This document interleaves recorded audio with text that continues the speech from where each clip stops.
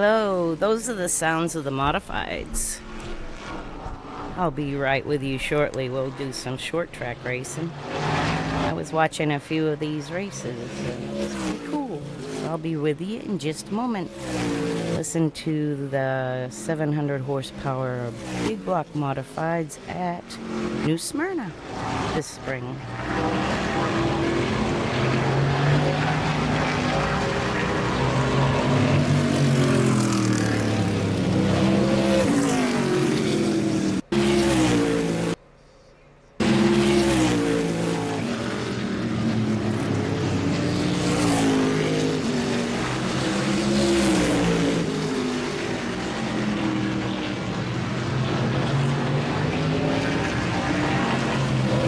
It sounds better than it looks.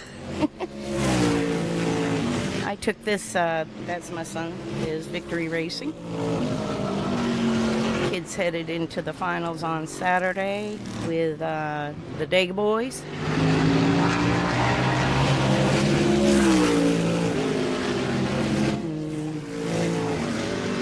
He is in the top Final Four.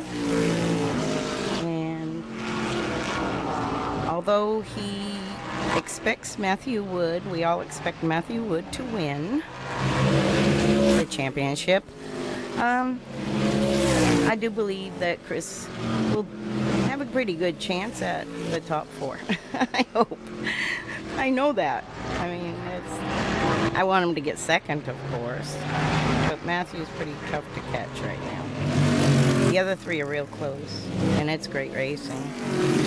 I've posted that on my Facebook page. Anyway, this was my little preview. It's just some stuff. Oh, we can watch this. Why not? A little bit of New Smyrna preview. Cars coming in. I went there to give Landon a painting I had done for the team. And here he comes. He's got Gutman with him too, I see. And see, they're crossing the track right now, coming from the practice. The guy going to the back pit is Ryan Priest. Just went by. It's going all the way around the backside. The 40 guys. But today I'm going to do some short track racing, and I was trying to think of a sound to put on. Oh, great. I don't have my camera muted yet. Here we go. You want to see me? See me. Where did here we go. Hi. I forgot I had my brake. I'm on brake picture on. Now make sure you give them fucking 5 minutes to go over this car. Oh, absolutely. There he is. My son just told me to give him effing 5 minutes before I go running over to the car. Like I never went to a race. Instead of RJ. I know RJ is home. I knew that before I said it. Goodale has a really pretty car. He was tuning. That's what I wanted to hear. I like to hear him go vroom just before they shut off. This is Ronnie Williams. I love all cars. All race car Anyway, listen to that. I'm talking. Because they all make our sport better.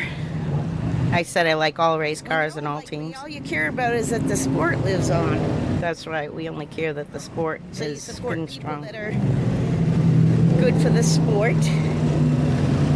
That's it right there. I support people that are good for the sport, that really, really care about the history. That's really my secret. I was saying Rackley was fast because I was watching him all week. And the Catalanos, gosh, I grew up with them. Ronnie. Yep, Ronnie Williams. God, I love that. I love this pits. I got chills right now, guys. Make sure I'm not going to get run over. Whew, looking around like a fan.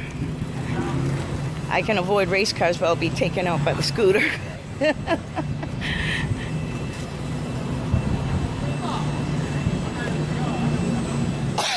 Excuse me. I don't think the 602s run tonight.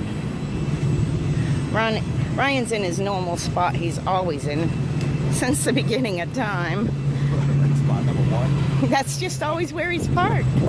This is a new camera I'm trying, and it has a long lens, and it's real bouncy. It's definitely got to have a tripod or a... Oh, God, he does. That's where I met him. Gimbal. I was bringing him back some books. Here's Ryan's pit spot. It's always right by that wall. That's where they are. It was a little breezy that day. It was February. It was super nice. Actually quite warm.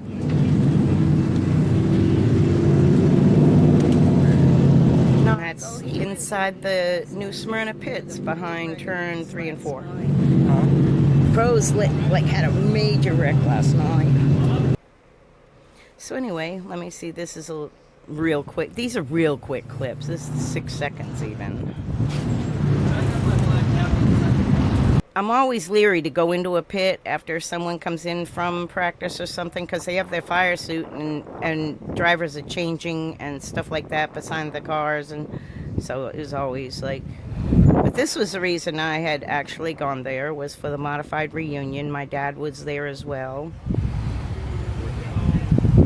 And these are the old mods and such. But anyway, let me get to the racing. This is a minute 59. That car I had just passed, the red 2X, that's Ryan Priest's grandfather's car that he built. He's passed since, but these were some that were more south racers that I didn't know as well, some of them. But that 8 in the background, that coupe, that's says it's Ralph Earnhardt's. Now, it could be a replica or it could be the real thing, but I took extra time to film inside the seat and all because it was really pretty cool. And I knew it. The 8 in the Ralph caught my attention. And this says go or blow. And then this is what tipped me off that it could possibly be his. Edelman's Garage, Kannapolis, North Carolina. So it's my assumption it could be Ralph's, actually. And it's not much changed inside there, which I thought was really cool.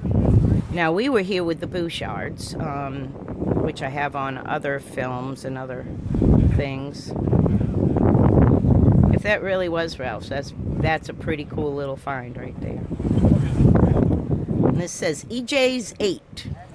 I had to get that on film because of our EJ. And then this is the modified reunion. Let me see. Okay, that's the reason there's music, and I can maybe turn that down over my voice. This is my dad right here. No, that's a car builder from New England. And that was Ronnie Bouchard's son with him. This is with the 2X. That's my mom. And this is Ronnie Bouchard's sister and Ronnie Bouchard's niece and grandchildren, Robbie's kids. But Ronnie has since passed. But there's this entire walkthrough. Now, if you wanted to replay it back on my YouTube channel slowly or in slow motion or whatever, there was just a lot of chit-chat going on, so I threw music over it because, you know, people might have private conversations or whatever, and I wasn't wanting to go into anyone's history, or, go into anyone's,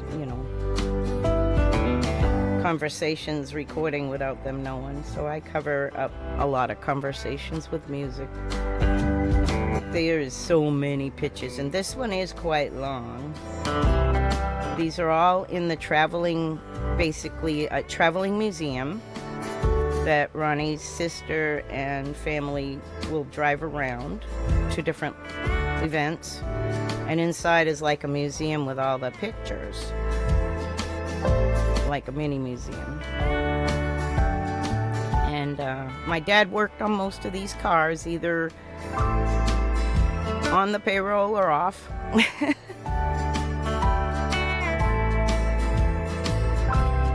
But anyway, I might end with the rest of this at the end, but I want to get to some racing. This is something very cool. Let me skip ahead so you can see which car I'm talking about. Yeah, right there. This one. That car right there is the one that they had brought in the trailer to the show. And they also brought the 2X to surprise those people that were from Florida, because this comes from a northern museum. And it might have come, actually, some of these might have come from the, right, that's where I played as a kid. Some of these might have come as a, let me see. They brought the 2X to surprise the people in Florida. I think it came from the Talladega Museum, to be honest. But anyway, that's pretty much, that was pretty much it. And this was Richie Evans, of course, car. It doesn't sound like, it sounds like it has a crate motor, but that might have been what they ran in the day. Okay, and I'm right now. I'm going to stop. That 2X is Ryan Priest's grandfather's car, and that's the one they brought down with the car that's right here where the yellow hood is. And right there. Okay, that's the show car they brought, the Talladega 500 winner. They did rebuild it, actually. My dad built the shocks on it, and almost like everybody all over the country that had a part in it put something into this show car. And my dad, of course, did the shocks, sent them up, you know, mailed them, FedEx or whatever. And like I said, everyone had a part in it. And it was supposed to be ran at the show at Talladega opening, and they had a really bad storm, so they didn't do the opening events. And Dale Jr. was going to drive it.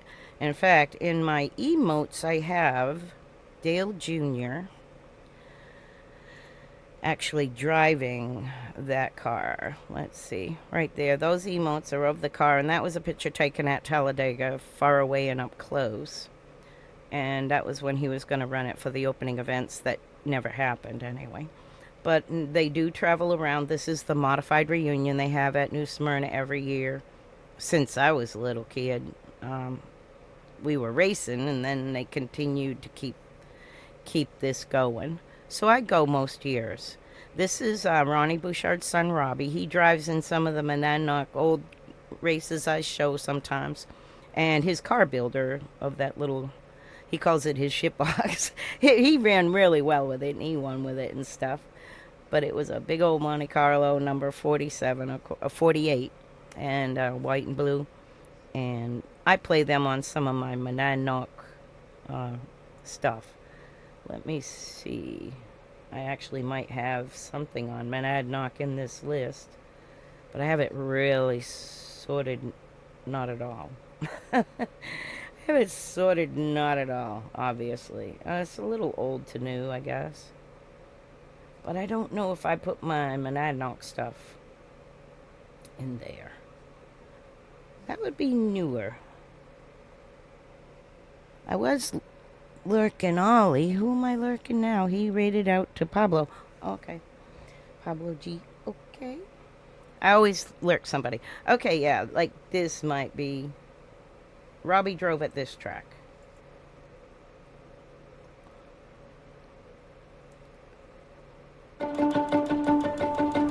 Sorry about that. Tates. My premium ran out, and I gotta get it next paycheck. Let's see, that's pro stocks. Let me see if I can find Robbie. Alright, these are Strictly's. Maybe. Stocks. Mini stocks, Strictly stocks. We had many classes. All right, that's street stock right there, maybe. Maybe not. Hard to tell. That's Strictly stock still, because you can hear the tires squealing. Let me see what we got here. Okay, these are streets. We ran in this class. We're probably in one of these races. Are we in that race? Yeah. Nope, we're not in that race.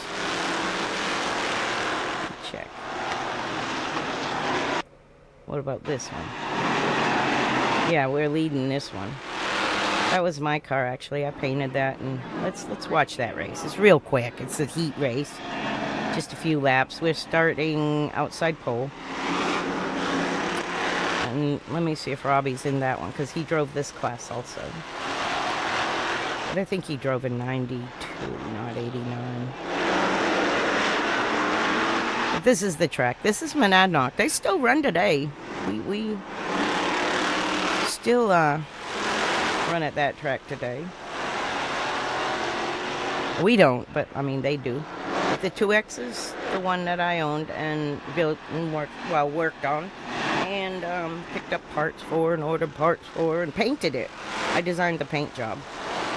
The paint job back then, with it being the fade, was not heard of. It was something I came up with on my own, and it's quite popular now anyway, the fade, but that was 1989. And I told them I wanted a blue to orange fade, and they did a good job. And I hand lettered, because back then we didn't have decals. Everybody hand lettered it. So I also was the sign painter on the car. Then when it would be race day, I would be the one to run up to the booth and see what heat we were in and make sure all of that and time the car. And also I had 3 little kids in the stands.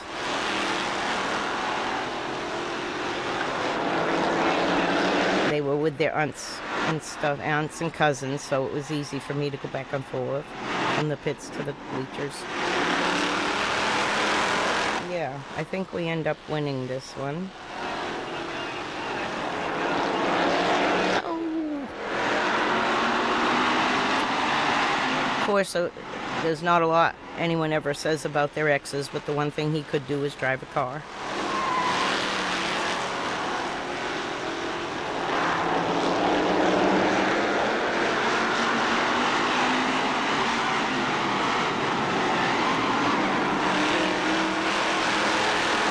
He was really, really good at driving a race car and really good at being a first-class asshole. Ask anybody in the pits when my son mentions his last name, people will put him out on purpose. Dennis was just that kind of guy. 1 lap to go. Yep, I do believe my setup is in that car, because that's how it ran when I had the setup in it. But anyway, yeah, that's my other life. Long time ago. I've lived many lives, lucky enough. But here, let's go to Martinsville. Now, this is such a crappy transfer from VCR to digital. So I'm going to skip through a lot. I think a lot of it is because it's raining. They're going to run a lot of laps under yellow just to dry the track. So I'm going to skip through a lot of crap. I'll skip through a lot of this mess, as you see. Let me make it big. My computer acts better that way. And we don't finish the race, but we lead it a lot. So up until we smash out, or I don't know if we smash out, but up until we go down 2 laps, I'm gonna. But it's pretty good. This is Tanya Tucker singing. I got to meet her when I worked on the 7 at Bodine's. Well, scored for the 7. I didn't work. I mean, I was in the pits, took times and crap. But not for any real purpose. Oh, Bodine. Sometimes it all comes together. Sometimes you're a fool in love. This cute little opening. I like that little opening. I'll probably get copyright strike from Tanya Tucker's music's copyright strike all the time. I learned that when I went to the Sharks game. In fact, behind me is Sharks t-shirt right there. Right there. Behind me. My future nephew is the new kicker. So he's played 2 games. He's got an out-of-town game next game. Everybody, it's been a little damp here this morning. I went to the first one. The rain has pretty much stopped, and we're going to get a very close to on-time start this afternoon. Who'll be the windshield and who'll be the bug? That's always been the question here at Martinsville. Do the pre-race interviews. Toughest half-mile race. They're always nice, and there's a lot of coverage of my dad's team, the Dentine car. Track on brakes. I got a Nemo to that in the pit. Good handling getting into and cart off of the corner. somewhere here. Faces the Busch drivers today, and a lot of familiar faces in cart. new rides this afternoon. Let's take a look at some of those Right changes. there. First off, Robert Presley was released as driver of the Alliance Tractor Trailer Training Center's car. He will drive Rick Mass' Skull Machine as they fire engines down on pit road. His seat is being taken by Dennis Setzer, who narrowly lost the Winston Racing Series championship to Barry Begerly. He will drive for Alliance next season, and they're getting a head start on that year. Oh, I never shared this stream. What a ding-dong. Ernie Irvin. I'm going to share this. Jack Sprague Excuse my American team, and Ernie Irvin takes over that ride. improprieties here going on my cell phone. Country USA car of Charlie Henderson, driven by everybody's favorite couple of races at a time driver, Jimmy Hensley from nearby Ridgeway, Virginia. Jimmy Spencer is not here, so Waterville, Maine native Pete Silva takes over the Jack Ingram car. That will be the Kroger number 10. Now, earlier, Glenn Jarrett had a chance to talk with a couple of the drivers involved in these various late season swaps that are not common in Busch Series racing. Glenn? Well, it is all pretty confusing, but Dennis Setzer, you were all signed to drive the Alliance car for next year. Things just happened a little quicker than you thought. Yeah, this is just a great deal to get a chance to drive for the Alliance Tractor Trailer Training Center car. It's a good team. Ricky Pearson, just a lot of knowledge there that can really teach me a lot in these last few races. Well, speaking of knowledge, you've got some knowledge of this racetrack here. You're a past winner here. Yeah, we've run real good in the late model stock cars. We've had some good finishes. Been coming here a long time. You know, it's a nice place to run. Well, best of luck to you on your maiden voyage today. Thank you, Glenn. We sure appreciate it. Now, the van Setzer replaces Robert Presley, has a firm future for 1995. He replaces Harry Gann in the Winston Cup race. Had no ride for today and next season. Glenn? Well, there's one guy who's also going to be keeping an eye on that number 59 car. That's Robert Presley. You're in the 0 car today, but does it feel a little strange to look over there and see the car that's taking you to all your Busch victories? I hope we'll be in front of that thing, you know, here on the first couple laps. No, I can't tell what car I'm in, you know. This thing's black and gray, just about like what we got out of. Just really appreciate Rick Mass, U.S. Tobacco, and all the guys giving us a chance, you know, to get something where we could be in the race. Well, speaking of just being in the race, you felt like this car had a shot at the pole. Well, driver error again, you know, just messed up. We had quickest car there in practice and about spun out the second lap. And we're sitting back here, but, you know, we're going to ride around. I'm going to Maybe take try to act a like a squeak bandit a jump little bit. first. Well, he can act like about anything he wants to. He loves this racetrack. This race car has always done well here. Mike? Thanks, Glenn. Neil Bonnet will be alongside today, as he is for all of our Busch Grand National coverages. And Neil, this tight race, point race, just keeps getting closer and closer. Let's show you the last 4 races, the results between Steve Grissom and David Green. You'll see that in each of the last 4 weeks, Green has finished ahead of the point leader, Grissom. What's that done to Steve's point lead? Well, just about knocked it apart from 155 points leaving Richmond all the way down to 45 points here. So Grissom's trying to hold that point lead. Green wants it back. What's Steve Grissom going to have to do today? Mike, I tell you what, Grissom is always qualified back in the field, but all season long he's been able to overcome that and work his way to the front. He's all the way at the rear today. He's got a lot of work ahead of him. Martinsville is not the type of place you can come through that pack without using up a lot of race car, rolling the fenders back, wearing the brakes out. He's got a big problem catching Green up front today. Now, what about David Green? Is it easier to be the chaser than the guy being chased for that lead? Well, in all of races, sometimes you have offense and defense. Offense is the name of the game. You have to get defense every now and then on that racetrack. But as long as you're trying to advance and go forward, you're ahead of the game. Green is the guy trying to run Grissom down. I think it's kind of his favor mentally, but Grissom's a tough guy. He's fought him all year long, and it's going to be a tough race on the track where it should be. It's a great battle for the championship, and just before they fired engines, Glenn Jarrett had a chance to talk with the man who wants the point lead back. Here's Glenn with David Green. Well, earlier in the year, David Green seized the points lead. He kept it for over half the year, but then things kind of went away from him. You saw your lead dwindle. You're now in second, but boy, you've made big strides lately. Momentum's on your side.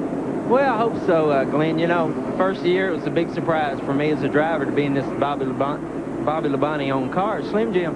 And we led the points for a long time there, and we had a couple little problems. We lost the lead to Steve, and now he's had our share of problems too. But, you know, it's not going to be over till it's all over Atlanta, but we hope to capitalize here today. Well, Steve says that the points really aren't on his mind, but you want this championship, don't you? I think he's fibbing. No, I don't think about it a whole lot either, but here we are parked side by side in the garage and all that. But we've got a good race car here today, and the Slim Jim Chevrolet's running real good. And, we're just going to let it stack up as it goes, and if we win, we get all the points. Right now, he's got the advantage. He's far up in the field ahead of Steve Grissom. They have the cars on the racetrack to complete drying it from this morning's shower and last night's rainstorm. So we'll be right back to Martinsville, Virginia, after this. TNN Motorsports exclusive live coverage of the Advanced Auto Parts 500 is brought to you by Polaroid Captiva. The pictures stay in until you take them out. And by AC Delco. It's like buying time. October is a busy month in the Busch Grand National Series as they continue to run around here under caution drying the track. Let's bring you up to date on the series with this week's Haviland Update. And with 4 races left to run in the Busch Grand National season. Now Sears Die-Hard battery with more power when you need it most brings you the starting lineup for this afternoon's race. Joe Nemechek is on the pole. 5 top 5 starts in his last 5 races. And Hermie Sadler, who won up at Rougemont, the rookie, is on the outside pole. In row number 2, Ernie Irvin in the Staff America car this week, and Chuck Bound, former champion. Row number 3, Johnny Rumley, the Big Dog Cole car, had a great qualifying effort and a good run for Rodney Combs. His Ford will start 6th. Rodney Combs, I think, is Dylan Chevy, number 2 in the poll. Wilson's family. The new driver for the Alliance team. Could be wrong, but someone can correct me. Rick Mass, Skoll Chevy, and Tommy Houston continues his string 355 career starts. Tracy Leslie, Detroit Gasket car, and Ronald Cooper, after several years away, returns with a new car and a new sponsor, same old number, 56. In row number 7, Todd Bodine says he does real well when he starts 13th through 16th. Well, he's 13th today. And Bobby Dotter, who is 6th in the points, his highest placing ever since he started running this series, starts 14th. Back in row number 8, there's Jeff Burton in the Baby Ruth car. A little smoke out of that car as they tried to fire it up on pit road. And Jimmy Ansley from Ridgeway, Virginia. Jimmy said, make sure you put your car number to me. Like I said, this was not very clear because it was raining and it's dark. And after this, Your Polaroid car will start. the lineup, And Terry Labonte. we'll watch a little bit. And then after our car has trouble or goes down a lap or whatever, I'm Pete Silva from going to skip through faster. On the northern. Because it is kind of a real fuzzy He's driving for Kroger and Jack Ingram. And the Randall video. Nathan Bucky. It's not too bad with the overlays they have, Ricky Craven. but the actual cars, if you look at them, they're so blurry. Barry Owen. It's frustrating to watch too long like that. In the Hardee's Buick, and there's Joe Bessie from Maine in the AC Delco car. Row number 13, Hut Strickland driving the Mac Tools Davey Allison Ford, and Tom Peck in the Delco Remy Chevy. Row number 14, Dave Resendiz in the Lipton Pete Teapot number 79, and Tim. That was a tongue twister. Card today, a Virginia Racing newspaper. New one, Inside Track. Clay Brown will start inside of the 15th. Okay, I think I shared it right. Steve Grissom, the point leader, At least in the Facebook. 30th position. I don't have my Twitter on there yet. It's new. I should focus on my Twitter this week. They will start 30 Got my blankets here. of the 42 cars that took. With back trouble, it's good to have a blanket on your lap to rest your elbows on. They want to make sure the track is fully dry to go Something racing. I've dealt with all my life. Running around under caution here at Martinsville, Virginia. About set to get the Advanced Auto Parts 500. Sciatica I've had since a gymnastics injury. There's our car, the 87. And later today, the late model stocks will run their 200-lap feature event. New distance for them this year. I wonder if that's online somewhere, the late model stock race. I would love to see that one. Present a big check to a driver who wins the Virginia Cup, best finish in all the Virginia races. Tell you what, that Dentine car pretty as crap. Quite a ride this season. That victory of I just absolutely love the We'll have two line to look like on the gum. Actually, up close, that car looked like that foily looking. here today, and It had a lot of point leader gets ready to go to had a lot of, what do they call that, glitter in it, flake, radio a hookup. lot of flake. And there's Metallic. the over-the-shoulder mother-in-law cam as you look ahead at rookie Tim Fedor. Metallic flake is the correct word, I guess. Steve Grissom, there's My coffee got cold setting everything out. He'll be starting back in I'll warm 30th that sucker position. up. I think I can reach with my headphones. Now let's go back to Hermie Sadler I need to charge the headphones. I'm just lazy. next to Joe Nemechek.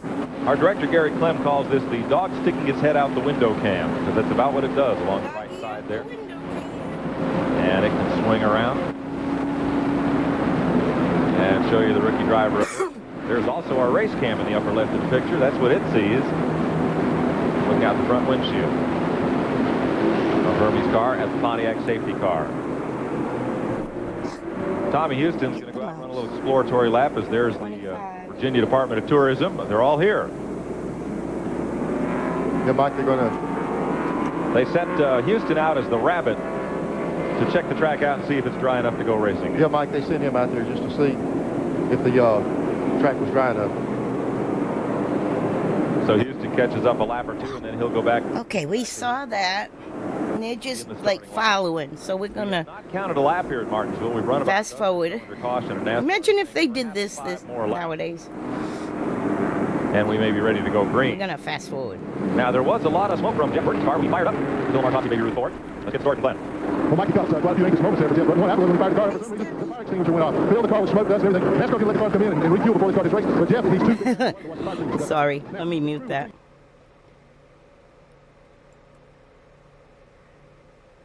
Okay, we're going to unmute it. Jimmy Henson. I tell you, there's enough car change, driver change, and you know, Mike, a lot of stuff was doing like spur of the moment. I talked to... They let them all fill up with fuel. So it's not a lot of smooth transition going on. There's a lot of good changes being made. Now they sound drunk.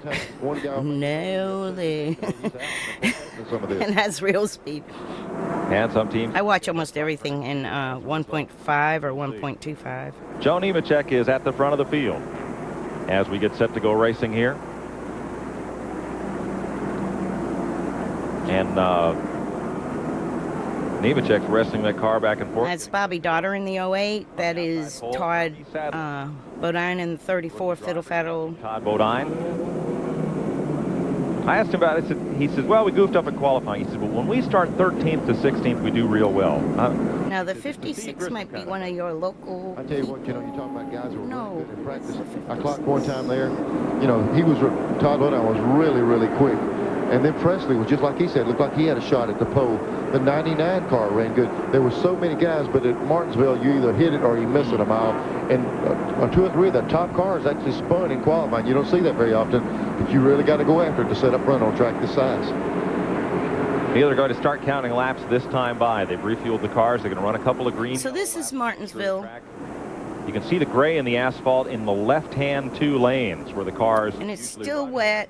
And it's still quite damp down there at the apron of the racetrack. NASCAR's not too concerned with that. They want to make sure that they Where the have a heck's couple the of green good flag? races. This looks like a green flag. These first couple laps going to be a little treacherous. I tell you what, the worst thing you could possibly do is run race tires run slow, though, like a sponge. They pick up every bit of the trash on the track, and this first few laps. And see how it's really kind of blurry.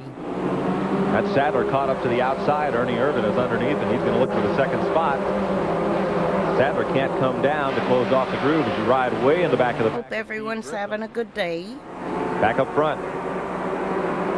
There's Ernie Irvin in the 74 car on the inside. Sadler looked like he's going to be able to get that car down on the inside. Oh, he couldn't quite do it. I love short track Yeah, he racing. did. Bound slipped a little bit up off the corner. If you've ever been to a racetrack where you want to be on the inside, this is it. Right around that yellow On a curve, pillow. 4 inches high off the bottom of the Boost racetrack. me up a little. Corners. And Sadler drops in line in third, just ahead of Chuck Bound, Rodney Combs, Johnny Rumley.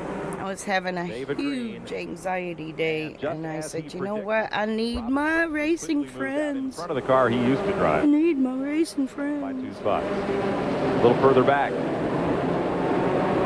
If you wonder why people are racing this hard in the back of the pack so early, it doesn't take but about 10 laps here and you'll start lapping the field. So this group in the back has really got to run hard because the leaders have clear track in front of them. And it doesn't I take was watching these There's some good cars. these 3 races I'm gonna do Speed will get loose. He drops in line behind Shauna Robinson. today. I've been watching over the last couple days, so Ward Burton on the outside. I have an idea. Except for Hickory, I didn't watch all the way through. It just was such a good one when I was watching it this morning. I said, that's it, I'm going live. looks like he might be able to get around either one of them here. They're getting together a little bit right in front of him. You see him touch a little bit. Grissom tried the outside and he says, hey, I got to get here on the inside. He's tried both sides. He's trying to pick the one that's going to be able to make that move so he can go with him. As he went to the low side, that took the bottom away from Ricky Craven. Grissom now inside on Tim Fedewa. Fedewa caught up high. Now Ward Burton, you see there in the Hardy's car, went with Fedewa while Craven is trying to go with Grissom. I bet you a jump over behind that 31 on the inside now. That inside line looks a lot better. And they're moving up on Shauna Robinson and Bobby Dotter. Good racing here back in the pack. And I think Joe Trying to get right in the 87 takes off, off the corner. and he's gone. You're supposed to protect Like the inside line. laps. Now in the box in the Gosh, upper right, probably the blue 15 car cars. screen is the car you're riding in, that of Steve I Grissom. think. That's the difference between distance between he and the 35 car. Take you back up front, where Joe Nemechek has just a car length on Ernie Irvin. The guy's got to have magic slippers, Neil. No matter what he sits in, the car has blown the last few weeks here. Irvin is in the 74 car here today. Well, magic slippers and a lot of talent. You know, Yeah. the guy runs the car really hard. Like you say, anything he gets in, he runs up front, and you just got to be that type of guy. No matter what you crawl in, you got to make it go fast, and he's capable of doing that. Now about 8 car lengths behind them. That's Spectrum calling, probably. We'll go back in the pack where Steve Grissom. Either that or someone I don't know, because no one has my phone because it's brand new, And he moves up on except for Mom and Dad. And I'll check because of that. in the Delco Remy Chevy, number 19. Out of Pennsylvania. Now here comes Craven in the DuPont 99. And they've kind of left Ward Burton back there. Burton battling along with the 28 car Hut Strickland. Well, that's nobody I know. Someone named Russell Wiedemann, or Wiedemann. Grissom and Peck. At least it's not the cable company. They're talking to me lately too, saying, "Come on now." Got some smoke coming out of the Zero car. We did get a call there was possibly a tire or either maybe the rear end, but there's definitely smoke coming out of the Zero. Keep an eye out for that. Steve Grissom, 2 victories and the point lead. David Green, 45 points back, winless so far.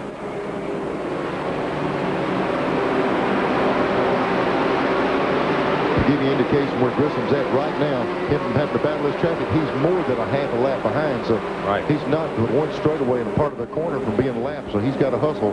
You see all the cars that he's passed, Neil, but he's just moved up into 21st spot. That's not going to get you a lot of points. Well, we saw by riding with him, it takes him 3 or 4 laps to get one car at a time. There's Chuck Banwitz getting under Hermie Sadler. That's for 3rd position. But it takes so long working that traffic, and the leader's right there with no one in front of him, and they're eating him up.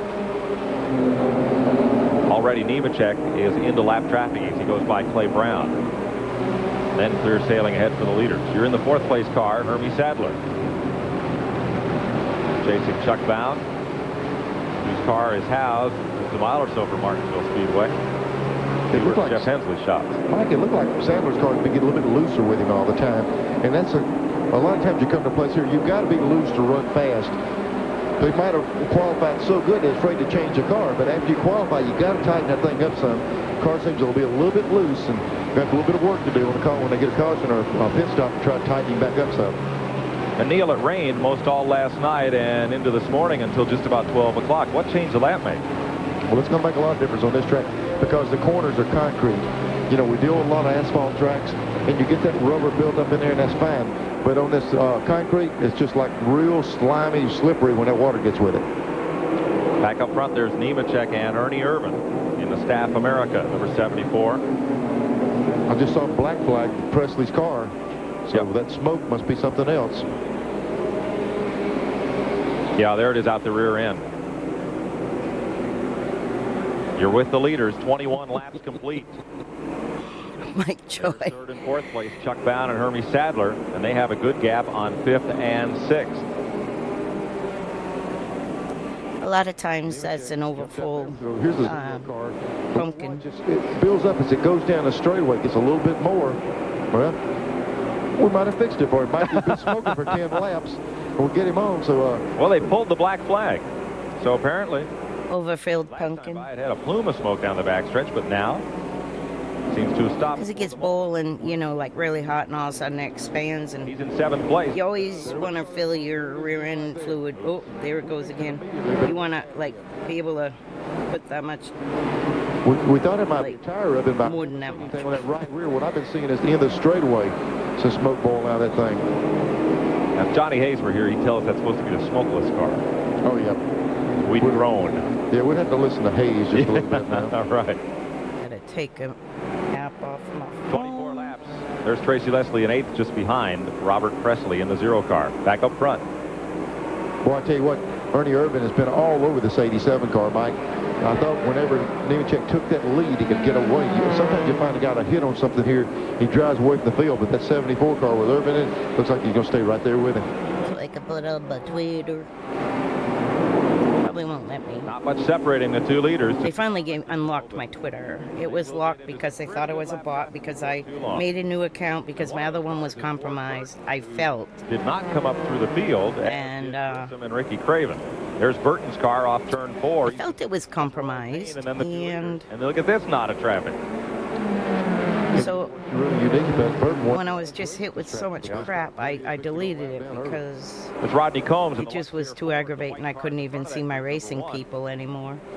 And they're 3 wide. They go around the lap car with Tommy Houston in number 6. So I deleted it, made a new one, and I thought I was a bot. You know, I see that 00 car, and I still think Sam Ard. Yeah. And I kept sending them a bunch of Instagrams. And Sam Ard in it. And you expected to be leading the race. And it would have been. All of a sudden it I worked. did here many, many times.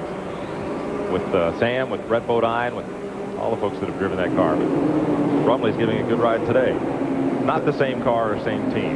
Then it's got a nice sponsor on it. Big Dog Cole Oldsmobile.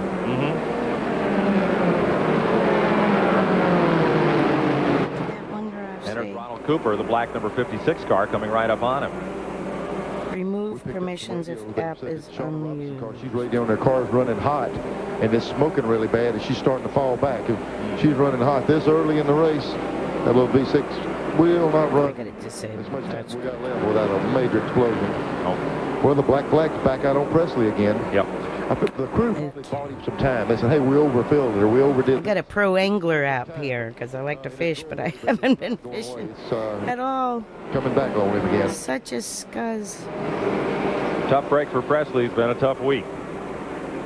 One of the most talented drivers in this I series. was gonna. As you're back up with the leaders now.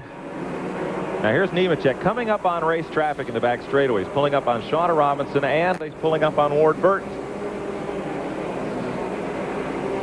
And Joe Bessie right ahead of Burton. And just in front of them, Pete Silva in the Jack Ingram car. We'll be right back to Martinsville, Virginia on TNN Live. Google Play. I'll get Twitter back on my phone. Never did that. Exclusive coverage of the Advanced Auto Parts 500 is brought to you by 87. Because there are no unimportant parts. Lap 38, we're still leading. Uh-oh. Presley does have. Zero car in there looking under the hood. I asked Rick Mass, the coroner, what the problem was. They still do not know. They now have it diagnosed on the right side of the engine block. It looks like it might be valve cover, but Oh. absolutely had no. That's intermittent, yes. That's his second pit stop, and he's now gone 4 laps down to the race leader. Shauna Robinson also made a pit stop, lost a lap, as they had a quick look at her Polaroid Captiva car. 39 laps complete. Joe Nemechek had led them all. God, I hate Twitter. Ernie Here I go again. separated a bit from the leader in traffic. There you see Nemechek. He's by himself, having finally cleared. How do you make it so no one can follow you unless you make them able to follow you? That's what I got to figure out, because I'm having to block all these bots left and right. I could care less about what they got to sell. Car Irvin. All I want to know is racing and real time. Like during the races, you see a lot of updates from the teams, and that's what I like. Making the pass. Chuck Bound winless since what? Lanier 1991. Yeah, you know, he's had some It's a good long runs. time. There's so many unscrupulous See him up there a lot of times. accounts out there now. Makes me insane. The car that's good enough. Probably won't That's some bad luck. let me. He needs a good run here. Okay, continue with Google. See if it lets me. Here's I do have a something authentication, which keeps me out, not bots. With Chuck's lap. Yeah, there you go. We need a code. His 10th career victory. He, of course, has the 1990 championship and now has second place in this race. 789, 75. And here Tracy Leslie moves underneath Hermie Sadler. Up comes Todd Bodine. I think I got a delivery Started today. back in 13th, and now he's about to be a top 5 car. You know, Chevrolets came out, they've got some new heads for the V6s are out, and they said Todd Bodine set them in Charlotte. I'm not sure if this engineer has them, but he runs the Chevrolet engine, and most of the guys... It says it's not okay, and then it says go later. seem to run right there with Okay, no thanks. stuff in the car now. And Frank Cece, his car owner, told me on the way down, on the plane coming down, they did use that engine at Charlotte. Marty Warden Memorial Vlog. Runner, a little higher in Oh, that's the Anderson one I saw. I already saw that.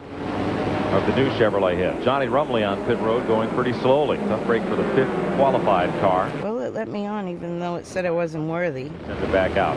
Along with the fact it looks like he's already... Maybe because I hit it twice. Just jump on him and stop it then. Here we're on Hermie Sadler. Who are you really? Nathan Butke, the rookie, just ahead. He's a lap down. He's trying to get around him. Looks like Nathan's going to pull the inside, give him that outside line to get by. That's kind of like saying if you won't by, walk by on the ledge. Yeah, right. Okay.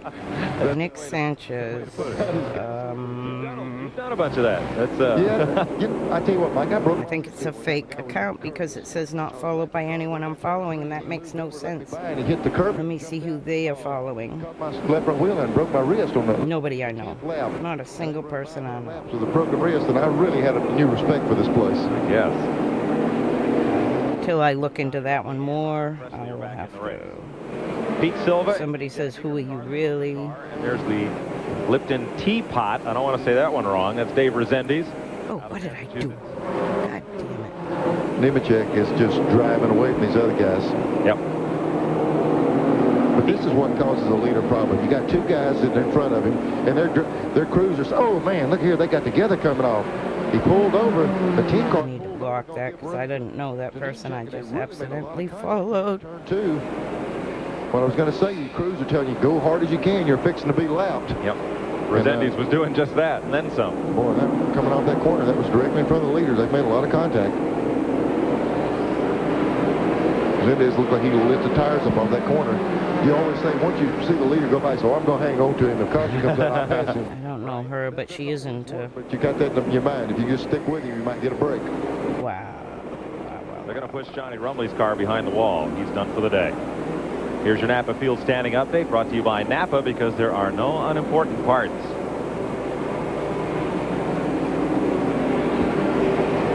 Here we go. Brought back in some lap traffic again. When you're running as good as... Yeah, the bots are good, and they were pretty good at keeping me out, but they let the other bots in pretty good. Going to race you as hard as anybody on the track, so they won't lose that lap. That's Bobby Dotter, the DeWalt Tools car going in, and Dave Rezendes has pitted his Lipton Ford. You run about 30 laps here, and there isn't any place on the racetrack you don't have lap traffic. Now, once they get them strung around here, you're continuously going through it. You know that they do use the pullover flag. Yeah, there's a 79 car. We saw smoke a while ago just as they went by. Oh, they're pulling some sheet metal off the fenders. When they made that contact coming off turn 2, squared those fenders up, started rubbing.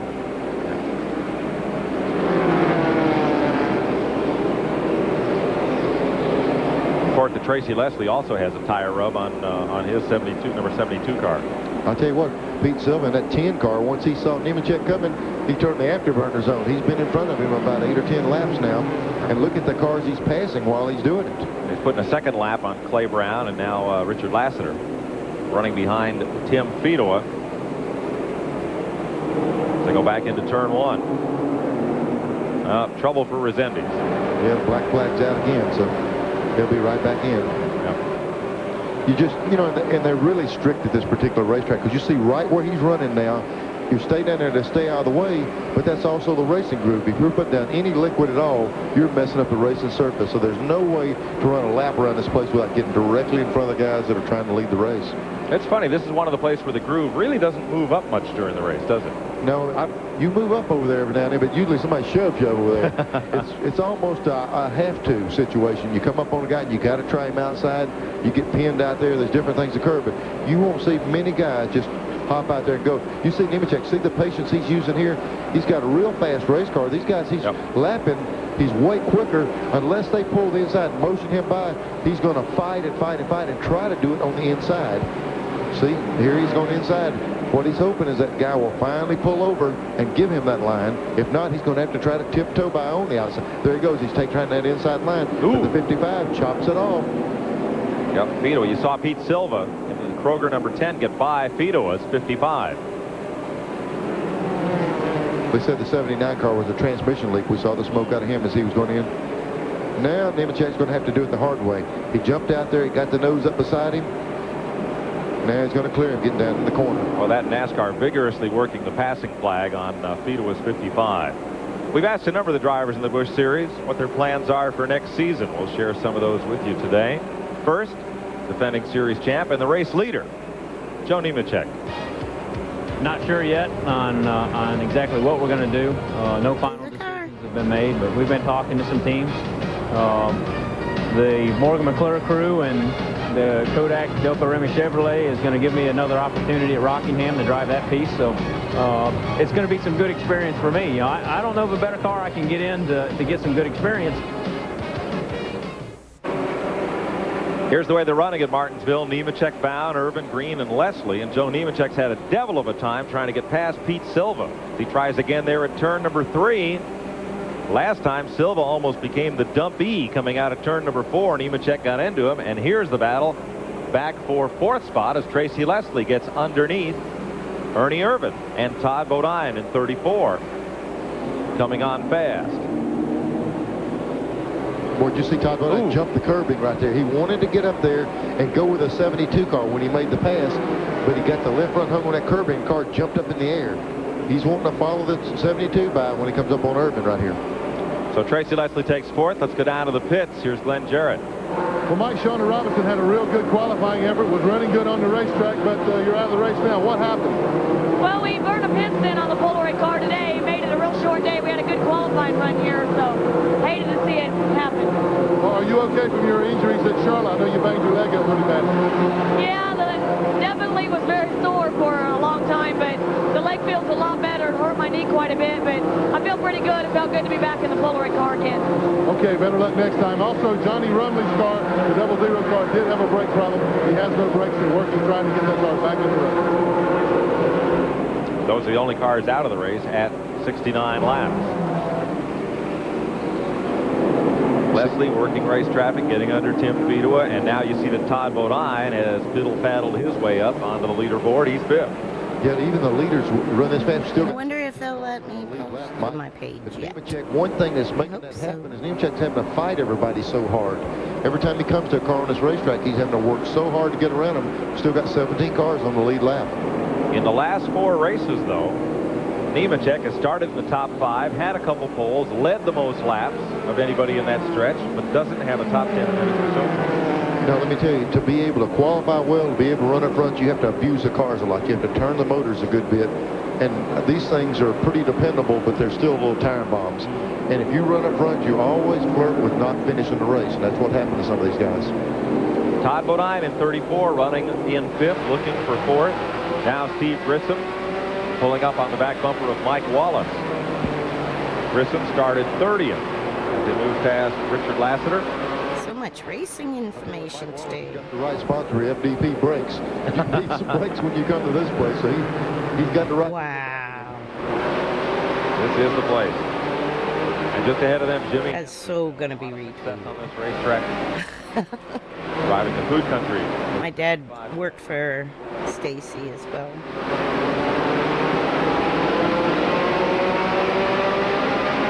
Got one car going down the back straightaway, pulled in pits. Lassiter, he was going around the inside really slow. I'm sure he's lost the brakes. The high-point betting car. As you ride with Steve Grissom, he's a point-standing leader in the Busch Series. Actually, he's not all that far from going a lap down. You're right, Mike. He's not even a full corner away from him. Right now, they're both on the same. Right now, Nemechek is halfway down the back straightaway, so Grissom has got a half a NASCAR race. He's got to contend with going a lap down. Let's show you Steve Grissom, the blue car, 31. You see behind him, there's Jeff Burton in number 8. There's Tom Peck in 19 and Hudson. Cute stuff. I get down a rabbit hole in A there. little further back. At least I got it on my phone. Before the leader, Joe Nemechek, comes into view. Phew. Traffic racing along, and there's Nemechek. Red and white Next car car coming back. on. I tell you, he's coming in a hurry now. Leading and lapping Now what? everyone but P16, I think. Traffic is going to be Grissom. Yes. So Nemechek's got a good run at it now. And to play out the other side of that on this points battle, the 44 car of Green is not, but he's in third place, and he's not, but you know, a half a. They are at least. He's safe on that lapping situation. Grissom's one's got to go now. Well, when you start 30th, you got a lot of traffic to work. And as you said right near the top of the show, it's going to be a tough job to move up and keep from getting lapped. There's Rodney Combs, the #1 car, started in 6th. He drifted back a bit. Mike Wallace, Jimmy Hensley to the outside there, and Grissom. If you try to come from the rear of this place to the front in a hurry, That Auto Palace car is a New England body man and a new team. I believe Bessie is driving it there, but Ken Bouchard drove for and here's Joe. that sponsor before, and The second of the Burton brothers. Mike Stefanik He's already got Ward to lap down. drove for that sponsor before. I think it was the 97 car as well. guys, let me get out of here. Well, Yeah, they're not really wanting Joe to lap them, are they? now they move to the outside on Rodney Combs and on Joe Bessie, the Auto Palace AC Delco, number 97. When you're a driver leading the race, that guy's using a pullover flag. You wish it had about a 15-foot pole on it. I see Corey LaJoy had a child, another child, and that's kind of cool because his So Tommy dad Randy's driving in this race. Houston's car. So Randy LaJoy got another grandchild Hard, no brakes, this week in real life. and it's come to rest there on the right side of your screen. I saw Donnie LaJoy drive. Ooh, that's not a good place to hit. How much that right rear end sticks out from the sheet metal, which used to cover the tire before that hit. Okay. We'll be back to Martinsville Speedway as we're under the first. Oh my God, he was running 7th. That blows. Let's see what's We're under caution. burning down there. Virginia, Hermie Sadler, Ronald Cooper, Oh, Bobby Dodd, radiator. made pit stops. We told you how tough this track is on brakes. Tommy Houston went into turn 3. Oh, no brakes. To the right front brake, the pedal went all the way to the floor, and if you'll watch the very top of God. the screen, we'll show you Scary. what happened. Look how Bam. Mike, I saw him when he entered the third turn. The car never slowed down, and he actually cut that corner cross. And I mean, he went straight. Watch the car right now. The right front's gone, and he's headed right down that inside concrete wall. And when he hit there, we saw the right front blaze up. So I would think it's brake fluid. Must have blew the O-rings or something out of the brake calipers. But I'm telling you, when I saw him hit it, I knew he was going to wrap that wall pretty good. Oh, That he did. what a bummer. He was running so well, too. Fire. See, people don't realize when you run Afford to be able to run. really well, but it doesn't show in your stats, which will happen here. Nemechek's going to lead the whole damn race almost. Mac Tool Sport. And there's your race leader. Joe Nemechek has led every lap. Has yet to visit victory lane this year. I just got a feeling we won't see him come and do very much of anything as good No? as he's running. He'll stay out there and try to get that halfway thing behind him and then go the rest of the way on another set of tires. Boy, Houston's car, let me tell you people, that thing hits so square. The car doesn't look like a lot of them you see with the nose caved in or the back bumper dragging the ground, but it hit square on that right side. And I mean, he took a lick going in that corner. Just pancaked it. Even though this is a half-mile racetrack, people say, well, it's not one of the big super speedways. You can't get hurt. Wondering what I had on here for category. Back down these long straightaways, the speed is involved, and you hit that wall, you take a tremendous blow. Okay. Now the cars that are on the lead lap, you see, will start on the inside as we get ready to go back to green. Cars on that outside lane are a lap down or more. And Pete Silva will try to get a lap back. Okay, the Remington car is Pete Silva. Or Silva. I tell you what, Mike, he raced S-A-L-V-A. as anybody that tried to get that lap before. Joe wasn't going to let that happen No, again. He said, I remember this guy. He Yeah. ran me pretty hard, so jumped on that start. Oh, look here. Now, here's the problem. Look at everybody go out. That's what we're talking Marbles. about. Ride around slow. These tires pick up all that trash. You go down in the first corner, you're not riding on rubber, you're riding on junk, and it just doesn't want to turn for a while. Those tires are hot and sticky, and so any debris or any little marbles of rubber, anything's out on the racetrack, gets on them. And you see the result there, Tim Fedewa's car.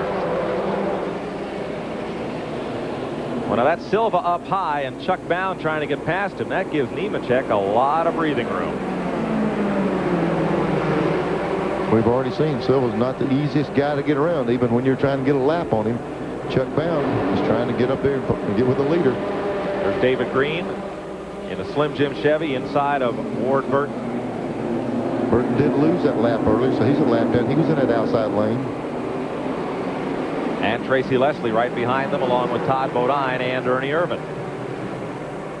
Oh, I got to check the Chuck Amazon. Bound has gotten past Silva I think now. Amazon just came. I had some Clear hearing sailing aid looking batteries for Joe coming. Nemechek. Yeah, you all get used to that shit. You're going to get old too. Yes. You know, Hearing aid batteries. wasn't like he wanted, so he Be right back. to get in there and adjust his car, so we'll see if he can come back. 16 cars are on the lead lap. Exactly half the field. 3 cars out of the race. Johnny Rumley, Shauna Robinson, and now Tommy Houston. There's Grissom again. He made that stop, made a chassis adjustment with a tire pressure, adjusted on his tires a little bit. Now he's got to come back through there again.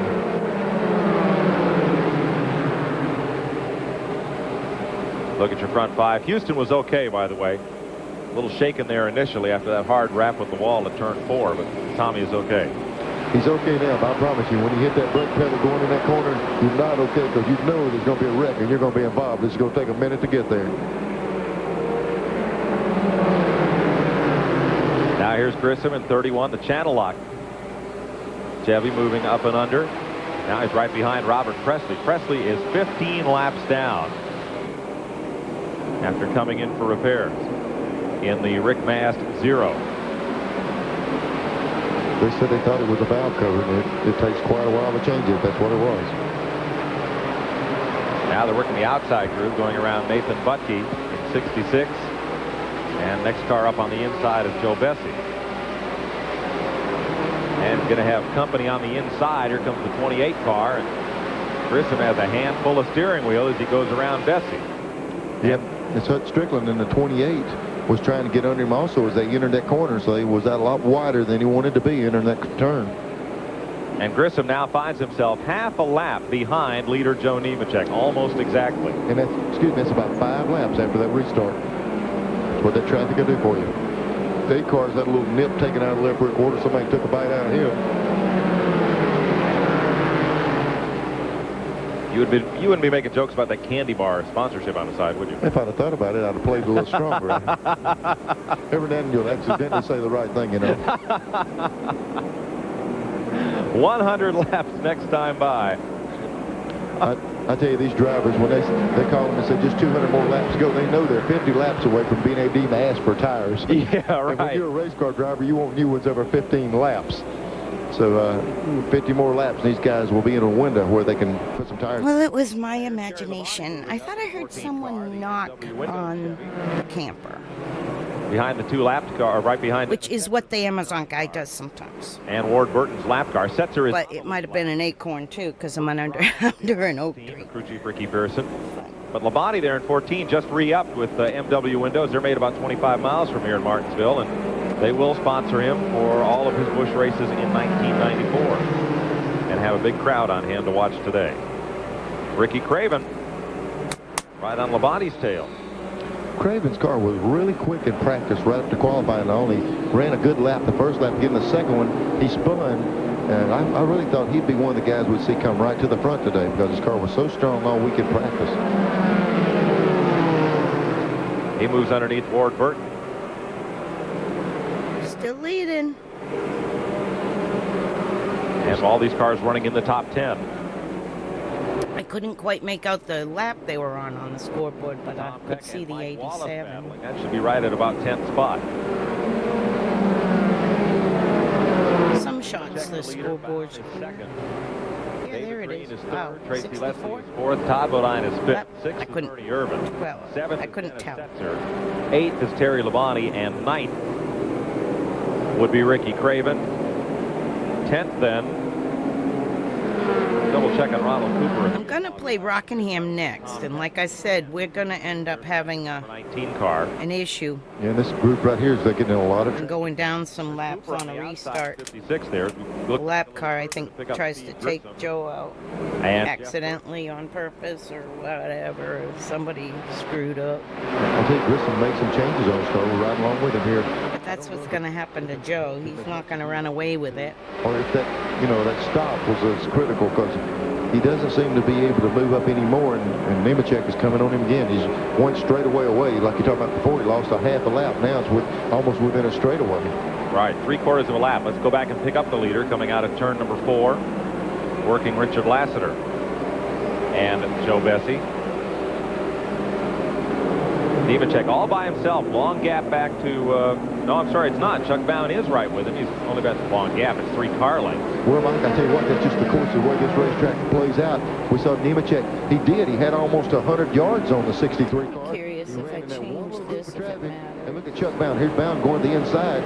He was able to close up almost a half a straightaway because the 3-lap car. Just choose the 360p and see if it Funny, sometimes helps. the lead car uses that move over flag, opens up a big advantage. Sometimes the first guy comes through and the lap cars will move over because they Not so much Skippy. It's a Skippy video as it is. Yeah, and a lot of times that driver will see the move over flag. That might have cleared up some of the haze. Go a lap down. So, you think the lead guy would take advantage of it, but sometimes it cost him. We're at 109 of 300 laps here at Martinsville, Virginia. Here's the way the top. Hey, how you doing? Jarhead, you rating me. Hey y'all. BGN Motorsports exclusive coverage of the event. Welcome. Is brought to you by. I'm having a little watch party, doing some of my research. This is 93. Hi, Pops, 421. Thank you for following. I watch you guys all the time. I see Pops everywhere. Yeah, thank you. Oh, my goodness. 9 viewers. Oh, my God. But anyway, my name's Tanya. 170. I'm not your average old broad. Led the ball. I love racing, love cars, can set them up. Thank you for the follows. Left side of your Thank you. Check on your right. Chuck. And let me see. I'm previewing a couple races right now. It's watch party. This is Martinsville.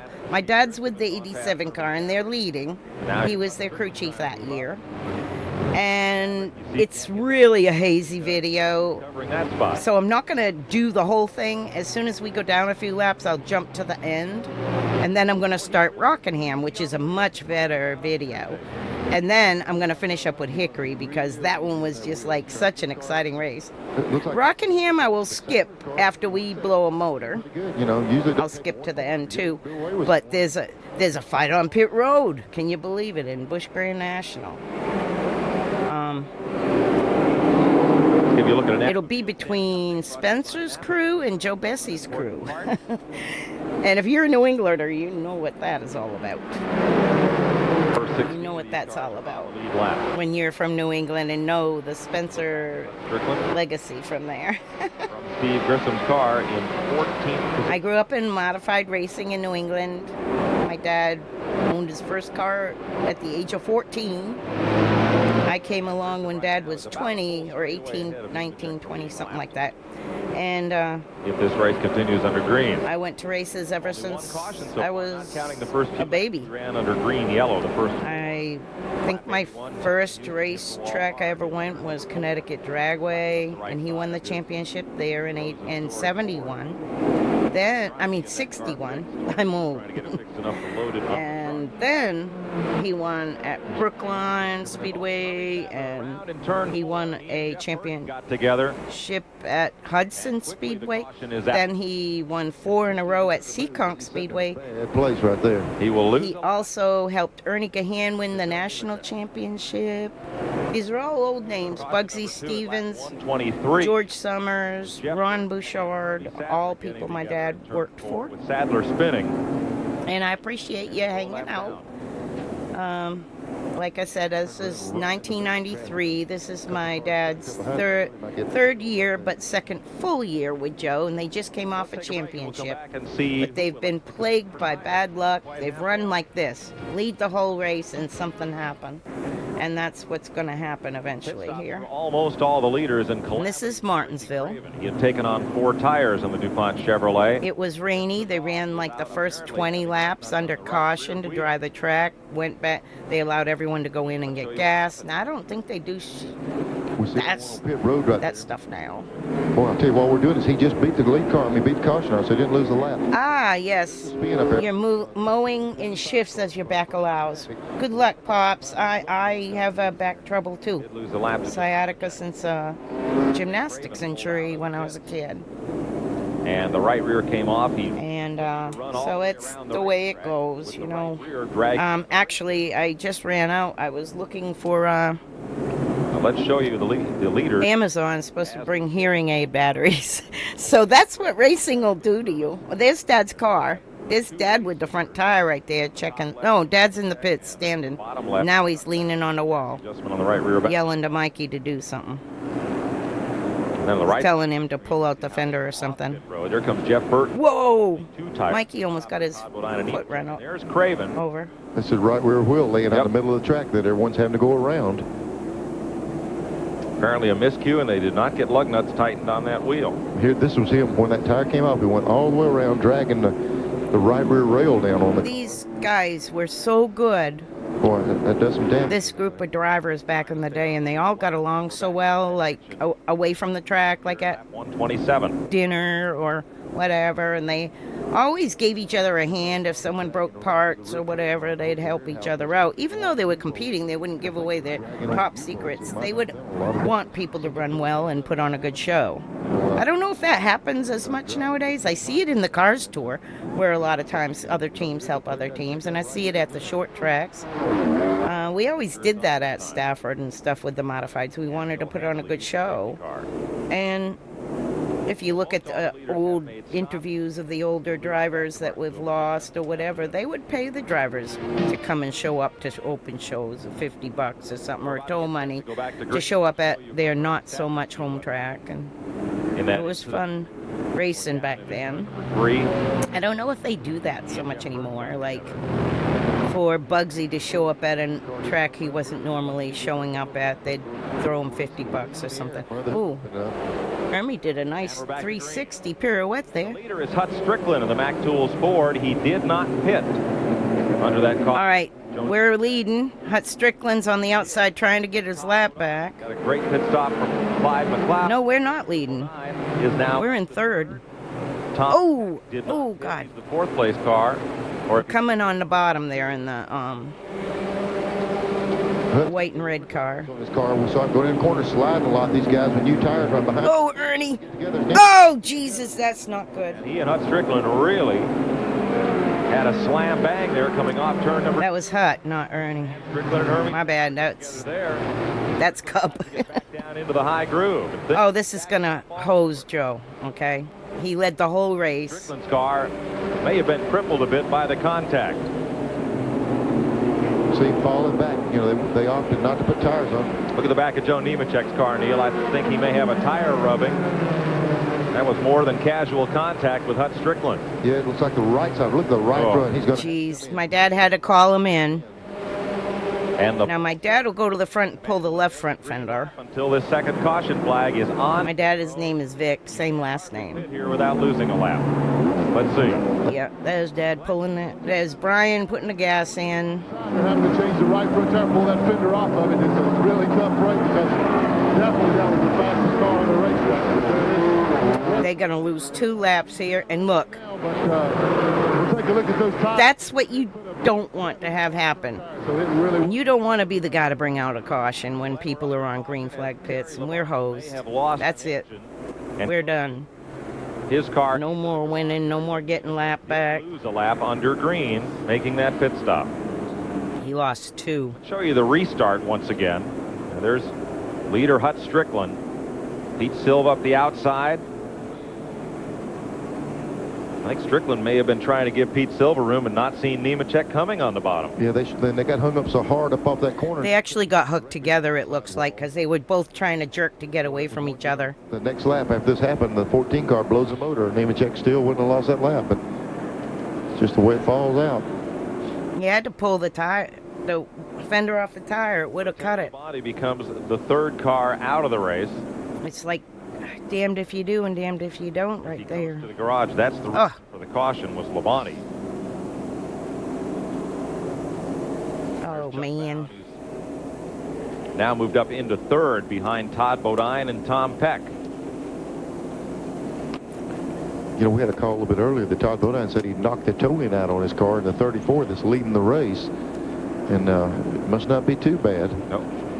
We saw him jumping. So anyway, I think that's where we kind of on the backstretch. Bite the bullet right there and lose it. So let's see. We're going to fast forward this one. Because, I mean, we just tool around and it doesn't work out well. We can go here. Staying right here, Slim Jim Chevrolet. No, you know, it'd be nice to go to Winston Cup one day, and but I've got all I can handle right here in the Busch Series, and I want to be the champion this year, and go out and win every race, and be the guy to beat every race next year and the years to come. Lead lap cars on the inside for this race. He was on pit road in real life this weekend. I saw him cheering somebody on the one. Steve Grissom, Ricky Craven, Joe Nemechek, Jimmy Hensley, along with Tom Peck, Mike Wallace, Dennis Setzer, and Tracy Leslie. Those are the drivers on the lead lap. We're back to green. We're not on the lead lap. They picked up that debris on the tires again. Got to watch. A lot of guys going slide real wide on these restarts, causes some problems. Like they all made it through. Trying to get around that 34 car. Looks like he's... See, let me get to the end here. Let me figure this out.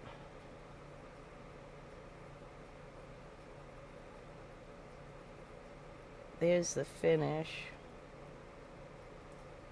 Let's watch this little bit. Then to Hickory, North Carolina. We'll have that one for you. All right, they're talking about the following. National crowd. Not a lot of Winston Cup fans here, although it is an off weekend for the Cuppers. But every time one of the Busch drivers has driven past a Winston Cup driver, there's been a big response from the crowd, and they're watching this battle intently right now. They also said that the modifieds were no longer there this weekend. That here's Green. Looks like he's getting up. That was one of the things. Down this corner. Seems like Ernie's car's been good for short runs, but the longer you go, the more he ends up pushing the car up the racetrack. Let me go right to the end. I want to see the next race since we blew it on this one. Todd Bodine. We're under caution. It'll be a quick one, so we'll take a quick break. We'll be right back. Let's see. Ward Burton right beside him. Let's see how this ends. In fifth is Ricky Craven. Sixth, Jimmy Hensley. Seventh is Tom Peck. Trouble in three. Dennis Setzer gets together with Cooper. And Tracy Leslie loses the right front sheet metal off of his car. It was Tracy. I thought it might have been the Dentine, but they look a little bit familiar on this. Leaders are racing back around to the flag. They used to race back. No more Lucky Dogs then, remember? I mean, no Lucky Dogs then, not more. Caution. No Lucky Dog. There's nothing worse than leading a race and a caution come out, I know. 37 laps to go. Well, there is. There's wrecking. Getting wrecked on the restart. Tracy Leslie's car's right around. We're going to jump ahead to the green. The 74 and 31 made a lot of contact. You see Ernie Irvin around in front of Grissom up in the corner. Now the question is, can Irvin run down the leader? Let's show you that once again. As they're single file here for the moment, I think we've got time. Well, there's that contact there. Let me give Jarhead a shout out too. I forgot to do that. Under Ernie Irvin down the front straightaway. They got together coming off that corner. Irvin almost got a taste of concrete coming out of four. Grissom back to second place. Chuck Bound's got to love seeing this in his mirror. Oh man, he says go at it, beat on each other all you want to. But I'm not so sure that they're not going to. No, there's Oh, boy. the 74 come up, tapped 31. He spun around, kept going. No caution. It's kind of dull here at the end, isn't it? Something going on all the time. Thank you so much for the raid, Jarhead. Wildest doubleheader. He does a lot of NASCAR racing as well. Let's see that one again. Sure. Sure. Here they go down the back straightaway. Grissom and the 74 have been going at each other pretty hard, swapping the lead back and forth. Go down the corner here. Irvin looks like the back end broke loose. He went down, tapped the sub 31. The back end went around on him. Snap. And he just grabbed a gear and kept going. So let's jump to the end here. Side by side. Because I want to get to the Rockingham race. Can you tell? 5 laps to go. 5 to go. When that lead is stabilized, this race is right here. We're watching the lead stabilized about 5 or 6 car lengths. Grissom seems to be able to gain a little bit of ground. Up to turn 3. Robert Presley around. And that is a caution flag with 5 to go. And there's another car. It was Todd Bodine trying to get past Mike Wallace, who spun up in turn 4.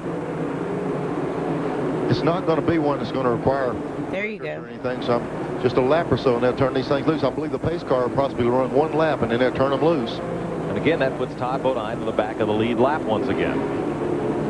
What a day this has been. But I tell you what it's going to do. It's going to give some serious shot on that lead race. Pace car's in, and here. What a day this is. Brand new race, but he's got a car length on Grissom as they come off turn 2. Grissom gave him a little bit of breathing room when I restarted. I know this is such a blurry copy. That's why I'm anxious to get to the next race too. But I like Martinsville back then. There were no safe barriers yet though, so it's a little narrower. Streak about to be snapped. Grissom right to his bumper at turn 2. Oh man, he's trying. This is it. Grissom on his tail. Oh man, Bound wants to win so bad. He's like, heck no, you ain't taking it. Wins it.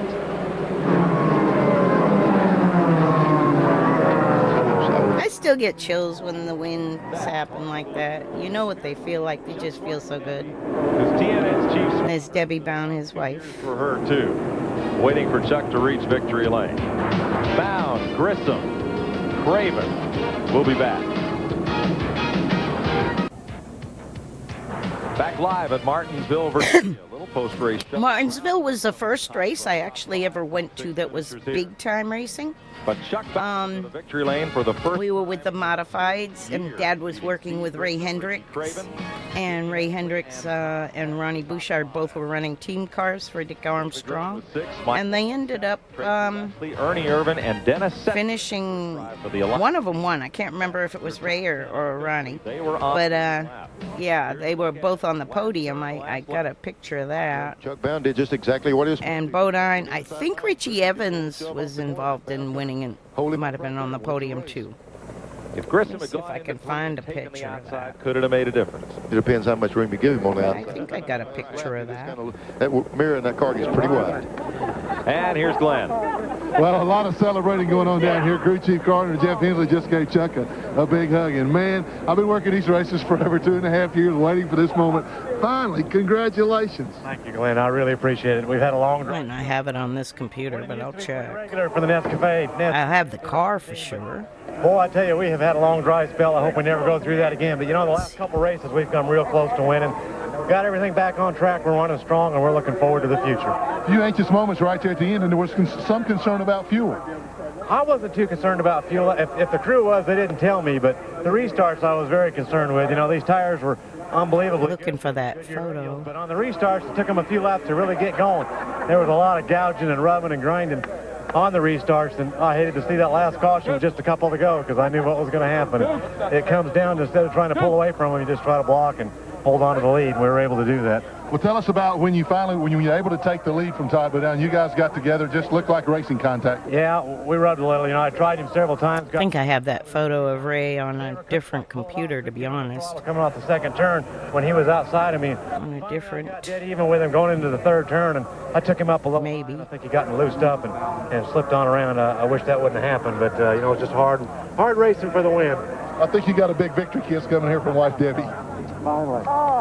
We'll leave them to celebrate now. Congratulations to Chuck. Finally, it's no joke when you don't win for a while.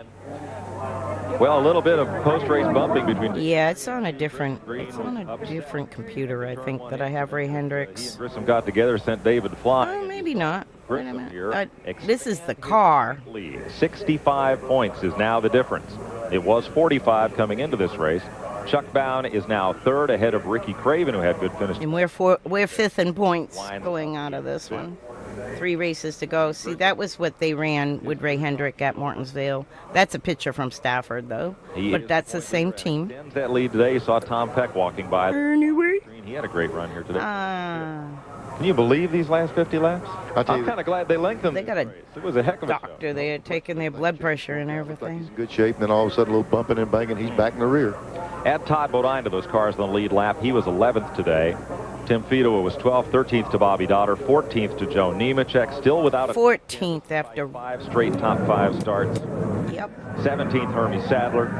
Dad set up the car, but there was all these things kept happening and happening. Cooper, 20th, Roy Payne, 21st, Rodney Combs, 22nd, Joe Bessie. Gotta be lucky. Clay Brown, 24th, Jeff Burton. But all you can do is set up your car and you drive a race, the track the best you can, and have the car go the fastest you can, keep your nose clean, let somebody else wreck. All those things you aim for, but next Saturday, how do you plan AC Delco 200, live at 2 p.m. Eastern. And all right, that's the race I'm playing now, and it is much clearer. 2 weeks, much clearer, and we go to Hickory. Much better, just better. Show today, Neil. And Joe, I think, is on the pole. You hate to see contact that turns somebody around, but it's just a part of this type of racing. You run that hard, it's going to happen every now and then. For Glenn Jarrett and Neil Bonnet, I'm Mike Joy, congratulating Chuck Bown. I always like to see that team do well. That Hensley and all them were good guys. Vance Auto Parts 500. Yeah, Rockingham will be much more fun. Clearer. League race tomorrow. Is this when Bodine? Yeah, he was in the Levi Garrett in 93, I believe. You're right. Wait, no. No, it's after that. He had just Kowicki passed, and he had just took over that team, and they were in the transition. He was driving for that team. In row 3, Joe Best. And had different last year in February. Sponsors each week. I was watching a thing on that. In the Tennessee late model stuff. And he had not quite finalized the Kowicki purchase, but it was going through, and he was driving for them while it was.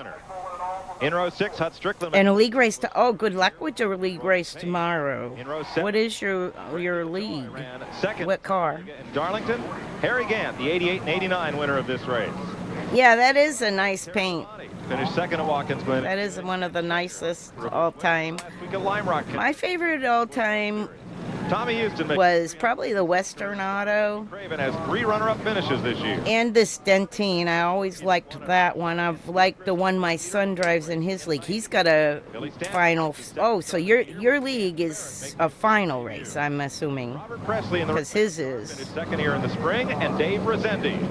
But I've always liked the Dentine, and my son runs the old Detroit gasket throwback. 14th row, that a 3-time winner. He's actually using the Mike Dillon paint scheme, which is real similar to Tracy Leslie's. Brown, the Florida newcomer, makes his fourth. Because he worked on that car a little as a teenager. My dad set up the first shop for Mike Dillon with Ron Parker, I think it is. The 20-year-old rookie that he set up there in Mooresville. My son was a senior in high school and helped out on the car a little bit. Making his second start in as many weeks. I think he helped build the exhaust with IRP, and Ed Barrier makes his 16th. With Mike and stuff he had told me. Provisionals, Bobby Dotter 6th in points, and Tom Peck 5th last week at Martinsville. Mike Wallace, Ogre Bristol, and Nathan Butke, the 18-year-old rookie from Randleman, North Carolina. They fired the engines at the North Carolina Motor Speedway. Oh, cool. Trucks at Iowa. After this. 4th race of the season. First the Oh, okay. You follow the schedule. That's good. That's good. the field. 40. Chris is in, I think it's the Carrier 38 qualifiers and 2 rows. sponsored. Starters. Caryer is the team he drives for. This track. And I think they sponsor the leagues. But it's Saturday night. I know the Dega Boys carry it on YouTube. It's real exciting. It's the last race of the season. He made the final 4. Up near the front of the windshield. And he's probably not going to win because Matthew Wood is just fantastic. He's some young talent that if anybody is scouting real life talent, man, that Matthew Wood, and you'll also we can't beat him. He's talented and he's only like teenager. Don't add too much to the So he's one to watch. And it is trucks. And we'll be riding with David Bonnet. And it's, I'm not sure where they are. It doesn't follow the schedule. Starting 3rd today, best career. They were at Kansas. No, Kentucky last week. Race cam on board, looking over his shoulder. I think. But I don't know where he is Saturday. Peter Larson's new. I could look it up though. The rear view mirror cam. Because I already got it. They already pre-make the bookmarks. It's really an exciting league. How am I gonna find them? Yeah, you do, Neil. There's Hermie Sadler on the back. He's probably putting his steering wheel line in it back. There's Bucky having some problems down the inside. Well, oftentimes drivers will fire the car, move away, find they don't have something tightened up, or Dega Boys. Quite in. That's what it was. Hermie Sadler's on the end. These guys are good broadcasters. Look at the cars didn't qualify. Look at all that. It's in Benson, Crenshaw. Dad knows Crenshaw. He's friends with Joe. Ellis, Keller, Parsons, Reeves, Tommy Ellis didn't make Setzer, and Tanner. Greenville. Phil Parsons, after a good run at Charlotte, had to load up and go home here. Stevie Reeves, Dennis Setzer in the Alliance Tractor Trailer Training Car. Now, they don't have a provisional because in the Busch Series, the provisional spots belong to the driver. They released Robert Presley, so that car goes home. They're the PSCRL. That's what my son's league is. Making his So notify me for Saturday. They are at What's been really crazy about the Busch Homestead. They're at Homestead for their final. Around 50 cars, anywhere from the 40. In fact, I should probably post that little where they are thing in the chat for them. Such a good stepping stone. Live in 3 days. More cars. Packed field here, 23 Chevrolets. 8 Put that little link. 5 Oldsmobiles. Oh, TJ Majors. Yeah, he's a good spotter. Excellent spotter. You just about had a big crash. That's a good deal. Just because I knocked this drink off and hit the talkback button, I'm okay now, guys. That's awesome. I'll check out. I don't think I have any blocks on putting a link. If you want to put a link, I'll certainly follow. I have 3 monitors. I have 2 monitors and a laptop, and I always have 3 up, like I'm lurking Pablo.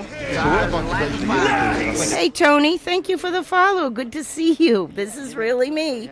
You probably never seen me real life before, but this is me. Probably he had to be going through with you what Neil's going through right now. Oops. He had to go through a lot. I think I just shut my Twitch. 4 or 5 years. It was No, I didn't. mark on my part.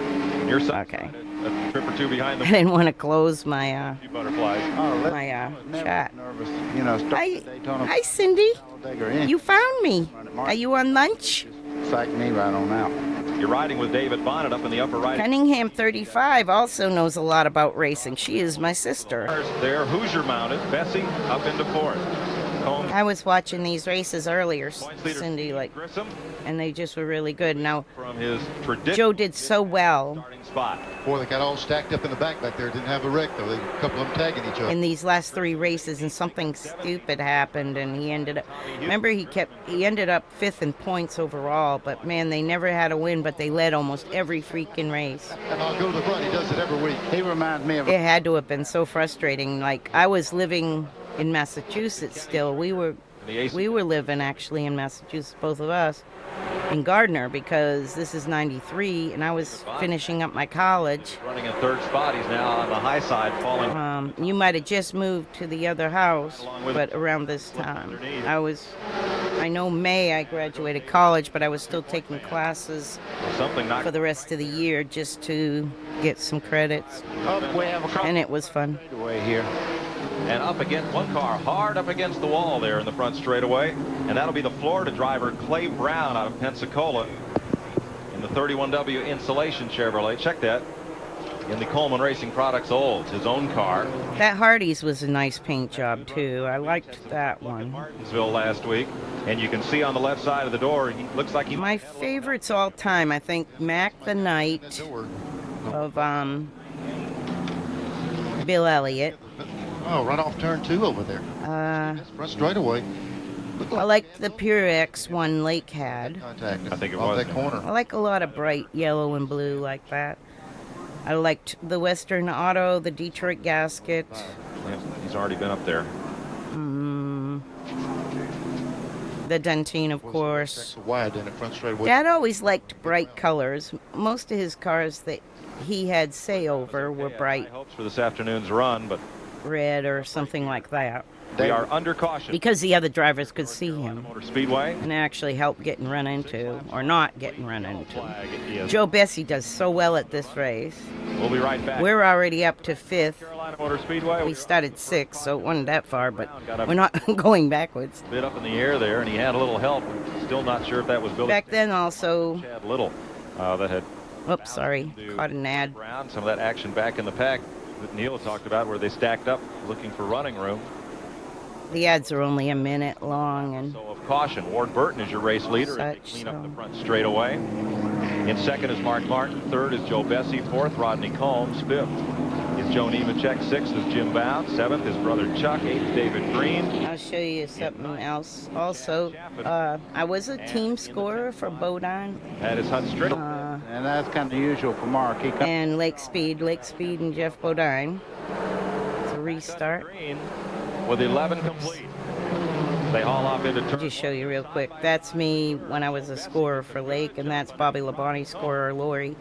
We used to hang out. Combs back to fourth. That's Anyway, Days Ford. That's we're moving up Sailor of Racing Souvenir. in this race. I think we're in P5, running the bottom. Combs has for a sponsor today. All right, Joe Bessie is moving up. I think so. Strickland on the bottom. Yeah, there's Strickland. And the fluorescent Green.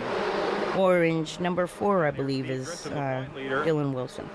In mid. His family grew up at Here Wilkesboro, again. We asked and he just had a baby and named him the coolest name ever, Wilkes Clay Wilson. I just tell him, you know, we got to finish the race That's the coolest name ever. and not to do nothing, you know, What did score the race mean? shoulders anyway. Every team had to have their own scorer that goes up into the NASCAR booth with the NASCAR officials. There were 2 of them. There was that were in charge of the top of your room. We'd have to go like Martin. into the scorer's booth, which we'd walk across the track. We'd get up there pretty early. I remember after the church service was at 11, There, Bart. the MRO thing, Joe Bessie I comes. had time to go to the truck, get a quick snack, and go up top. You have a bowling sheet type of score sheet. It had 200 blocks on it, Till he's sure what. and in the little corner, they would have the little corner like where you would put an X for a strike or whatever. So long. Well, there you would put C for caution, P for pit, Car. He's bad. little notes like that. To run just the speed he needs But- to run. So run him down is one thing. Pass him. You would else. you would time the car, and it's not like timing like your car would cross the start finish line, and Marlin would say it was Morris Metcalf and Marlin. I don't know his last name, can't remember, but they would say That's a good point. The stopwatch. start scoring now on lap 1 when you're coming around, and your time clock would probably say 20 seconds, 21 seconds, or whatever. 21. The next lap would be 42. The next lap it would be The Joe Bessie pit. 63. You know, like kind of would go like that. So every lap you run, your car ran. You can't watch all the others. You got to keep your eyeballs on your car because stuff happens so fast. Slow down. He go right back around you. Which is tricky at the big tracks when it's on the backstretch, but you gotta know your patterns. You can't see numbers, obviously. Impressive. Just jump right up. So you, like when I scored for Spam, you saw that big yellow blotch on your hood coming at you. You knew it was his car. The only ones that I'd confuse it with would be the Family Channel, so I'd always kind of know where Family Channel was. Put one looking back. But that's what it is. You come around, they cross in the start finish line. When they cross the line, you write down the number on the clock, which would be right there, and Joe Betsy's crew chief. Mash a button. It was the beginning of the timing and scoring. Now, they didn't have the mash the button thing in 93. That come out in 96. I scored a car in 95. It didn't have it. But 96, they started with the mash the button thing that was kind of the beginning of the timing and scoring towers. Like, you see how there's no timing and scoring tower? The only way they would do that is someone actually hand typed in the top 5 or top 10 that was called down from the booth. Gant always runs good at these bush races, and when he comes to but as far as scoring, if we lost a lap when we would finish the race, if it was a 200-lap race, we'd have 198 blocks filled in. Last lane, and that's and you fill them in, even if they cross the start-finish line in the pit. You just write P so they know why. Like that scorer would have wrote P when he crossed the start-finish line. That's why people like to also have their pit ahead of the start-finish line, so they get scored for that lap, say they break. Like, up goes to Barnett. You see, he won't go any further. If he's not to the start-finish line, he wouldn't have got scored, but he is, because Mark Martin's up front there. So it's weird things like that. Like, so I'm just used to, like, being able to tell who is on what lap when. Oh, well. Ride around, have a good time. Yep. Have fun, David. Here's some people having... The Hawaiian Tropic. Mark was a nice guy. Like, my dad never got to work with Mark, but he knew him quite well. He was a Ford team, and my dad was, with the Chevy development stuff from IMSA. So he stayed with Chevy most of his career. And Tracy Leslie battling there for what looks like 17th position. He worked on Mark Martin's son's go-kart shocks, if that makes sense. Everybody's got their car. Or Legends car shocks or something. That's the only thing I know my dad knows Mark, but he did that with Mark. Bottom of the racetrack. I think he met him through Gibbs. Buddy, you're saying that right there, and we're picking up, monitoring all the teams, and they're all saying, boy, we're getting loose, we're slipping, we're sliding. Through Joe. And I think that's like at some function. Advantage of that. Let's check with Glenn Jarrett. Well, guys, when I drove a couple of weeks ago to Orange County, I ran on Hoosier tires, and they have a tendency. Yeah, exactly. That's a good car to see. I always like that paint too for the same reason. Pushing just because it won't turn, and then by the time you turn it so much, that breaks the car loose. They very rarely showed any pictures of the scoring booth and how that was done by hand. In the modifieds, when we traveled the tour, before it was a tour, we toured. You'd have to have 2 scores per car. And so I scored my first race when I was 12 at Islip, which doesn't even exist anymore on Long Island, for Kenny Bouchard. My mom scored. They used to rope off a part of the stands. You didn't get a nice cushy booth back then. Here today. And I'd sit on the edge where the rope would go by, and my mom would score here, and I'd learn to score by watching her. The 4 on the car. But then when that's it. We together, so. But it's just something I learned was timing and scoring as a kid for a long time. Everything. They went to a special route for this specific race. They're going to give you 8 tires. It'll be 2 sets and 2 sets, and it's not that Glenn's not aware of it. It was something just before the race started. Okay. They decided to go with that extra set so these teams wouldn't be jeopardizing. Oh, you had to change the tire pressures, are you talking? +2 and -2? Battling Ken Schrader. That changes the wedge too, by the way, because wedges basically got to do with your roll center a little bit, like where the weight goes when it gets to it's to do with your rear. Past the Johnny Cotton. So it's most important coming out of the turn. Going into the turn, your front's the most important. You got to get in the turn before you can get around the turn, before you can get out. And wedge is actually what helps you in that transition from the weight on the front of the car to getting the weight to the rear. There's a draft that really helps you on that track. You say it's a mile track, there's no draft. There's plenty of draft. Yes, ride heights, exactly. And changing your tire pressure seems to change the ride height on the sim. Seems to. And in real life it does, of course. A little bit, like Mark Martin's trying the outside. He saw Tire tire temperatures is what my dad used the most. tried to take it up. The 3 across to make sure he wasn't running on just 2/3 of the tire. Martin's got that black. You always shoot for the optimum to run all 3 even, so you know you got even tire width. But that doesn't happen in real life. A lot of times you'll come in and you burned outside or whatever, and that's basically, we call it running on a bicycle tire, because you got 8 inches or 10 inches or 12 inches or 15 if you're in a mod way down of a tire. This could be But really bad for him. how much is touching the ground is what matters. The plan stop. Said he lost a cylinder on it. And your screen coming to pit. No, the spring height one you can adjust in the black box. My son knows a lot more about adjusting the iRacing stuff. Straight to garage, that's bad. all the same as you, except they word it differently. Okay. Pointing under the hood. Yeah, the team's wanting to take a look So it's cranking. right there in that open. It's cranking your Stop right there and let him take a look before he goes off. spring, They have adding wedge and taking out wedge, I guess. sustained work on it. Ralph is there. Ralph. We're down here. They are taking a look at a possible broken Crossweight is what iRacing calls it. My son was saying, my son is Victory Racing, and he races, like I said, on that other league. And up and underneath. he runs a lot of leagues, actually. He runs The drive Mid-Atlantic Motorsports is where he started out. He won a championship there. machine at this point. He runs some every now and then with the Fueled Up guys. This century, maybe. Fueled Up Motorsports is one of his main teams. Mid-Atlantic Motorsports and Carrier Racing is his other team. The Carrier team is a big deal, I think. Diagnostic tech. But yeah, my son's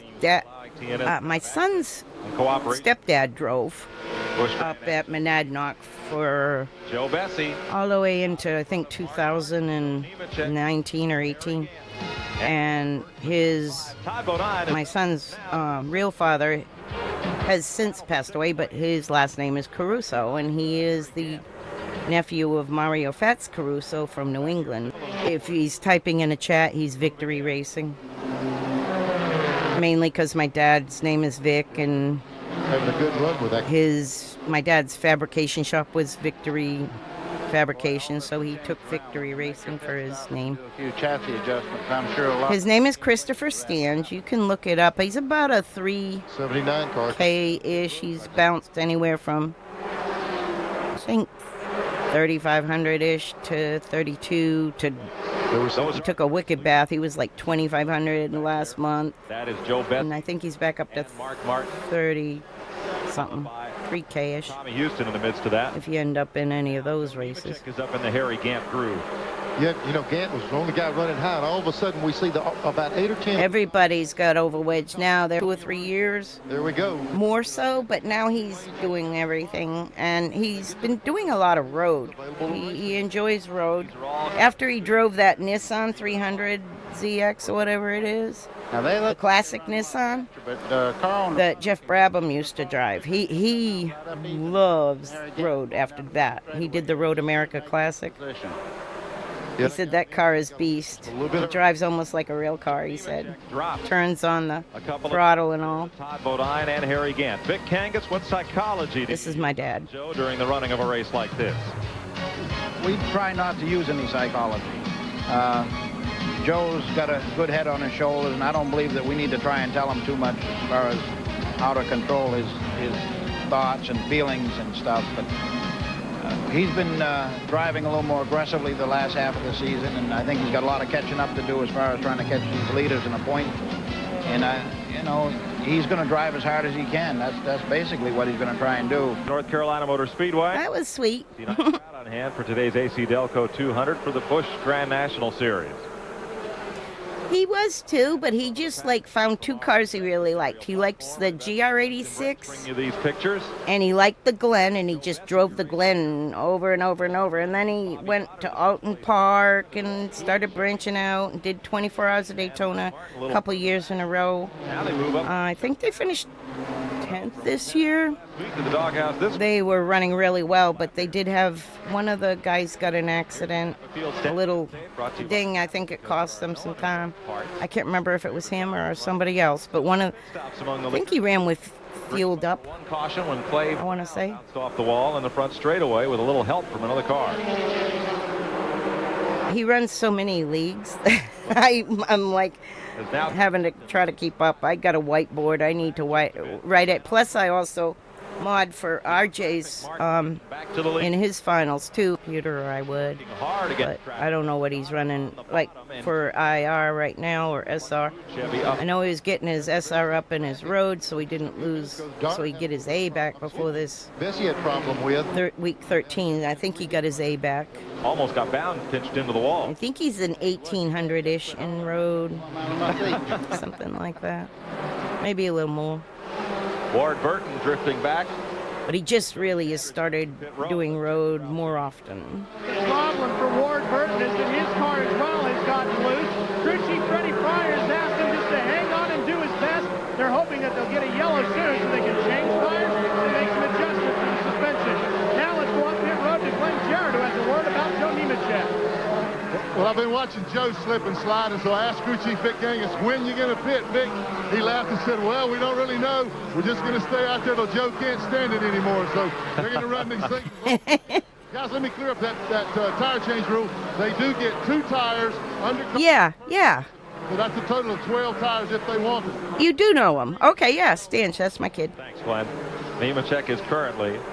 That's good. He never streams, though, because his computer will glitch if he does. He's got to change some settings. He's got so many, like, different paints and all on there. Do that just because the camera's there. That's every lap. And actually, his father... The racetrack is Todd Bodine in the C.C. Welliver Fiddle Faddle Chevy. There he is, up to 3rd place. He trails the leader. This was such fun racing back then. Like 27. C.C. Welliver's car had Clyde McLeod, the crew chief, and Dad was friends with him and his wife Anne Marie. I believe I met them at my dad's house one day, so I think my mom and dad hung out with them a little bit. I had not moved south yet. I was still in Massachusetts. I was still in New England in '93. I didn't move south until '94. I moved to Florida, where Dad was racing down there, doing a little IMSA stuff or whatever. Traveling around. He was every now and then Dad'd take a break, and do his own thing, but somebody would always call him back the back of her Polaroid into the track. Turns 3 and 4 have brought out the caution flag. David Green's car has been pushed back to the garage area, a cracked block from the race. I think he McLeod rolling a tire past there's our team car, and here's the Joe Nemechek pit. The Kangasson crew. My mom will be up on the pit box. She's the one that actually took the lap time. Jump in on that wheel. Took the lap times. I think I see her feet on the pit box in one of these shots. Randy LaJoy, Kenny Schrader, Harry Gant, Steve. But it was always like kind of a family thing. So then at '93, I was, like I said, finishing college. I was still in Massachusetts, but I moved south to Florida in '94 for about 10 months. Then my dad went working for a team in... It's an instant picture you don't want to see. Denver, North Carolina. So then we all moved back up there by '95. Best pit stop time, Mark Martin, 20.7. He actually hired my ex-husband at the time for the truck driving, the CDL stuff for the teams. A little further back. Moroso and all of that. So I either was to stay in Florida. It's... Excuse me, Harry Gant gained a bunch of positions. He is now the 2nd place car. I didn't notice that. I try to snooze him if I can. Don't you think, Neil? Yeah, I tell you, that thing, Mark Martin's car is so strong, and Gant did make up some ground on the caution. Be interesting to see if he got anything for him on this restart. Yeah, in '94 I moved south to Florida for a short time, about 10 months. And my dad hired my husband at the time to drive the transporter, so they all moved up to North Carolina, and he was staying at my parents' house. So in order for me to move up, I had to get a U-Haul and my son and I and a fish tank and a dog We're set to go. And we had a show car too, a big on trailer. I ain't never drove anything with a trailer before, and here I am in a 15-foot U-Haul pulling a full-size trailer with a 64 Buick Skylark on the back. Going now that you've had a chance to put a whole gas stop on one set of tires.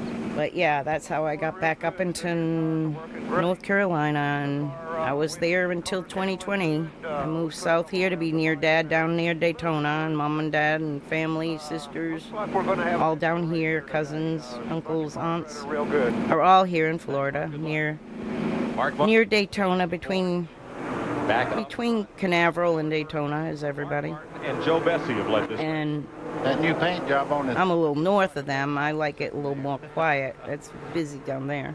Well, away. So I'm in Flagler, but races lately. That fits. Has he lost a race this year that he was running all the way through? He hadn't lost the race.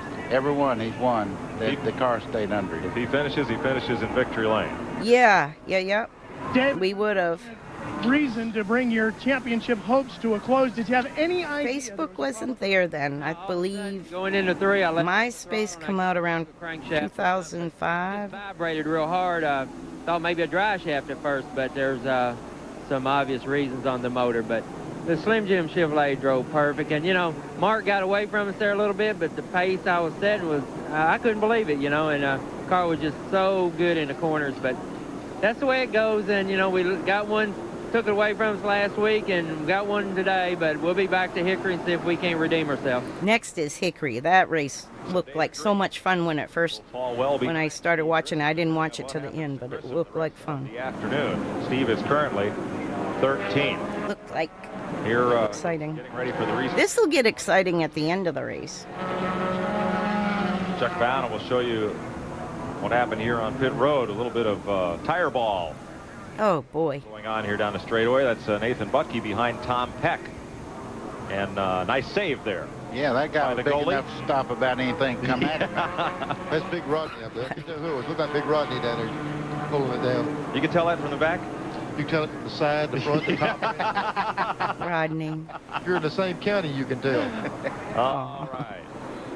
Caution's going to stay out for a lap or two. All right, 1, 2, 3. We're still fifth. The North Carolina Motor Speedway.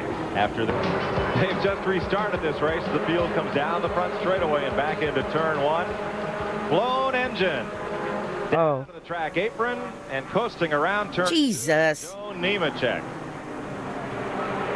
Oh man. See, that was we won the championship the year before. That's why this is like the most frustrating year for this team. My dad will leave that team actually a short time after '94 and go help Joe on the Meineke team. Just been something to get on the headers. Because I think he was with Larry Hedrick for a little while. But my dad said there were so many crew chiefs there that his deal being a chassis guy, he just wasn't needed, he said. So caution is out. He bounced around to Moroso after that, I believe. Kangas and Vicky, early indications are it must have been a crankshaft, maybe? Yeah, that's exactly what he said. A crank broke. He said it really come apart big time. It's just not been your year, has it? Apparently not. I don't know what we got to do to get this Dentine Chevrolet to stay up front, but the boys are working hard, and I'm sure we'll overcome this problem somehow. Well, better luck to you next time. Thank you. We're hearing a lot about those crankshafts breaking. I tell you, to make these little V6s run like you want to do, you just I knew they guard RPM. I knew it. Right. I knew it was coming, but it's still real, like I didn't say a word. You buy the best stuff in there, and you just totally abuse it to be able to win one of these. In the moment. Some of those little 6 pots are turning 87, 88. I knew it was coming, but I didn't know it was on a restart. Wow. That's crazy. We'll be back to the North Carolina Motor. And they only got 2 races left, Hickory and Atlanta. Mark Martin in front, Harry Gant second. And while these cars were at Hickory, the big cars went to Phoenix. BMW Windows machine in fifth. And this year, my dad did build Joe a couple of Cup cars, and he ran them at In ninth, I want to say New Hampshire for sure, Charlotte for sure, the first couple races. number 20. That's They didn't run them all that much. They just, Chevrolet. I think he got in the 4, Joe got in the 4 for McClure for a race. That last restart. I was watching the Cup races too, back to back to these. Pull away on this restart. It's hard to remember because Inside, trying to get under Rodney. until I moved south in 95, 60 car. then I was on my own teams and hard to know where Dad was. Kids. There it is. It is Joe Bessie. He just I really need to go to the short tracks more. We just the fastest car on the track. don't go as much as we should. Mike, the top. That's second place now for Bessie. One of 3 drivers to lead this race. I will tell you this, though, he's using a lot of tire up there, running them down like that. He is one. Yeah, it is very toxic. Hoosiers. Now, Bessie, it'll be interesting to see what happens on this run of tires. Because at the start of the race, Bessie was very, very fast. The UMPs are fast cars. And then the car started to tail off a bit. The interesting part I do have a video of Hunter, just a short clip of a restart at Volusia when I was there. once you know a reading, you pretty well later on. It was a false start because the outside got such a good run and they called them all back and he did fair. He didn't win, but he would have probably done better. But you saw the tread left on that tire, but you also saw the graining. But Dad also won with Kenny Wallace in 91. He was helping Birdie. Birdie was his crew chief, and that's how Dad got back into racing. He was over at his fabricating shop in 91. Sleeve of the uniform. And Birdie said, how about you... More than our tires did back then. Yeah. How about you help us over here? We qualified 16th, and they had Dad come in and make a few changes with Birdie, and they ended up winning. It was Kenny's first win in his career on Busch. Now, I'll tell you what, when we took a shot 2 laps ago, Bessie was 100 yards. Dad had run Caught him, drove around him. short tracks his whole life because of the mods, and so did Birdie. We all were born in the same town, actually. I wonder now what Steve Bird and Dad are good friends. They go to coffee every week still.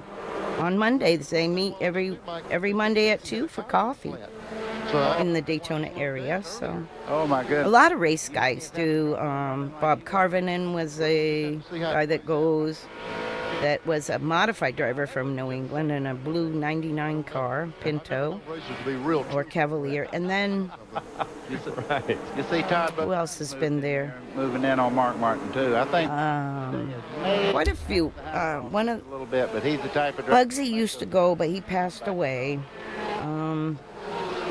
George Summers used to go, but he passed away. And then Greg Sachs will meet them sometimes. Even earlier, whenever. And there's an old-timey cup driver back when the day. Almost like Mark said. He finished 32nd. He got hosed again. We'll see what Bill Harmon. He's, Bill Harmon goes and meets them for coffee too. Now I was watching an old, like in the 60s maybe, and Bill Harmon was in the race at Daytona. Going out of the racetrack, going in the corner, and then he gets her turned. At the 500, and I was talking to him about that. I said, you were at the 500. Again, Gann has dropped another. I was talking to him at the modified reunion. Slicing his way through traffic is the race leader Bessie on the bottom side. See, I know so many, half of them are croaking left and right. It stinks. Like a lot of my old friends have passed. The gate says it sits at 30 pounds of air pressure. My dad's still It would have been at about kicking and healthy at this point. He's diabetic, but he's still healthy. around 50. There is a slow leak in this tire. It sits now at 30 pounds. They're not sure exactly where the leak is, but it was definitely going down. And to make matters worse for Joe Bessie's competition, he just radioed in and said, guys, I'm just riding around saving the tires. Thanks, Ralph. We weren't questioning your story. We were questioning whether the crew chiefs would actually always tell. Bessie was a heck of a driver. The Detroit Gasket old scheme. Randy seems to have his car handling quite well on. Chris runs mostly the Detroit Gasket that's been made, like we had them take the Detroit Gasket scheme and put, instead of the checkered flag on the front like that, they have the fueled up logo, which kind of resembles it. They did the fueled up motorsports to fit into that with the big F. They weren't quite ready for him. And then They're looking under, I'm not going to say crank. he also did a Fats Caruso throwback for one of the Darlington races, We'll check on that story. which was Fats's old coupe. He was actually a cup racer at 2 races, the Oxford Plains race. Back when the Grand Nationals ran at Oxford Plains, he ran 2 races, one for Neil Castles and one for somebody else. There is Bessie. And Mark Martin is on. He's in the, like, Fats Caruso is in the top 100 modified drivers ever. What he said he's doing right. But he got in a really bad wreck, almost died, and never was quite the driver since, but my dad helped him get another win at Westboro and built him a car in Was the other car involved in the crash? 1979, so that's how I met right near that point. Mark, Chris's father. Thereafter. I noticed Joe Bessie was pedaling just a little bit easier getting in the corner when he got under feet a while just then. You noticed. Kenny Schrader. And the caution will come out. This will be for the 4th time today. And this also will put them in a gap where they can go the rest of the way, I believe, on fuel after this. Neil, the only reason these engines are blowing up like this today, I hadn't seen this all year long. I tell you, as the season goes on, everybody gets braver and braver, pulling more and more gear. They're exploding. Like Mike said, I'm seeing some of these things 86, 87, 8800. Yeah. I was going to say, I think they're running ads. I was talking, Same engine in Atlanta that you would run here normally? My son's uncle ran a couple of cup cars. I was going to say one for Neil Castles, and they were both at Oxford in the early 60s, but he got really hurt bad in a wreck in a modified. He's one of the top 100 modified drivers of all time, as Chris's Uncle Fats. But 2 weeks. He and they'll finish the season up. He ended up getting in a bad wreck, and he wasn't the driver. His kids always said he wasn't quite the same. Here's Bessie. After that bad wreck, so Mark Martin, midpoint of your screen. He was in a wreck with a guy named Bill Slater. Has a couple of old names from way back, New England Modifieds. Further down, and on the right side. And my dad ended up building him a car in '79 to win another race, and he won another race at Westboro, so that was kind of cool. Dad's got that photo in his trophy case of Fats winning that. Might have got a picture of it somewhere on my stuff. And they're going to get the good stop. But my son ran his throwback scheme for some Darlington stuff. Bessie and Todd Bodine will be further back on the restart, and again. I have tons of racing pictures that I need to organize that I've collected here and there, mostly. Drop back on the racetrack. Like Bessie was the photos of my dad's stuff. That stop. 32.9 seconds for Joe Bessie compared to Mark Martin's 24.7 second stop. Big difference. Boy, oh boy. If they ever have a green flag stop, it really will make a difference. Now, Schrader did not blow up. They looked under that car. They've sent him back onto that track, but down in turn 1, still smoking as he comes off pit road. So probably got a couple pictures of Fats's car in here somewhere. A lap or more down on pit road, Tommy Houston, Hermie Sadler. And we're told that Mark Martin added 2 bites of wedge while he was in. This is the throwback scheme he runs that's red with a yellow number. That's my son's uncle. Well, let's double check with Mark Martin. From Mass. They're going along right here. Massachusetts. Back up front after this. And is there a photo? I think. Oh, here's a picture of it. Run up against Joe Bessie. Color-wise. His left arm there, that feels pretty good when you've had it. Color-wise, this is. Just put it up there and let it just rest for a second because you really work that left arm. But my dad built him a Vega, I think. Mark this. I want to think it's a Vega. What's it going to be? See where that's at. I don't know. It's going to be quite a bit of racing left here, and there's a bunch of good cars. Bessie's really strong, but we're going to give him all we got. Okay, Mark Martin up front in the lead. We're under caution. Todd Bodine. Probably in his trophy case. I took pictures of stuff in his trophy case. Is third.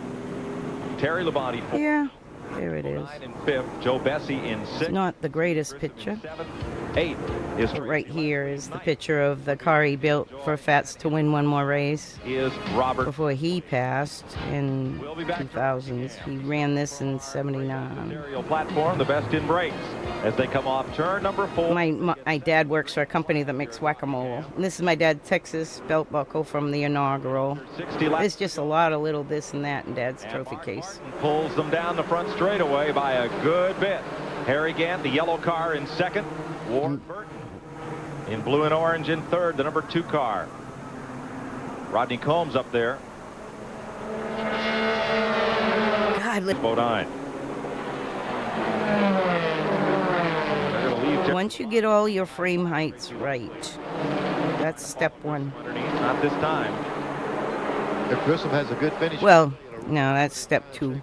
Step 1 is getting the current to go when with shocks. He was big on Penske custom shocks, and he still to this day says the Ackerman, camber and Ackerman and shocks make the biggest difference. Moving in on this battle.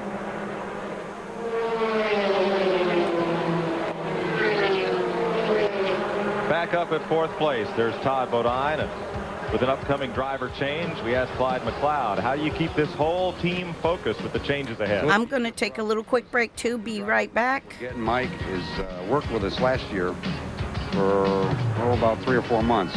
So these guys here all know him and worked with him. And we've all known him for years, so it's kind of like he's a crew member just moving up to be the driver now. And the team always stays focused because the team didn't change. They're a hard-working bunch, and that's what they're here for. They want to do the best they can all the time. End of that list, Ricky Craven and Jimmy Spencer. See Mark Martin here getting away from the 2 car of Ward Burton a little bit. Ward is a lot closer just a few laps ago. Now Mark's able to stretch it out just a little bit.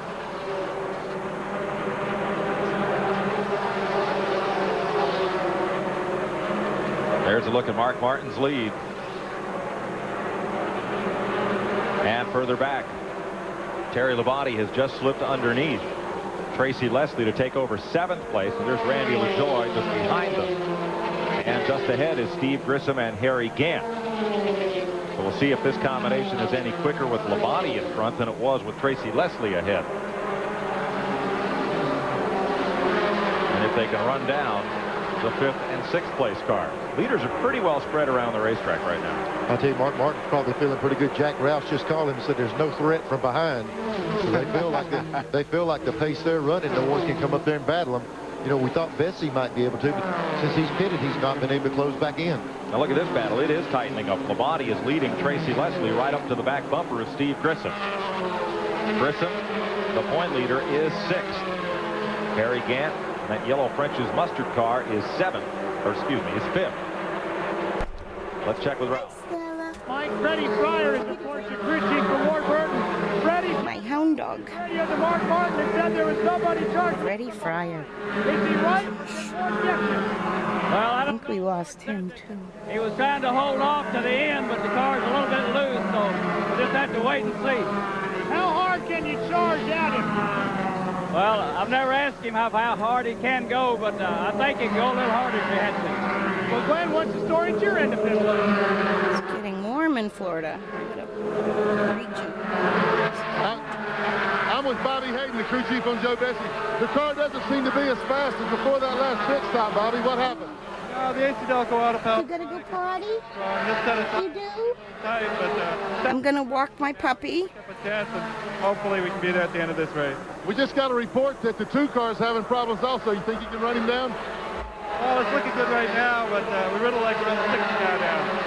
I'm sure they would. I think he had the very fastest car here.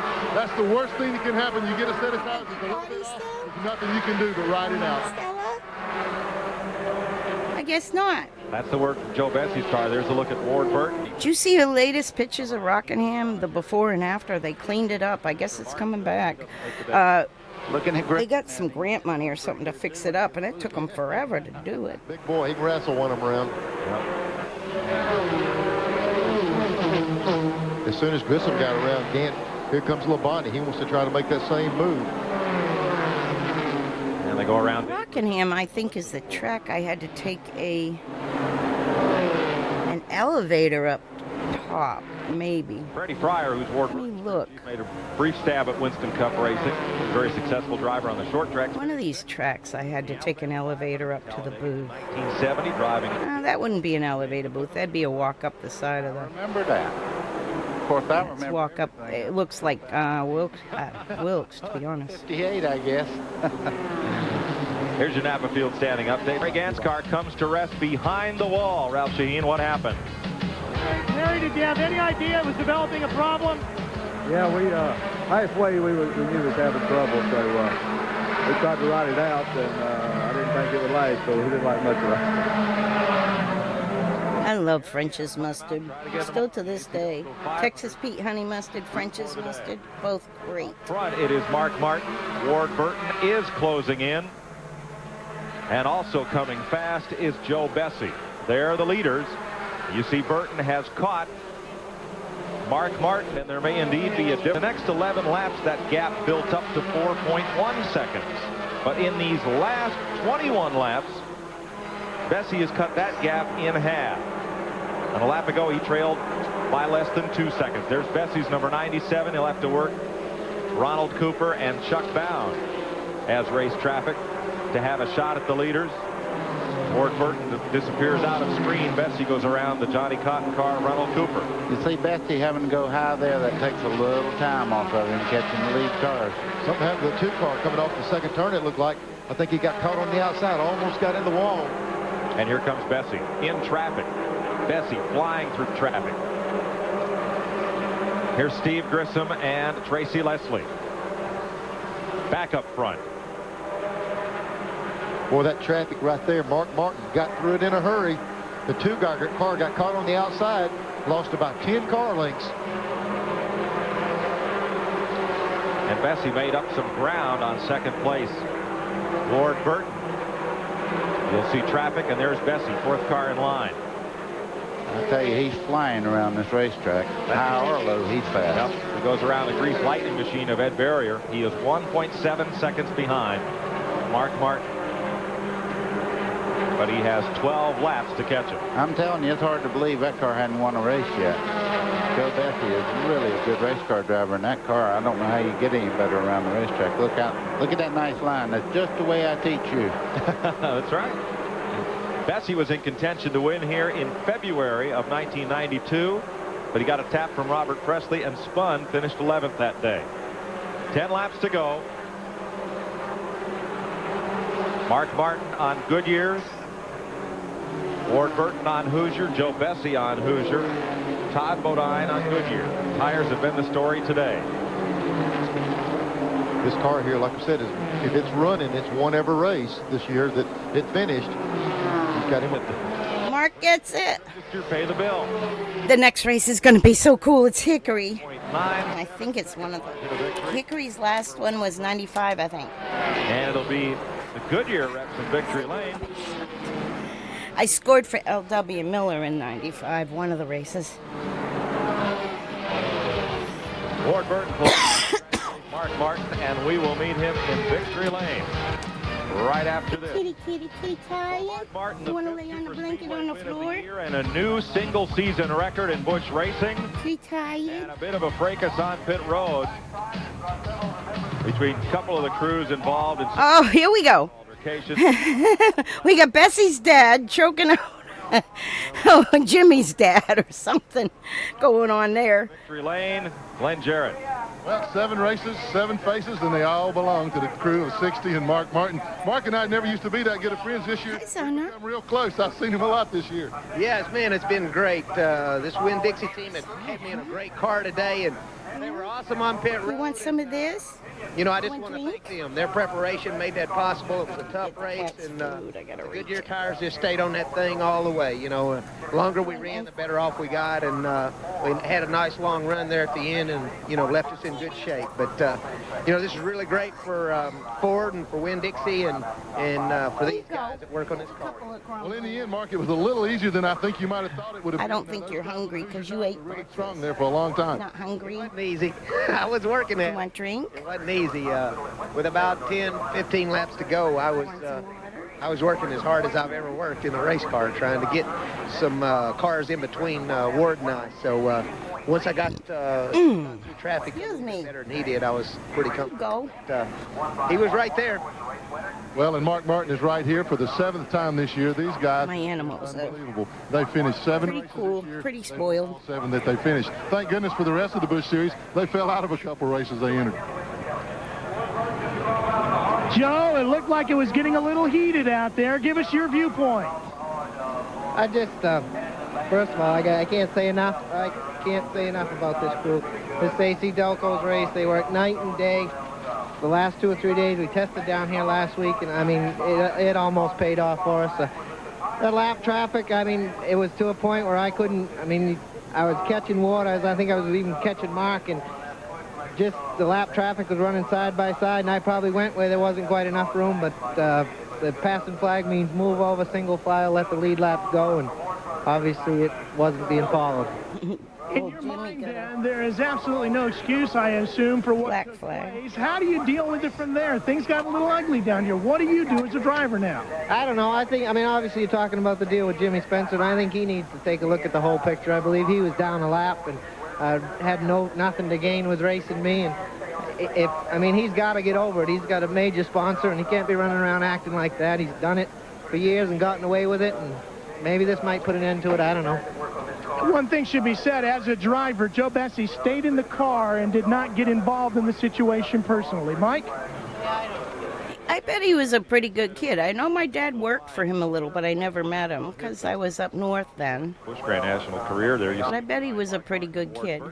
Todd Bodine finishes 4th. Terry Labonte is 5th today. I take it back. I wasn't up north. Tracy Leslie, the point leader, Steve Grissom is... But I was home. Grissom, Randy LaJoy is 8th. Robert Presley, the last car. Home in North Carolina, Mooresville, North Carolina. 10th. Jimmy Spencer, 11th. Randy LaJoy became a grandfather in real life today. I mean, this week. In 15th. And again, I mean. Dale Jarrett was 6th. Corey had... Fedua, 18th. Roy Payne. Hermes. Another child. Wallace completed the top 20. This week I saw her on Twitter. Jim Bound was 21st. Jeff Burton, Billy Standridge, Nathan Butke, and Michael Rich. That's the top 25. Now, that might have helped Michael Rich at some point. That sounds familiar. And Barry Bostic. In the garage, Harry Gant and Chad Chaffin. And they're on back cars that did not finish the race. Tommy Houston was. One more drink? Was not. You think that's for you? Strickland or Barrett. Joe Nemechek, tough day. He may fall out of the top 5 after this. Shauna Robinson, David Green, David Bonnet, and Richard Lassiter. I have such a good little kitty that's such a pain in the ass. Here's Ralph.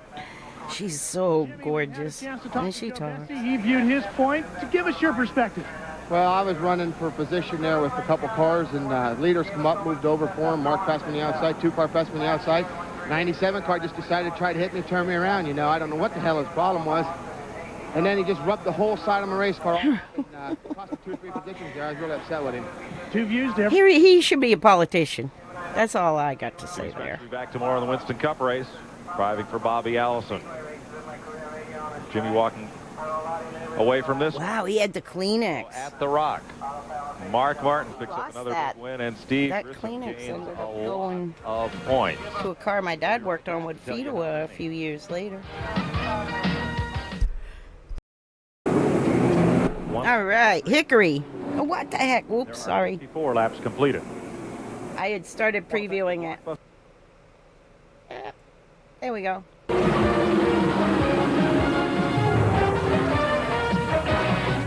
I had started previewing it, and that's why it was a few. It was so good. I said I need to stream this race. This is the race I wanted to stream the most. I love Hickory. It's a gorgeous day for racing. I love watching it of North Carolina every week on Flow. But a bright sun will keep these fans warm in their seats, and the heat is certainly on down on the racetrack. Just 2 races remain in this chase for the National Championship for 1993.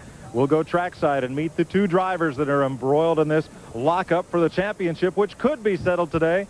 Then again, maybe not. First, to the point leader. Here is Glenn Jarrett. Well, Mike, the heat's not on real high down here. Still pretty cold. Last April, Steve Grissom won the race here at Hickory. He likes this place. today he'd like to put a channel lock on that series championship. What's going through your mind? Dad worked with Steve We're just going to approach this as well. like it was a race here in the spring, and that's we come here to win. And if not, we're going to try to. Ron Parker, maybe? Well, he starts deep in the pack just like he always does, so we're going to keep an eye on him coming toward the front. Trying to think who was. And that championship, Mike. Well, he'll be looking forward to David Green in the first part of this race. I'm wrong on that name. Remarkably similar, except for Grissom's 2 victories. You'll see that he's finished ahead of Hedrick? 14 occasions. Maybe Larry Hedrick. Ahead of Steve 12 times this year. That's why I'm watching these, to straighten it all out. I'm supposed to be writing a book 180-point on Dad's stuff. 62 ahead of Green right now, so he needs to expand. Well, have fun, and good luck on your league race tonight, Pops. Today. If he leaves here with 140, thank you so much for hanging out. Pull out on the pace lap to be the Busch Grand National champ. I enjoy hanging out and talking racing. Lined up and ready to go. Glenn is with him. Well, David Green sits here patiently waiting, and David, you've got Grissom behind you right now, but you really can't think about that, can you? No, we can, Glenn. You know, the Slim Jim Chevrolets run awful good all weekend here at Hickory, and I'm going for that first win in 1993 and let Steve worry about what he needs to do, but hopefully... Oh, I thought you had to leave 4-3. I'm reading halfway. Oh, okay. Leave at 3. I was going to say, because it's... No, not today. 2:39. This race last year, David Green might be tough today to get that first win, Mike. Sure did, Glenn. It led more than 230 of the 300 laps last year. I'm joined by Neil Bonnet and Buddy Baker. And Neil, while the championship is foremost in our coverage today, there are a lot of fellas that need to do well here, and a lot of guys I have a distraction. first win of the season with only 2 races to go. This one. Mike, let me tell you, if you've had a good year, you're glad to see it wind down. But like This is my distraction. Houston won races, there's a lot of the top drivers on the circuit. She's a good one. That first win, a bunch Fluffy, and I'm allergic, of yes. pressure on from their sponsors to win. This is a tough place to bear down and try to make something happen. You know, people like Robert... I filled her food dish with water. Next year. So there's a lot of questions to be answered this week. That's right. Oh, she's okay with it. As a firm She's usually persnickety. Today. Buddy, if racing is a contact sport, there's probably no track we go to where you see that more than here at Hickory. Well, Mike, you know that this is the epitome of short track racing right here. You have to force your way through a lot of tight spots. 139. Oh, you're Midwest. It's going to be a rock 139. throwback type of short track race, and everybody will really enjoy it. Fluffy fur from the cats. Probably not. Well, I did. I was driving for Harry Hyde here once, and Texas. Oh, cool. And, I had to have new tires to win the race, so I spun the car going into 3. I don't think I ever got to 4 tires Texas. under the caution. Went on and won the race, so it's very special to me. I don't think that'll happen today. Neil, I know you love the speeds at Daytona and Talladega, but short track bull ring racing like this has got to be a lot of fun. Phoenix. Mike, it's the backbone of the sport. All these teams here started out on these short tracks. Dega. Last Tuesday to do some testing. Michigan. And I forgot how much fun it was to Indy. get on the racetrack. I tell you, it's fun. But I haven't been to Texas. Brutal today. Dad did. Way through, as Buddy said, that's the name of the game at this track. Survival is the key. The guy that wins it is going to have a beat-up race car, and it's going to be a little bit of work to do it. Well, the fellow who won the pole here, this is such a track of surprises. Didn't win a pole all last year in Busch Series racing. Comes in here to make a guest appearance and sets a new track record. Glenn Jarrett's with him. Well, and he's making his guest appearance in his older brother Terry's car. And what, you just didn't have anything else to do this weekend? No, not really, I guess. You know, this is a good chance to come back to Hickory. And, you know, I like this place and run pretty good here before, so it's just a good opportunity. Well, what I really want to know is, how do you get your brother to let you drive his car? My brother won't let me drive his. Well, you need to take this advice. You don't ask him, you just take it. Well, I guess that's one way to do it. He loves this racetrack. He will run well here today. You folks stay tuned out there. We'll be back with all the action from the Pantry 500 from Hickory, North Carolina. Don't go away. We got more coming up. So you're really, really glad they got Texas Motor Speedway. Live coverage of the Pantry 500 is brought to you by Smooth Busch Beer. I wish the track was a little easier drivable, but I know they had to Captiva. The pictures stay in. change it around a little bit. And by BF Goodrich TA Tires. When you're ready to get I serious. think that's a track where it goes up, but then it kind of levels out. Well, the start When it goes up the bank and levels out, like to prepare for this. my son the last clipped race that of the little season. edge with the rear wheel Let's on the sim. today this week's Haviland update. That's the starting lineup for today's Pantry 500 at Hickory, North Carolina. Those metal fences, I think they ended up putting concrete around them. Dennis Setzer, the local track champ, makes an impressive. I wonder if they dug them out or just put concrete around them. The ASA champion, and David Green, the number 2 point man in row 2. Row 3, Ward Burton won 2 in a row early this year, and Chuck Bound, a winner at Martinsville. I remember sitting Fourth at Bristol. on those fences, but on the fourth turn end. In row 5, Ricky Craven was second. During, you know, like downtime, they weren't racing then, and I was sitting there just resting, and Tommy Houston was 4th here in the spring. Driving Kenny Schrader's car to Dick Trickle came up and said, "Can I have?" Well, actually, I was smoking a cigarette, and I don't smoke near the garage, so I was sitting on the fence smoking a cigarette, and Dick Trickle came over and said, "Can I have one of those?" And I said, "Of course." Steve Grissom trying to clinch the points title today. Bobby Dodders. And then a little while later, Randy Pemberton came over and said, "Can I have one of those?" And I said, "Of course." But Randy and I were pretty good friends later on. And Jeff Burton at the Myrtle Beach. You know, we would go to coffee and visit once in a while, a little bit, and talk about non-racing stuff, family or whatever. Local driver Kenny Gregg. He's a good friend. Start. And Dave Resendiz, who finished 9th up at Bristol. Row 14 from the Goodies Dash Series, George Crenshaw. I wonder if any of these guys know. In row 15, the provisional starters, Tom Peck, who has 2 fifth-place finishes this year, and Rodney Combs, who has big news for next season. R.J. Williams works on Landon Huffman's race car, and he does his sim racing and streams through YouTube. Cars that did not qualify. We'll be right back. And he sometimes does watch parties. He's getting ready to do a watch party of the year 2000 because it was the last full year of Earnhardt. And he's starting that soon. I should put his today's telecast YouTube address in. Shows you that Hickory Speedway chat. The letter O than the number 0 as an O. Because I moderate on that channel, and he's growing it. You see on the roof of Steve. He really could use some follows. He's getting up near 500, but he needs 1,000 to be monetized. Riding with Steve. And here's that rear. And let's see if I can find him. Steve Grissom's car, and you see it also can pan to the left and right to pick up on-track action. Steve wanted it on the back of the roof because he hopes that's where everybody is today, behind him. Might be the safest place today, as tough as this little track's going to be. 1 to go. What kind of a day is it here in North Carolina? Going to be in the 50s. With that sun right now, it feels like about 55 or so. A little bit of a breeze, but it's I don't see any clouds. It's going to be a great day. Yeah, this channel. This place is packed. A 3/8 mile oval. Hickory Motor Speedway. 14-degree bank down in 1 and 2, 12 degrees. And put on your notifications, and you'll find he's in his finals 2 for the league stuff. He just finished 2nd last night. Straightaways. Or this week in his league, so he got $50. Steve Grissom behind Dale Jarrett. But yes, he's a good one to follow on YouTube. As we get ready because I moderate him, and he's funny. 300 laps around this 3/8 mile. He calls me his Southern Fan Club President, or Southeast Fan Club President. Fight for the lead out of turn 2. Setzer's not going to give it up without a fight here. Now, Setzer's run a lot of races at this racetrack, and he likes that outside lane.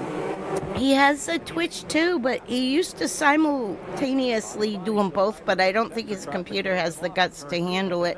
And I watch YouTube almost mostly 100% all the time, so I watch Twitch. I usually have Twitch up, 2 Twitches up, and a YouTube. I've got Twitch up here. I had it on Ollie, and then it got rated out to Pablo G. To the pit, and the hood will go up on his car. Laps tick off quickly here. And so far, there's not a fan in his seat. They're all standing up. Wemmy is on now, and I don't know him, but I will follow him after. Right. It's tough for the days over. These guys are going to try to get these cars sorted out. It's been cool all week. A little bit of rain yesterday. Grissom deep in the pack. Bobby Dotter just got into the back of Todd Bodine there. Yeah, There's Tracy Leslie along. as long as you can get it. I've had back problems my whole life, so I know like symmetry is important. Got a little shot in the rear, turned him side. Never bend and twist at the same time. Only bend, or if you gotta get something over there, turn your whole body, feet and all, and then bend. Like never twist and bend and reach and all that stuff. You gotta try to Position. That's where Grissom is right keep now. your back symmetrical and not throw it out Cars up to run right around the bottom. When you start overlapping cars, the out of alignment. Roy Payne had trouble in the back straightaway, got stopped up there for one reason or another, but everybody's back up to high gear. But, and we will stay green. I'll tell you what it did, Mike. It cut the field about in half. Yeah.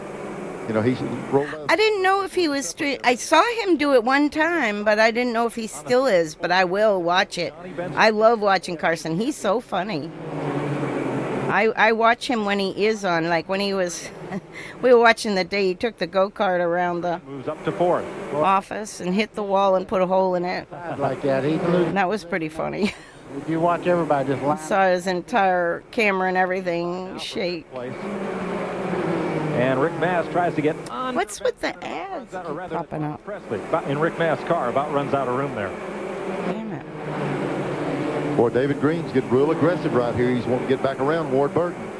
Remember, this is the car that led, I think, 237 laps last year with Bobby Labonte aboard, the car that David Green is driving right now, number 44. He's far enough back in these points, he's going to have to make some things happen. He's going to have to run as hard a race as he can, and maybe Grissom get caught back in the pack today. The Labonte car is running second and third right now to Dennis Setzer. And now, there in the picture, Ward Burton and Chuck Bound. Third, fourth, and fifth. Bobby Labonte looking for the lead once again. Going to keep Setzer up there on that high groove. It looked like Setzer gave him that inside lane earlier in the race. He was able to work that outside. 59 car was able to take the lead out there. Me too. On those tires, that inside should be a little bit better. I've got it right there. It's cold now, but that's okay. Neil, before they're into race traffic. It's so hot here in Florida. It's miserable. Around off the fourth turn down the front straightaway. Uh-oh. Gets it turned around. No, can't believe, no caution. There it is, yellow flag. It's going to have to be because he's headed the wrong direction, nowhere to turn around. Yeah, there was so much traffic, it'd be impossible to get a break to get turned around. Drive to the end of pit road and swing it. Down pit road, going to turn around on pit road. I love that track, even today. Just in front of. That's when it was fairly new paved. I think they paved it. Right back. I watched the 91 where it was chunking up in 92, first in 92. We're with you live at Hickory, North Carolina. Recently. The first caution of the day. Dale Jarrett spinning out of turn 4. Bobby Labonte, the pole sitter, the leader. As you look back through the top 10. I think that's the new pavement. In that spin and just narrowly missed going 2 laps down. They got a grant too recently to fix it up. They've done some new things. It looked like I don't see any contact. When I lived in North Carolina, they didn't run too much. Tighten the back of the car up when he stopped just a second ago, and looked like he just lost control coming out of 4. Yeah, it's easy to buzz those tires up off the corner. You use such a low gear. Okay, we got a blimp replay here. Top of the screen. Oh, yes. Ah, a little contact there. We didn't have that. It looked like the car just behind him, Todd Bodine, might have just bumped him just a little bit. How in the heck they know what they're looking at? But Bodine's car is knocked back in, too. So. I've got the original coming in, and I'm like, huh? I saw the damage on the car, so I went down to Dale Jarrett's pit, which is right in the middle of turns 3 and 4. I asked the crew chief if there was contact. He said, yes, indeed, there was. So in checking on my little brother, I found out what we couldn't see there, that he did get bumped by Todd. Okay, thanks, Glenn. Let's show you the incident that did not bring out the caution earlier with Roy Payne. Woo. Ooh, had a lot of help. Wow. Turned on around and... Oh, Irvin's and Schrader's ride. When he spun, everybody else lifted and then just stacked them up. We're back to green. Because Schrader would be in Phoenix, because the big guys were in Phoenix. Terry, that's why Bobby was driving. No, he'll have to work. All makes sense now. Bonnie is really hooked up. A couple of pit stops under caution for Jim Bound in the Food Country Olds.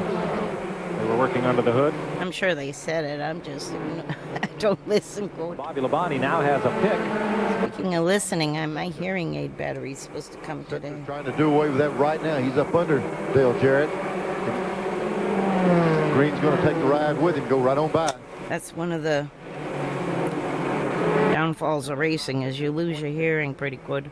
And in case you're wondering about next week at Atlanta, the car and the car number are what qualified for the race back in March. So even though Robert Presley drove that car in its qualifying lap, it will be Dennis See where Amazon is. Saturday at Atlanta for the season finale. There we see David Green all over the back of that 59 car of Setzer. This is about as aggressive we've seen him run all year long, Mike. I think he knows what he's got to do today. Boy, that car is running really well around the bottom of the racetrack. He had to lift there for a slower car coming in. Jim Bound was pulling in the pits there.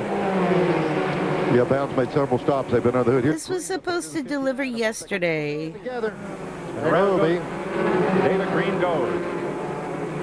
Expected by today. Boy, Correct. he's got to get going before they lap him. I didn't think it was supposed to come yesterday. It's supposed to come today. You're right. Driving between 2 and 3, so it's probably, it's out for delivery. It's not here yet. Yes, it is. Here it is again. There goes Bobby Labonte. Now, they just barely touched there, but what a piece of driving by Dennis Setzer not to make it a two-car wreck on the Man, there's a huge lake behind our house I didn't even know about. They can't build behind us. He knows he's got to get up front. Yes, because they can't. Really hard and just got in the edge of it. Oh, yeah, they maybe could. Notice Nemechek's car went by with the grill, knocked at it also. I live in a wildlife area that they can build in some spots and not in others. Sock'em at Hickory. There's so much water. Tomoka area is it's like a We've just gone back to intercoastal salt marsh area. Setzer, Chuck Bound in third, Ward Burton in fourth. Running fifth is Johnny Benson, the Staff America car, and Robert Presley moves alongside going into turn 3. That's for 5th place. Presley takes the spot. See, Chuck Bound moved up to 3rd spot, and he's closing in on Setzer right now. Boy, Benson's getting a lesson. He's stuck up in that high groove. Nemechek went by, Tommy Houston, Ernie Irvin. You can see the top of the shot there. Okay, it's on the truck. It's coming here today. Irvin just cleared him. He finally got back line. That move cost him 4 positions on the racetrack. What the heck? Now Mike Wallace to the inside. Nothing there. I was reading it opposite. I'm like, why is it in Georgia? That it was. Left Jacksonville yesterday morning. Steve Grissom, you're looking ahead at Ricky Craven and then Mike Wallace. And back. It went right past us down to Daytona Beach, and then now it's coming back up. I'll tell you, these little Real smart. Right, but I'm talking about For delivery, Daytona Beach. have a good time. Look at the front of. They must not have ever made it here because. The back of somebody. Well, about 2 or 3 somebodies. Yeah. You know, Ernie Irvin cut his teeth on a racetrack just like this out in California. We are kind of out off the beaten path. And keeping his car in pretty good shape, too. What'd you tell me this morning about Kenny Schrader and how he got Ernie in the car here today? He said since Jimmy Spencer wasn't here, he hired... I wonder, let's see, 90... You got the 8 car coming down Pit Road as we're watching this lead. The 8 car coming in. Baby report for Jeff Burton. A lot of smoke pouring from the right front corner. As Ricky Craven now on the outside of Steve Grissom as they move up on Mike Wallace. Craven's on the outside. Now, can that DuPont car do anything on the outside, or will he get freight trained? Well, he's inching up there a little bit. He's holding. Getting hungry. That's an accomplishment. Mike Wallace got the left sides off the edge of the track a little bit. Give Craven that little bite he needed off the corner. Oh, I know what I got. Fruit. Mango. Looks like Craven liked that outside, but he's jumping right back out there again. Well, they keep testing the water because eventually when they start overlapping the lap cars, they're going to have to go out there whether they like it or not. Here we're on Grissom's car. He sees a little opening on the inside of Mike Wallace. Here he's going to stick the nose up there. What's the door closing? Yes, whoa. Closed. Punt. Got slammed. Shouldn't have lifted there, but he was lifting for the yellow car. Oh, God. Spun around. The number 7 of Pete Silva is up. Oh, God. The 05 of Tommy Ellis. Somebody's broke. Damage to Rodney Combs' car. Oh man. He might. That's the oil cooler because he just put oil. Poor Rodney. Spun out himself in his own oil. And a lot of smoke out of Jeff Burton's car. That continues.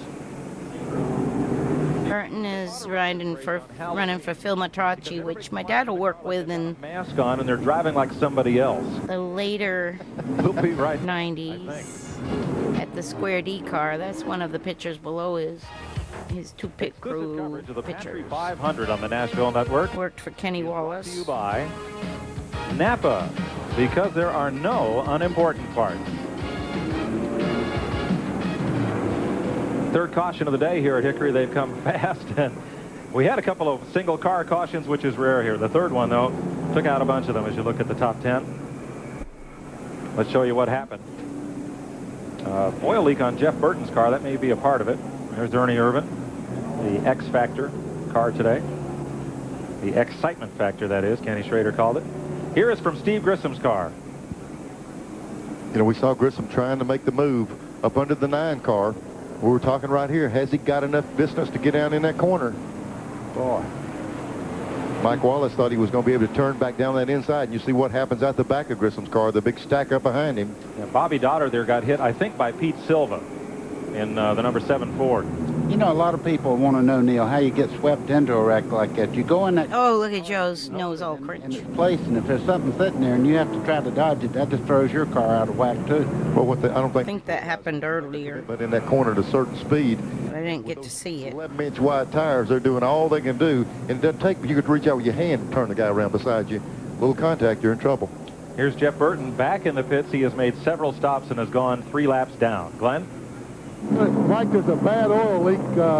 Looks like around the oil breather on the car. There's a lot of oil that's come out of that car.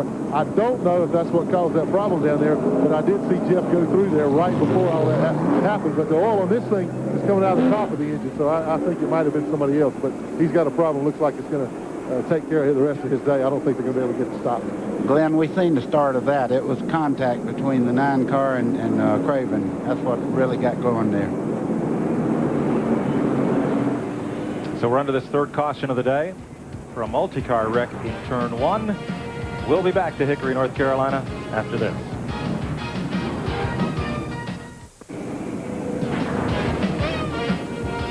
Welcome back to Hickory, North Carolina, live on TNN. Still cleaning up after this third caution of the day. That old Hickory don't look much different today, though, to be honest, other than And Rodney Combs has a new deal for a little more cracked. He's going to drive the full Busch Grand National Series. A little bumpier. Petty. Black Flag insect repellent and French's Mustard will be the sponsor. This is the show car, and it's got one sponsor on each side. And that's a pretty special car because that's got the King's number on it. Right. Even though no one uses 43 in Winston Cup, this is the number Rodney Combs will run next year in the Busch Series. Now, it won't be painted like that. It will either be the French's car or the Black Flag car. They'll change it from track to track. I certainly hope so. You could change the lead up each straightaway. You took a look at the other side. James Hilton once came to a Winston Cup race with a car that was painted guck green on one side, and it was some strange shade of red on the other. It was neat because it was like Kawasaki green on one side, and it was the other color sponsor on the other side, and they told him they didn't like that. And he repainted it for the next race. Here's one of Hickory's hometown heroes. Morgan, look over here. Hey, Morgan. Morgan Shepherd's Look at him. doing his new Busch ride for 1990. Kenny Wallace, I think, beside him, to be honest. Like 2 down. Neil, when we run for the Wood Brothers, we didn't wear those kind of hats, did we?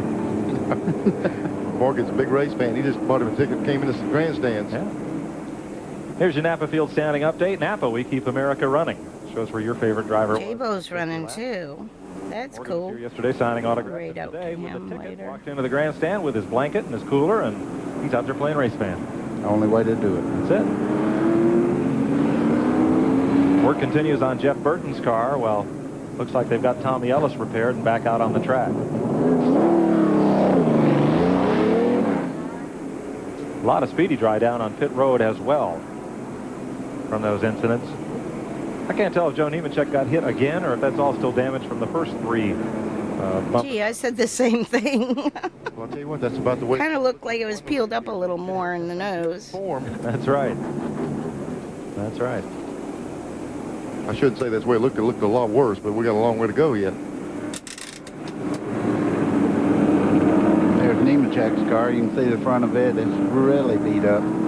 8 top 5s, 10 top 10s, but his last win was August 93 at New Hampshire, where he beat Dale Earnhardt. As long as it's not overheating, that really doesn't affect too much unless he can't really see. Cool day today, so all he's doing is getting more air in than he wants right now. One lap will go green. Typical Hickory. 4 laps completed. Hickory-looking car. I want to thank the Blockbuster Video Blimp for providing TNN with these aerial shots of the Pantry 500. You can see, especially that back straightaway, how Neil, I've got to agree with you, it does look more like the back curve instead of the back straightaway. Mike, you run a pattern up off that corner from the inside the track, right out, touch the wall, right back to the inside. So it's a good little racetrack to get around. Did a good job when it resurfaced the thing. It's nice now. I've never heard of diamonding a straightaway before. I've heard of diamonding one end of the racetrack. You have to apex it. Yeah. I saw Vicente Salas in real life, like on flow, not in person, but trying to get one of his 2 laps. And in real life racing, do a heck of a pass coming off. He went from 3rd to 1st and won the race on the backstretch. Labonte and Dennis Setzer are going to distance him. One of the best, most perfectly executed passes I've ever seen there for a win. Lieutenant going in on that outside. Toward the back of the back top, Bodine got a great restart, went past 4 cars. Robert Presley lined up right behind Chuck Bound, right side of your screen. Dale Jarrett slipping back in that high groove. And it's Bound, Presley, and Mike Wallace trying to advance. What did Presley say before today? He's got a ride for today that he knows about? Firm commitment. Firm commitment for today. I cannot believe, he's driving Rick Math's Skoll car, the 0 today. I cannot believe, of all the available drivers in Winston Cup and Busch Racing, that this man is without a ride for next season. Oh, wow. He'll definitely find a home. Now, in 95, he'll replace Harry Gant in Leo Jackson's Winston Cup car, but for 94, he has nothing planned right now. Well, to be truthful, that finding a home what left him without a home. Yes. Once he made that announcement that he was going to the Skoll Racing team in 95, they released him from this team. They do that. It's like a divorce. That move into Winston Cup cost him this ride. Trouble in one. Oh, that's smoke from Jeff Burton again. The only thing I think is stinky is when crew chiefs run around and try to underprice the other crew chiefs. That happened a lot. Or if someone took your sponsor out from behind your back, like was talking to your sponsor. Smoke out of that right front corner. Like I've known drivers to come to other like social events and stuff that were put on by a certain team, and other drivers from other teams come there, and you got your sponsors there, and they all, the following year, that guy shows up with that sponsor on the car. That's a little sketch and shitty, but I've seen that a lot too. They are just right on the edge of control. That's why just one tiny little tap can send the car spinning, because it's almost spinning without any contact. But that's racing, I guess. On the outside, he received the black flag, like you said. Stealing sponsors, underpricing crew chiefs and team members is crappy, I think, and it's not good sports etiquette. Get worked over the inside of the racetrack. If someone comes to you and says, hey, I want you to work on my car, that's a different story. For further service, and the race goes on without him. But to go and say, hey, I can like he might cut that guy's price in half. Coolest. I'll race for nothing. Now. Then that wrecks stuff. I think Presley's probably run 1 million miles up here. Oh yeah, that's very cool. Hermes still races. He's involved somehow in sponsorship and stuff, but I know he's got a lot of his own personal stuff going on with politics and stuff up in Virginia. He's always been kind of active in that type of stuff in Virginia forever, so I don't keep track of it, but I know that he's involved somehow in that as well.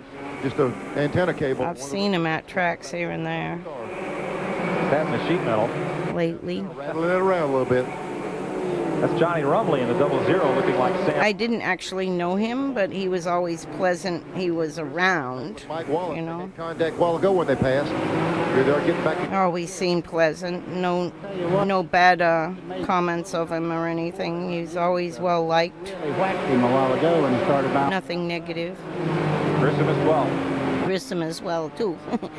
Good one. Johnny Rumley ahead, and there's Mike Wallace. Grissom goes past Wallace. Here's Tracy. Dad worked for Wallace a little bit.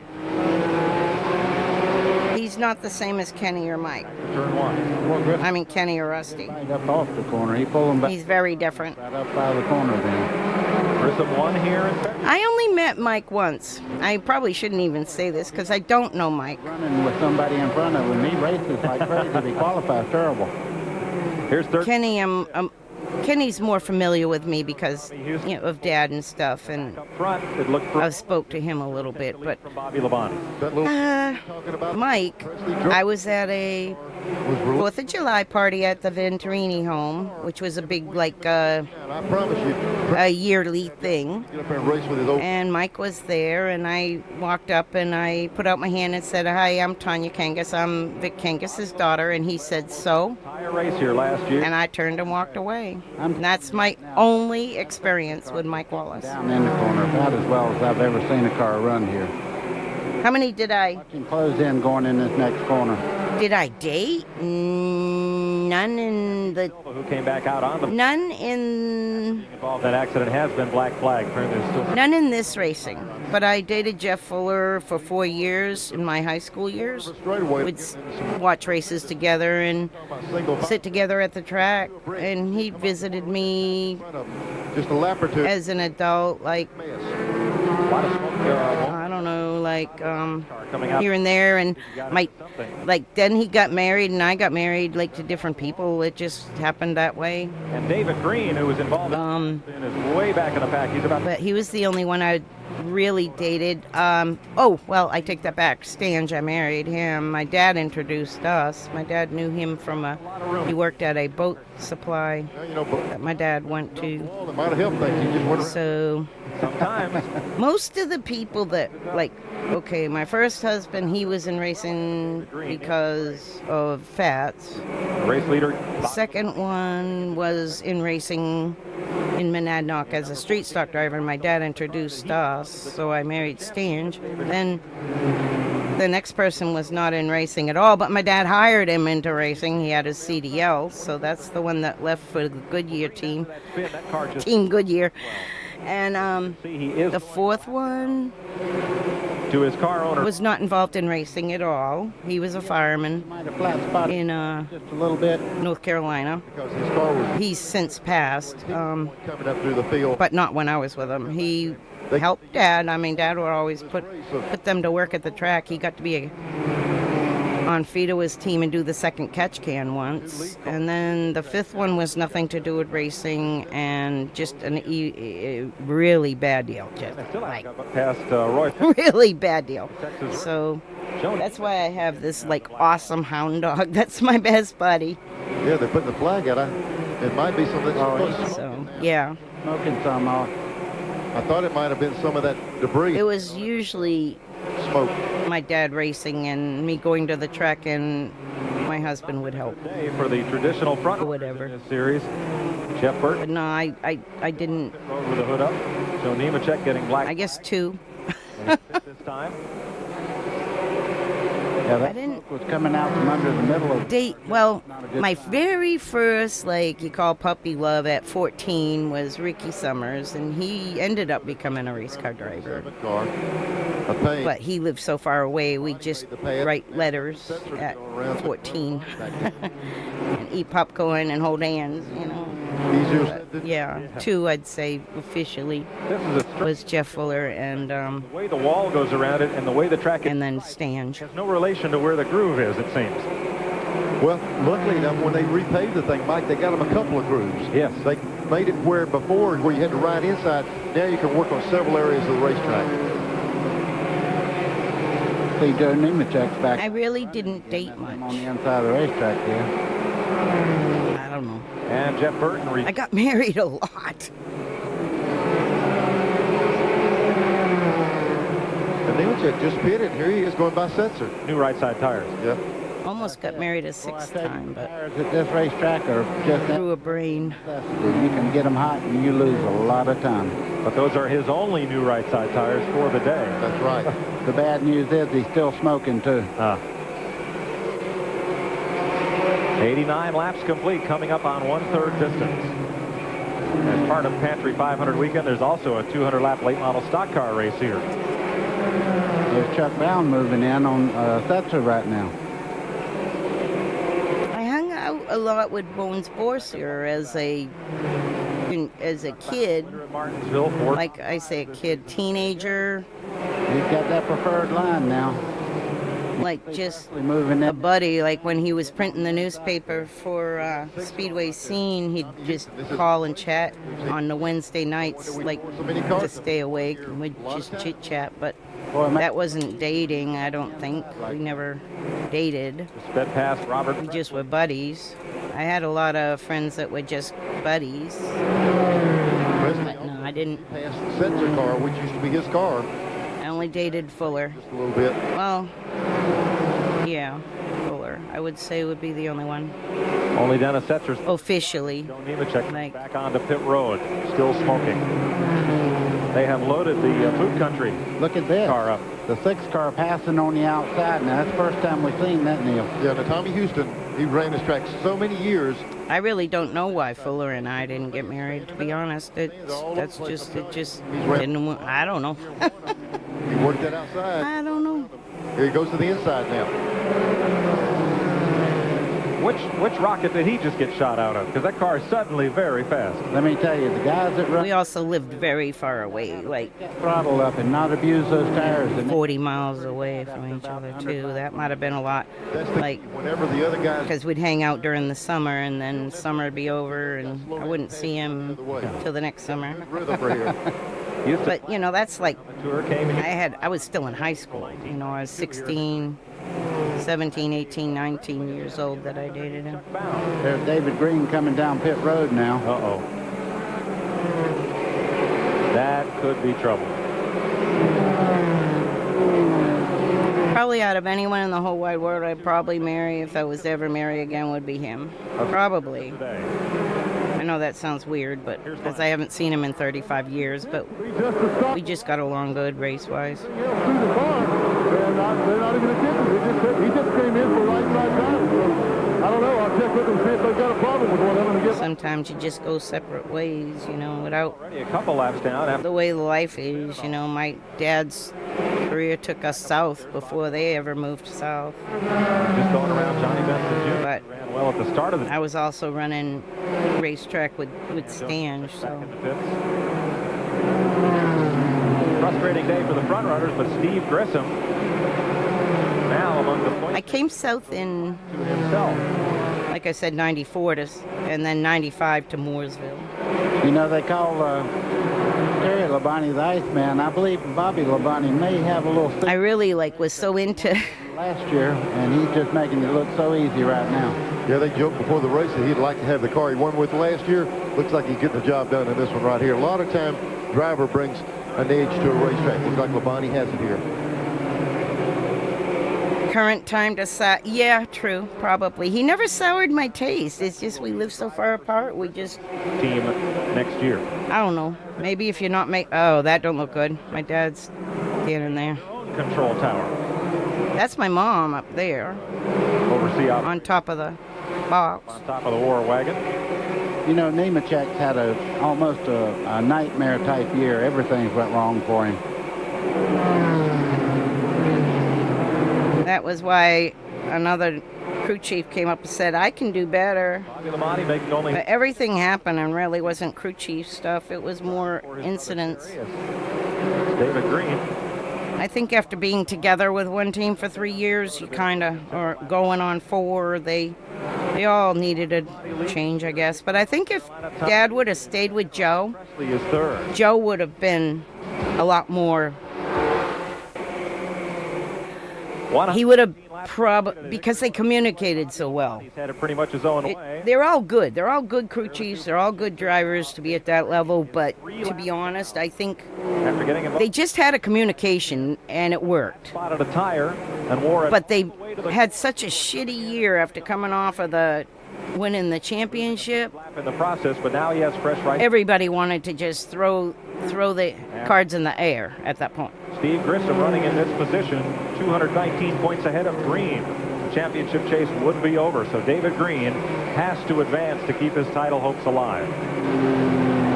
What David Green, he has to advance, and what Grissom has to do is knock back up, not have a problem today. 180 is the magic number for Grissom. He must leave here with a 180-point lead. If it's exactly 180, that would produce a tie. And Grissom would break the tie by having won more races than David Green. Grissom has 2 wins. Green is winless. Great battle a bit ago between Tommy Houston and... My guess is that was a green flag pit stop. Bring the hometown fans to their feet.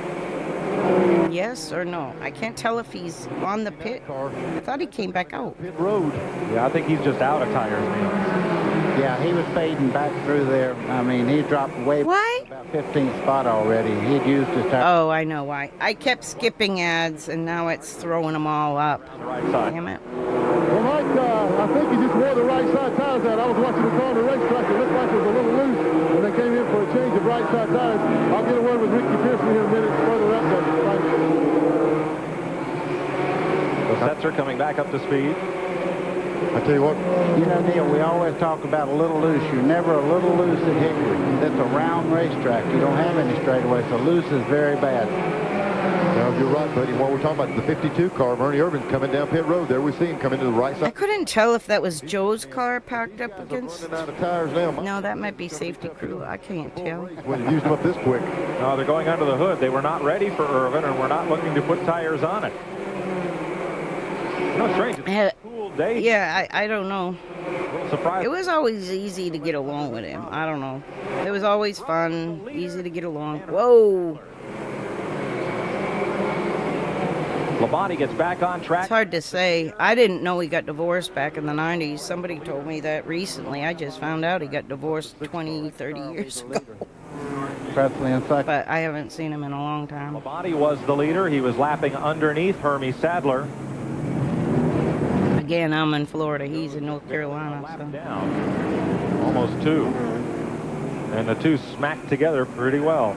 This is not the damage. We'll get a shot as he comes around the right side. It's really been tore up as he went under. I've always just loved the cars and the leader. everything about them. And his younger brother Elliott won his first ever late model stock car race. What, last night, buddy? Oh, yeah, and I'm real proud of him for that. We would take our hats off to him. ever since I became 16 years old, I went in the pits. Scrubbing up and down the side of that car. They really tangled going down in that corner. And that wasn't gentle. Let's show you what happened down here in turn 1. Going down there. I don't think I've had a bleacher seat seat in the stands, but 5 times maybe since I turned 16. Over a little bit, along maybe coming together. And I've always, even when I go to the short tracks down here, New Smyrna or whatever, I'll go in the pits. Here with a car trying to get up. A couple of years ago, we had the same. That's what I'm used to. Steve Grissom, the point leader and would-be heir to Joe Nemechek's throne, pulls out. Well, it looked like an air hose hung on the back of his car for just a minute. He's got a piece of sheet metal hanging back, but it came off. Boy, they're all getting beat to hell there. I wish they still race there, though. Ernie Irvin is still on pit road. Bobby Labonte is in. They're going to change. Maybe they will now that they fixed the facilities, like bathrooms and stuff weren't in great shape even back then. They're taking this time. All right, Joe's still running. Good there. Good thing about that wreck, it looked like it hit where it wouldn't be a major problem to the 14 car now. Well, you're right, buddy. And they're going for 4 tires. So with virtually everybody on pit road. That's a tight squeeze there. We'll take this break from Hickory, North Carolina, and we'll be right back. They're almost too high up to view. Welcome back. All right, there are those cars. Under caution. This is the 4th one of the day for 1, 2, 3, 4, 5, 6, 7, 8, 9, 10. Must be the lap down cars coming off now. And they're racing hard, coming out of the pits. 3 wide out of pit road to get lined up. Here's Glenn. Bobby Labonte took advantage of his own caution period there to come in and change all 4 tires. I asked his father, Bob, the crew chief. I do too. With the tires, I really do. They're just wearing out. So these cars are getting such. But then again, it's really tough on the tires. They're just wearing them out quicker than normal. The cool weather has a lot to do with that. Cars are sticking to the racetrack. Everybody else just changing tires, few chassis adjustments. I don't know. Bobby's okay. They just rivet them on now, Clicos or whatever. Takes the X factor out of it for today. You just buy a panel at a time, like those last little bit here. metal ones. They looked so much better though. Go back to green this time. Great article on Schrader in Stock Car Racing Magazine, the new issue just out this month. Everything's followed him on one of his jaunts across the country. plastic or fiberglass now. 3 days and getting I very. don't even think they're fiberglass anymore. We are green, and it is Tommy Houston, the hometown hero out front. He has, of course, started all 356 Busch Grand Nationals. I'm looking forward to RJ doing the And trouble on the back straightaway. George Crenshaw did not get up to speed, and that's 2000 once again. year, because that's one year I really don't know much about. I mean, Here's Dale. my ex still worked in racing. See, he worked for Roush after 97, 98. He went to Roush, so I just didn't go. And here's Grissom and Green side by side with Ricky Craven and Bobby Labonte toward the back of the pack. Yeah, they could mold the panels in the old But now old school. 2 Labonte cars, one in the outside lane, one in the inside. Looks kind of narrow up the middle to me. Yes, it did. The Thunderbirds and all, and Buicks, Pontiacs, Oldsmobile. I think they ran then too. I think Grissom's smart move is to follow Bobby Labonte in that 14. Let him open all the doors. He heard exactly what you said, Neil. But the I think the Taurus, maybe. Thus far. We were talking a little earlier. Dale Jarrett did get around. He's back in the lead. Oh, you mean with current cars? They're weird. You ever look at the current cars right now? They're weird looking. Right up on the tail of Labonte. Except for the Vet. That's pretty cool. Down here in Florida, you get to kind of see some of these. I saw a Maserati the other day, a couple of Porsches, and a Vet. All in one day. It was like a good day. That was one of the fastest cars at the start of the race. That nice Mustang. He hit it, though. Now, some of these guys in rough run did not fit. They're putting all the eggs in one basket for later in this race. Stretchy's first. I don't know what the wheelbases are on the new cars, even if they're the same. Houston and Robert Presley for the lead, and Johnny Rumley. I think the chassis stay the same. What North Carolina driver's doing. Yeah, he's really getting through the center of that corner. It hurt him a little bit getting up off the corner, but Those are questions my son knows better than I. And Steve Grissom has moved past David Green. Green and Grissom got together, changed a little sheet metal there. As you look back from the point leader's car to the number 2 point man. And Dennis Setzer coming up on the bottom. Leader, Tommy Houston, Robert Presley from Asheville, another kind of local hero.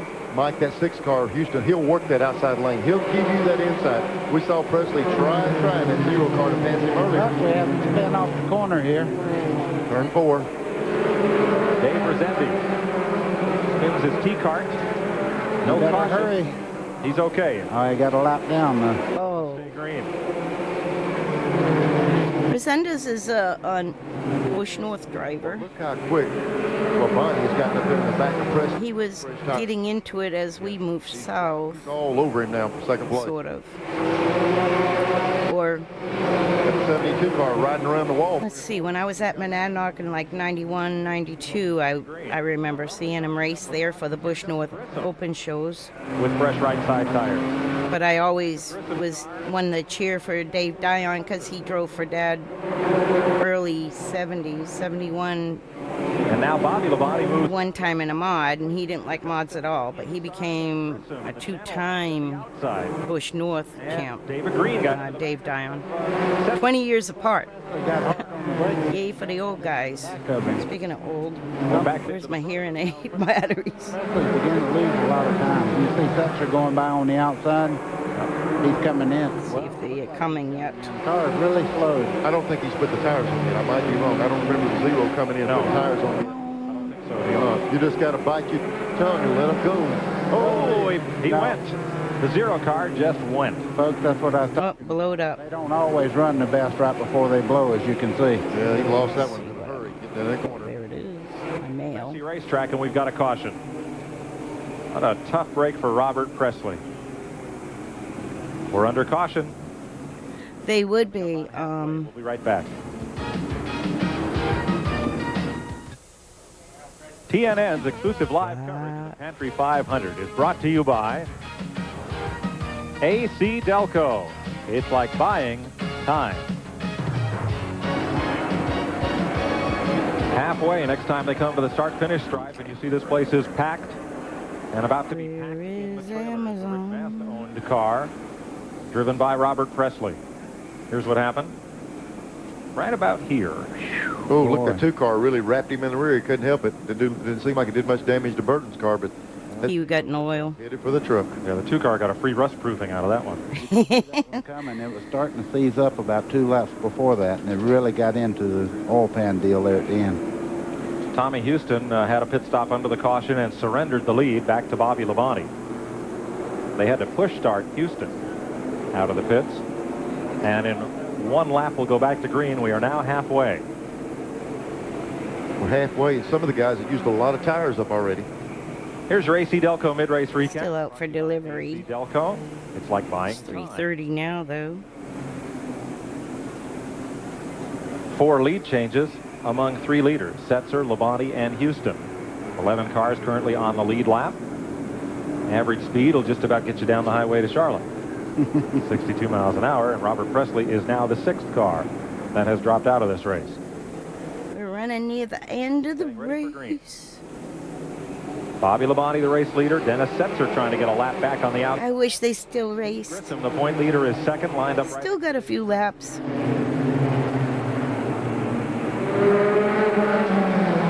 AC Delco, what is it? Pantry 500. Tommy Houston had to get push started.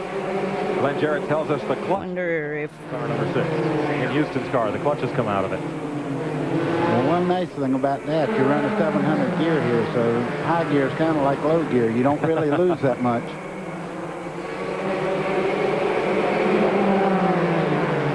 Setzer want to get one of those laps back. He's all over the back of Labonte. that's why they're twisting them. Give a call to Nathan Bucky, the rookie from Randleman, North Carolina. He is in 5th place here on the lead lap, just behind Ward Burton.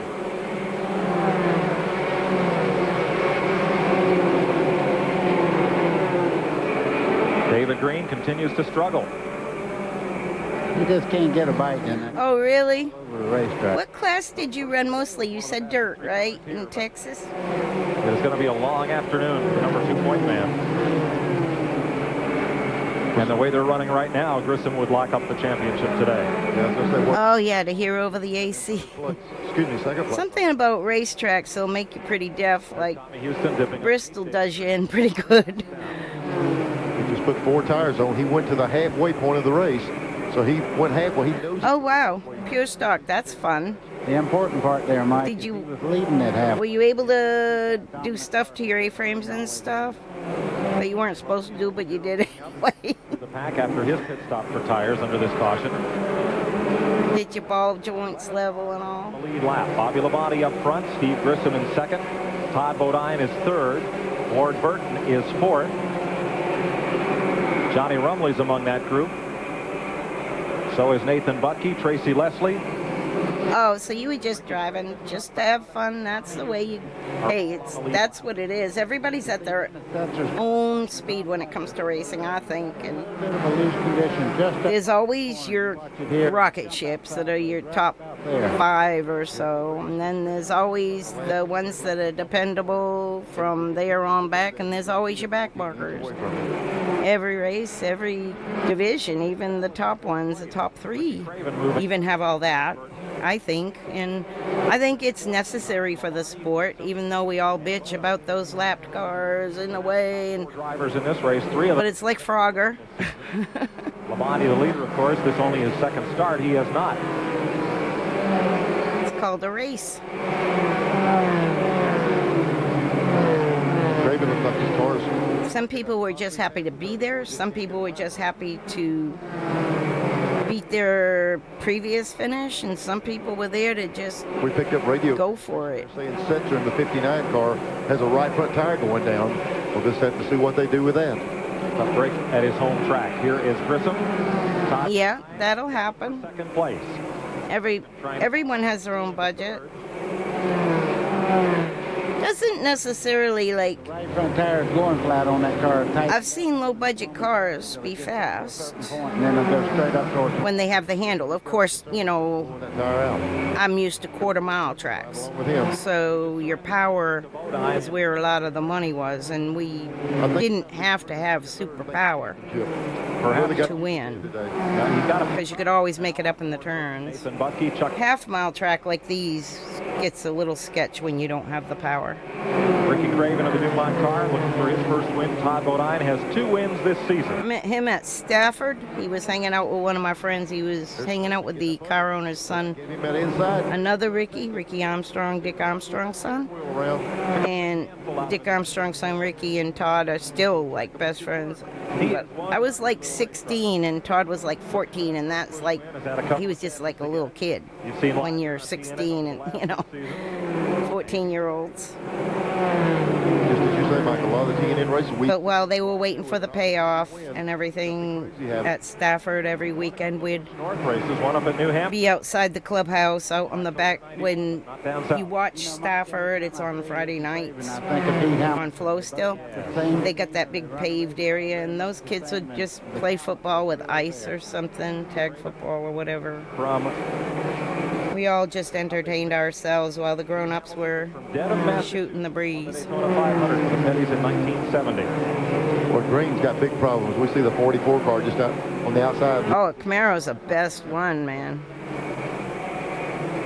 Yeah. Yeah, that'll sometimes do it. To the front. But yeah, Green backpedaling somewhat. We ran a Camaro in the street stock. It was a 6-cylinder straight at Monadnock, and it was the early 80s, from 81 to I'd say 86. We ran the Camaro, and then having a problem not maybe longer. Running down the straightaway, you can see the other 90, 86. Yeah, about 87 we got the Buick Regal that was the 8-cylinder. Pull that outside. They changed track rules here and there. Westboro closed, things like that. Rodney Combs coming back out on track after all that damage in the one car. Looks like a modified. I did a lot of the marketing for my ex, but a lot of time when you marry someone not in racing, they don't do that. You sent me a picture of Jeff Fuller's modified, and a picture of one of these cars with all the nose off it, like the number 1, and he says, "This is not a modified." And he sends me another shot of 2 cars going down the straightaway at Dover, and the one with all its sheet metal said, "I want to be a modified too." Bring them here, you got a shot at it. You got it. There's Houston. And Jeff was at the top of his game in modifieds at this point in time. Getting the clutch to work. In 93. I think he's coming on up through the pack again. Jeff Fuller ended up going Martinsville in May to the Australia thing. I would figure, Neil, he would get to the front about lap 230. He'll figure just about right. Yeah, exactly. My son is the same way. Like, he's always wanted to drive in real life, and he's had opportunities here and there, but he did drag race. He drag raced Mooresville Dragway. But he has Ricky. Test and tune almost every week when he was in just out of high school, like early 2000s. Boy, is he with all his friends, they'd run their Mustangs, but he did run Rockingham, an open Ford show. Make that now? I think Rockingham. You know, we saw a little early. Yeah, because it was south of where I was. He said, "Ma, guess what?" And I said, "What?" He said, "I'm at the Christmas tree. I'm about to do a burnout at Rockingham, an open Ford show." I was like, "Wow, cool. Let me know how it is." And he won that one, but looks like that car is it was center part of the corner. He can close in. A big show. He qualified the first round and got knocked out in the second. I'm not so sure he can't. But it was like speed, not. David Green just called in and said he just wore his right side. I don't know what they call it when you say how fast you're going to be. Done that before. Yeah, he did things like that. The one other time he said, "Mom, guess what?" He was flying an airplane up in Alaska over to the Matanuska Glacier. And Ricky Craven, who is 2 car lengths and 107. He worked at the time for a satellite company, and he had to fly out to what they called Under Johnny Rumley. What do they call it? Race here. in the 00. I don't know, some name. And they have to fly out into the outback, but not outback, something else. What a move. First time ever in a little Cub plane, and he's driving it. I mean, he's riding, and the pilot said, "Ever drive a plane?" And he said, "Only on a simulator." He goes, "Good. I got to take a nap. Aim for that dog star." And that's when he called me. He said, "Guess what? I'm driving an airplane. I'm flying an airplane." Now look at this traffic right here. So those are good memories. Outside. We'll have to follow back in. It looks like behind the 14. He's all over Labonte. Thought he might go with Tom Peck. Yeah.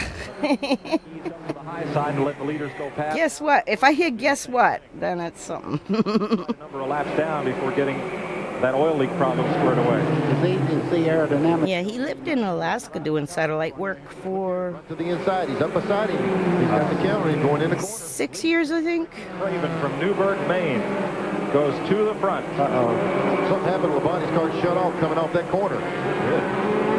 Just as he cleared him, the thing cut off. He's coasting the inside. There was no smoke. That might be some kind of ignition problem or something, Neil. I'll tell you what, the pass that Craven made didn't have anything to do with this. He ran him down, and those two cars were pulling away from the rest of the field, so something happened after the pass. We'll get an update from Bobby Labonte's pit when we return to Hickory, North Carolina. 110 laps to go. Ricky Craven is your leader. Yeah, I saw. Almost done. Ricky Craven leads. I couldn't snooze that one. I tried snoozing a couple.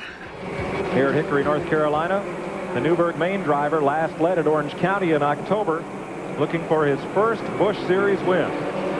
Bobby Labonte has blown the engine in his car. Yeah, I'll be able to snooze them now when they come up, I think. Bobby Labonte goes to the garage. He's the 7th car out of the race. There's a 79 car coming around. The MW Windows car just died. Coming right under Craven. I tell you, that's a bad sign. It makes you wonder how much tire Craven used up to run the leader down.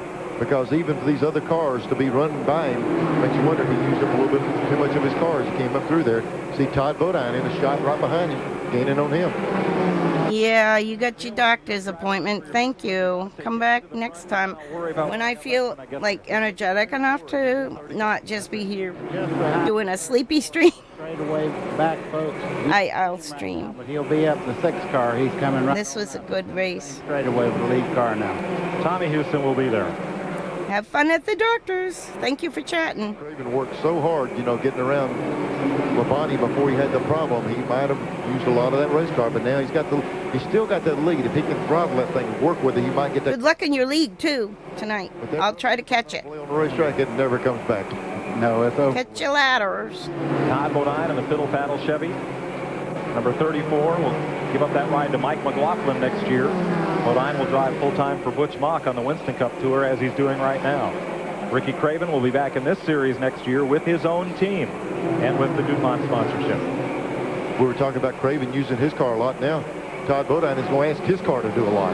He's going to Craven's not going to give him just anything. He's going to make him pass him in a hard place on the racetrack, so he's going to make that 34 use up some tires too. Craven's a master of short tracks anyhow, so he'll slow him down quite a bit and make him take a line that he don't want to take to try to get by. So you notice a little block going in there. That's right. We were flying down to Martinsville, and Frank Cece, who's the owner of Todd's car, he says, you got to remember, he says, Todd's only run in about 120 races in his whole life. Wow. He does not have the wealth of short track experience in other divisions. True. Some of these drivers. Because he was car mechanic. Tracy Leslie getting underneath Nathan Butke. Rookie's had a great run here today. If we can hear Glenn, he has Bobby Labonte with him, the pole sitter. Glenn? Well, Mike, if Bobby looks unhappy, that's because he is. Looked like you had the class in the field out there, Bobby. It was pretty disappointing. Yeah, it's disappointing. You know, blew a motor up in the car. The whole light came on. I shut it off. Window system tearing it up. Car was pretty good. Not quite as good on a long run as we'd like to have been, but MW Chevrolet run real good all day. It's just, you can't do nothing when you're sitting there. Those V6 hand grenades, man. Running some good races next year, is that true? Well, I don't know. You know, there's a couple opportunities out there, and right now we're just going to concentrate on David Green going to Atlanta and come out here today and see where we David, you know, it's real exciting for him to run these races, and I like competing in them, but, you know, we just have to wait and see. Okay, best of luck to you. I like this guy. You know, Mike, he said something very key. The oil light come on, he shut her off right then. He didn't wait on that thing to explode. Boy, that's a lot of experience there in a young man. I'm going to take myself a quick To come racing break to he and Jeff Gordon are catch the end. for Rookie of the Year honors. That'll get decided in Atlanta. I'll tell you what, buddy, those guys, when they see that red light come on, if they don't pay attention, the next one they see is yellow. They're coming to pick you up. That's right. There are your leaders. And there is Tommy Houston, the third-place car. 31 car of Grissom. I noticed him really getting sideways last few laps. He just turned down pit road. Here's the guy that looked like he could possibly lock it up. Now he's having trouble. David Green is, I believe, now 4 laps down. So Grissom will leave at least one of those laps right here as he gets tires. Mike, I saw when they pitted earlier, he just put left sides on. Now they're having to go to the right sides. They're worn out. Well, he's going back lefts. He didn't put any on earlier. Or possibly going back to some he ran earlier in the race. You have that option to put your first tires back on. Well, he's now 2 laps down. I wonder, is he just being really conservative right here? Because he knows he came in there with 4 laps on David Green, and he lost 2 right here. Make that 3. So now he has a lap and distance on David Green. 27.5 second pit stop. And now look at Green jump right in behind him. Yep. Boy, just came off the corner. There's a battle for the lead, the 34. There we see, here's Grissom, and there's Green. Now, he said he was out of tires. He's riding just a minute ago. This gave him new life. He said, let me race a little bit more. Now, I believe that David Green is now 4 laps down, and Steve Grissom is 3 laps down in the 31 car. That's confirmed by scoring. So they are a lap apart. And up front, Neil, you can see Craven's hands really moving around on the steering wheel in there. They're all out of tires right now. It's just who can conserve them the most. 83 laps to go. Todd Bodine looking for season win number 3. Ricky Craven looking for career win number 1, and just half a straightaway behind them. There, top of the screen, Tommy Houston is coming. Yeah, he's probably saying you just race all you want to race up there. Y'all cut and gouge and dig when you want to. I'm coming that way. But right behind Houston is this Johnny Rumley. I've never even seen him run before. What a great job he's doing of driving. Rumley in his 3rd Busch Series race. Alrighty. Coming along with Houston. There are the 2 leaders. Does have quite a ways to go. Right now, Mike. I thought it might be 250 laps. They're coming up against right now, so it's going to be hard to lap them. Coming up on the Lifton T car, David. Oh, I need to get another water, though. Everybody's getting in the shot now. We can cover the lead car in the 3rd and 4th. I'll be right back. Yeah, there we go. We got Houston right on their back bumper now. Now that Crenshaw car just ahead of the leader has had a little bit of trouble getting going up off the corner. And around it goes. George Crenshaw's car had been a bit slowed down. And here is Todd Bodine trying to beat Ricky Craven back to the line, and he will. And he does. Well, we'll explain to you what happened here in just a second. Let's regroup under the caution flag. We'll be right back to Hickory, North Carolina.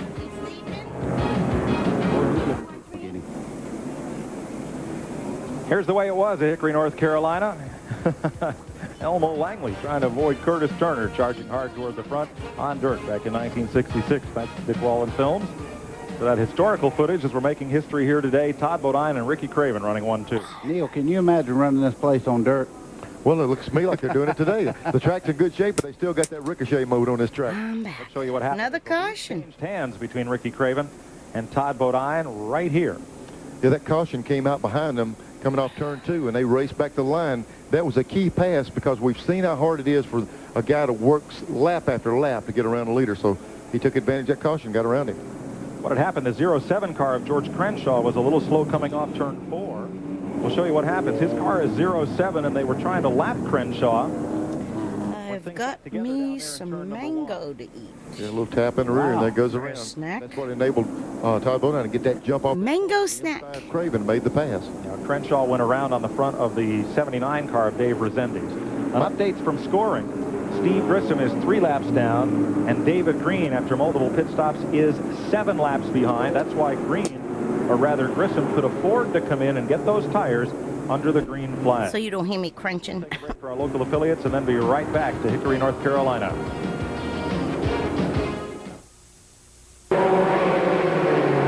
just gone back to green, and at the front of the field, Todd Bodine is now trying to hold off Steve Grissom. Ricky Craven has dropped to third. Bodine's last win at Dover in September. Grissom's wanting to get one of those laps back. Let me clear up. I said earlier, I wonder where he was getting those tires. He pitted on the green earlier when we saw him put those 4 tires on. You can do that all day. As long as you want to on the green, you can put tires. It's just 4 allotment on the caution. So Grissom's got new tires. And because of that rule, Tracy Leslie and Ward Burton just stopped for tires. What a save by Todd Bodine. Boy, it's a combination of the 99 car got in the back of him and knew he leaned on him, so he got off of him. And here comes that 6th car right up on. He's going to try that outside around the I back. tell you, Houston's hooked up. He's going. He's got a good, fast race car on old tires. Tommy Houston, we understand, is sponsor hunting for next year. That's incredible. Boys, they better jump on that one. That's a good race car. He's kind of lead hunting right here. I tell you, he works this outside lane at this racetrack as good as anybody ever has. Steve Grissom just got 1 of his 3 laps back, so he is down 2. Up at the front, Tommy Houston, the hometown favorite, wants the lead and gets it to the approval of this packed house here at Hickory. Those Fords, it seems, have to run the high groove here to keep them wound up. Well, they seem, you know, the Chevrolet stuff really, and the Buicks really pull a lot of gear. I'm sure Houston's got some gear in that car of his, but he's a master at running the high groove right here. Look at the 00 buddy coming up there. I'm telling you, this boy can drive a race car. Johnny Rumley out of Winston-Salem. The Bob Hicks Oldsmobile, 36-year-old driver, trying to make the full-time move up to Busch Racing next year. I say he's helping his effort right about now. Up to second place. Bodine is third. Craven is fourth. He's fading fast, Mike. I think he did use the tires up. What concerns you now, there's enough distance left. We hope some of these guys don't pop these tires. You know, Fort Craven's all over the racetrack. You see him back there. He's just strictly out of tires. You know, you made a comment a minute ago, Neil, about Houston running a higher line through the corner. He's not scrubbing as much rubber off the tire by running that little bit of higher line, so he's keeping his tires longer than the rest of these guys are. Saw Chuck Bound just head into the back of Todd Bodine as they battled. That's for third place. The guys here have ran up front and really turned up the wick on these things. They've used up tires, and there they're paying that price. If this race had continued under green, it would have taken a long time for Tommy Houston to get near the front. But now he is the front runner and pulling away. Here's the second place battle, or third rather, Bodine. And on the outside, Chuck Bound. There's Rumley in second. Back there, David Green continues to run on the high side and slug it out. Green just signed for 2 more years with Bobby Labonte Racing and Slim Jim to sponsor that car in the Busch Series. I think we're going to see a lot of these cars back in the pack. Oh, here's a car real high. Ernie Sadler almost got in the wall. A lot of these guys that were laps down, as soon as they dropped the green flag to restart the race, they dove down pit road and took advantage of that, putting tires on the green. So some of these cars deep in the pack are going to start coming through these cars. And one of the cars that did was Tracy Leslie, so he falls off the lead. Hey, Chief, how you doing? 7 cars on the lead lap. Nothing takes more discipline than to be like Rumley is right there on the outside. And I was eating mango. on old tires, but it's hard. This is a race my dad's car is in. It's running there. Right behind him, though, there's that battle for third. Chuck Bound and Todd Bodine. They are now right with Rumley. That's second, third, and fourth. Behind them, Craven is fifth. I'm not sure if Joe's on the lead lap anymore. I know he had to pit on the green, but the yellow come out right away. Things are going good. How are they for you? I haven't seen you on. With Chuck Bound now close. Are you finding land and all that good now? Rumley and Bound. I think somebody had a good race. That's Tommy Houston. We were talking earlier. He was fifth on that restart. Houston has stayed that lead lap all the boy. There's a 6 car slid out there. Dale Jarrett's getting a lap back again. Meanwhile, the battle for second here. Are you still traveling? There's Houston. He lost a lap. There's the gap. Or second place. regrouping? Johnny Rumley in 00. Now, Chuck Bound had caught him, but now they've come up on this big pack of traffic, and Bound drifts back a little bit.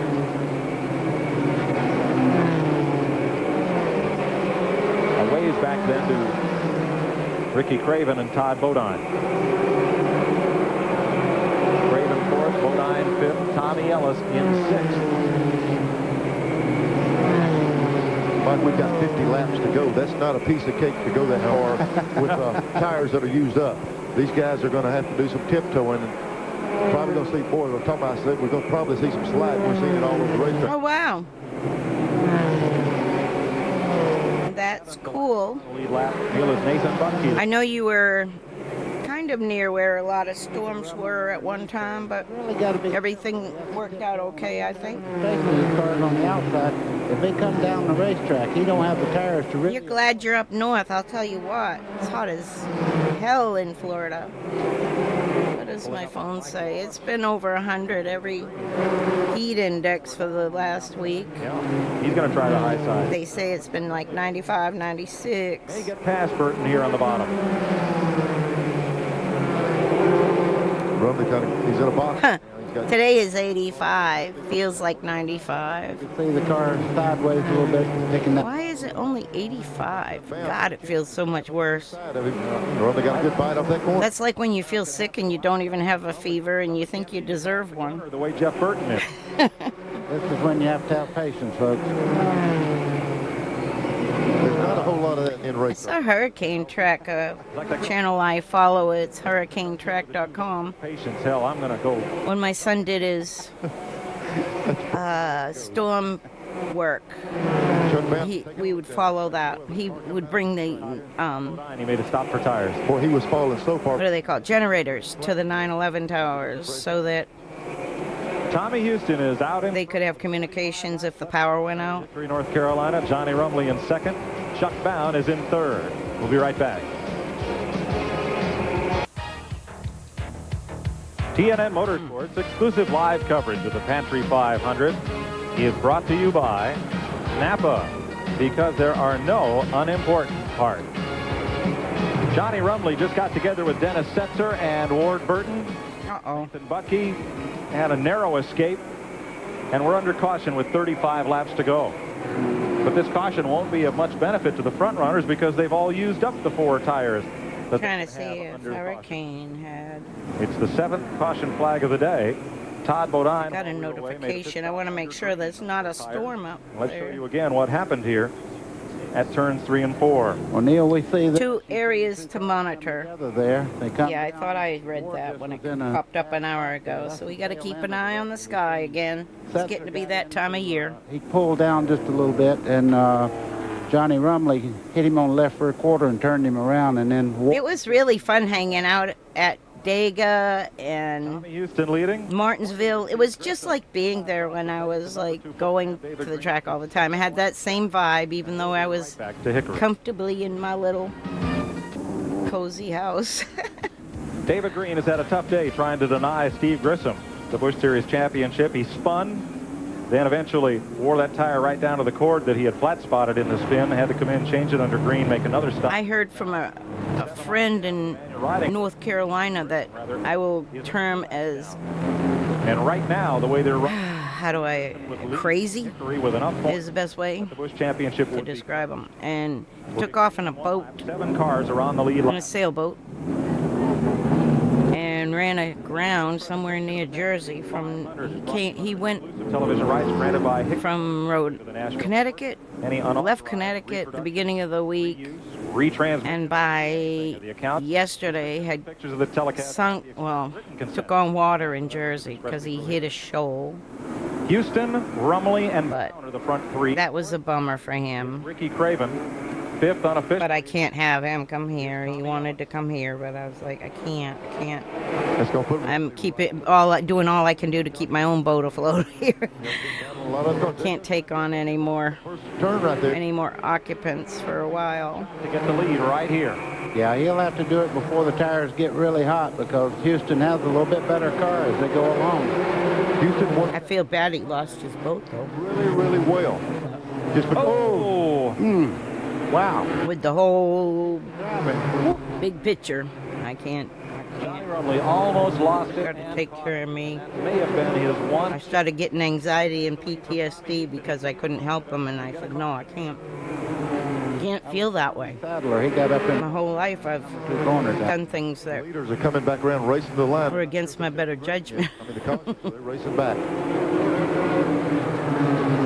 Let me tell you, when Houston runs that high line, he gives you that inside groove. It's so hard to say no to a friend. It just really stinks. That's exactly what happened, Rumley. Turned it down under and lost it back in. They made a little contact coming out of the corner, and Houston was very, very lucky not to get in that outside wall.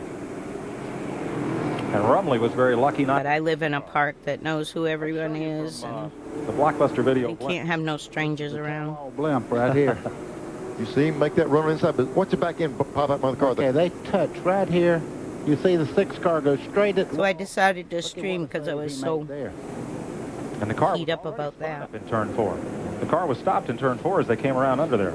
I think Houston's going to give him that inside. I think Houston might try to hold him off one time on the inside, but that outside line, he just loves it. I want to thank the folks at Blockbuster Video. They've given us great pictures here at Hickory. Matt's Backlund My dad was in this race here. today. Well, He's the his car, Joe's, Nemechek. regular blimp pilot today is off at racing school. Can't get by He started with that thing up there. I think and all on you. 6. What the old Universal Sixth Racing or used to call it, the eye in the sky at Darlington. Let's go back to the The eye. last race he raced here, he finished 1 to go. And this will be 6th and won the championship the year prior. shootout. 25 laps to go. They're still in there, but they got a lot of nose damage here and there. 00. Chuck Bound, Tommy Ellis, I think they 05. pitted under green and lost some spots. And I believe Nathan Butke in 66 is also, he is. Unless they're already out. Tommy Ellis is really running a good race. He's still right there in the hunt for this thing. There he is. Now let's pick up Butke as 1 lap down, excuse me, but he or Tracy Leslie would be the 6th place car. They put the caution back out. They're not sure about this lineup. We had a bunch of cars shuffling around and calling their own The position. Dentine car. I think it's Dale Jarrett up there. He was on the inside line there. I see a bunch of cars going by him right now. Bobby Dotter is 7th in this race, 1 lap down behind Butke. Dotter's now up to 5th in the points, his best placing ever in the Busch Series. That's good. 1 race to go in this series. Next Saturday, Slick 5300 at Atlanta. Yeah, I was doing the 93 season. I have 1 race to go. Not able to. I did actually started with the 91 And, we're not allowed to be there. when Dad started with Joe Buy a ticket and get a good seat, because it'll be a barn burn. at Darlington. And then went all the way through. All the way. Tommy Houston waving. Let's go, man. Let's No, go. he's waving them. And then I'm going to do 94. Pouring the oil over on turn 1 I was eating some mango. dry down over there. I think he's trying to tell them there's something on the track. Tart. Houston led 64 laps. Next Sunday, we'll be out at Canyon Raceway in Phoenix, Arizona. Live racing all winter long on where else? In BGN. 93, Sprint Car World when Series begins Busch ran Sunday, 6 p.m. live. Hickory, And Ralph Sheheen and I will the be big cars were at Phoenix. That's why a lot of fun. Out in the these guys are not Well, he didn't win his art. cup drivers because they were busy. Here they go. We saw Rumley make that quick move coming off this corner. He tries it again. See, there's Houston outside. He opens that door. Rumley gets down there. And you're going to see a guy work that outside lane as hard as you can. Houston went in there so hard, I don't believe he came off turn 4. Well, he did make it. Like you said, Neil, he's giving him all that inside, but he's not giving him the lead right now. If he can make Rumley run that inside for 3 or 4 This was a frustrating year for them. They clears him. ran so well, but finished so horribly. Like blown motors, different this and that. Third there, making a move on Houston right at the moment. Like the race I just watched was Rockingham, and they hand grenaded a motor. 4. They almost touched the point of smoke flew. But in the schedule, this got the rest of the race. was pretty close to home. So If we'd have took a vote for the race and said Rumley's got a shot to win this thing, you're talking about a dark horse winning a Busch race. Excellent little driver, a lot of talent. He's got it going his way right now. I know right now in the TNN truck, there's somebody looking through the trash barrel because they pulled Rumley in the pool and might have tossed it away. Boy, Houston's backpedaling in a hurry here. He's moved all the way back in, pretty much out of contention right at the moment. What a shame. Tommy Houston had this race won, but nothing is ever certain in short track we racing came into this race 5th in points. until they drop that Looks like we might lose some of it. next to Mike Wallace. Now it's whether or not Chuck Bound can catch Johnny Rumley, who has about a 12 car length lead. And in third mile racing, that's eternity. That's a half of the curve down the back straightaway, best I can tell. Rumley's on top of the world right there. Salem that ever run Bowman Gray Stadium can certainly get around Hickory because that's one of the toughest. Oh, he's a Bowman Gray. Okay, so he was used to Hickory a lot. Now that he's got that lead, he's able to feed that car up off the corner. He's running a different line. He's just really taking care of the tires. If he can nurse that thing alone without the tire going away on him, he's going to be in good shape. And you see Jeff Burton almost getting underneath Chuck Bound. That's not for position. Burton's many laps down, but Bound's car's giving up on him. I think you're all. My neighbor has a pretty little flamingo flag with a checkered flag on it. Checkers, black and white checkers. He did lose control, but just came back. Cute. I was reading the other number on the other side. I found out my neighbor is a Tony Stewart fan. Tommy Houston. He makes his own lane there. Right out of It's a lady. And her husband. She loved watching the SRX series. I think Rumley is feeding the throttle on there easy, but Bound looks like he might be gaining just a little bit. I like when non-racing people love racing. Like people that haven't been a fan but then become a fan. He needs a clean racetrack to work with. He's cutting into that lead of Rumley. He is, but I wonder if he's cutting it soon enough. 10 laps are left. Well, I'm wondering if Rumley's giving him what he's 10 laps to go. We're going to make it. Somebody slammed the door here, I thought. I thought somebody's tire went up. I'm getting a little paranoid. 27, I don't want to put 7, 6. Oh, yeah, I'll make it without having no ad run. Yay. Rumley's looks like stretching back out just a little bit. I'm not so sure he just didn't take it a little bit easy with some of that lap traffic. I wonder what the Vegas line on him would be. On Rumley. About like that horse that won yesterday. Yep. Not like what the Hickory line would be. 8 to go. On the bottom. And we said that you can't take anything. I'm telling you, this guy's won a lot of races. He's going to win a lot more if he does this again. Oh, he's in the Sam Ard car, maybe. Is that 00 him? No, he's in the black car. Johnny Rumley's 5th start. He led the race up at New River Valley in May. Stanley car, right? Finish was 15th at Bristol in August. Can't quite see. Come from out of nowhere. And look, there's hardly a mark on his car. You see, Chuck is back on the bottom of the racetrack. He's saving as much tire as he can. The Rumley's just outrunning him out of time. 6 laps to go. Rumley has a torn up right front corner. And a little Yeah, that 00 Sam Ard car, that was a fast-ass car. No wonder. Glad he's doing it. Every driver that's at this level, they're good. It's just a matter of the car being tuned and communication. Position. And unofficially, right now in 8th. That's why I wish Dad never left Joe, because I think they had the best communication. I think Joe would have been most successful. Dad worked with Joe 3 full years, and he finished He's the position he can possibly do. But 6th, 1st, and 5th in points. And then any more in Joe's career, he never finished better than 16th. Would be a lot. Now, I don't know if it's competition or what, but I just would have liked to have seen the way they're running, communicated, to have David Green, the most points he could get. Maybe took it to the top.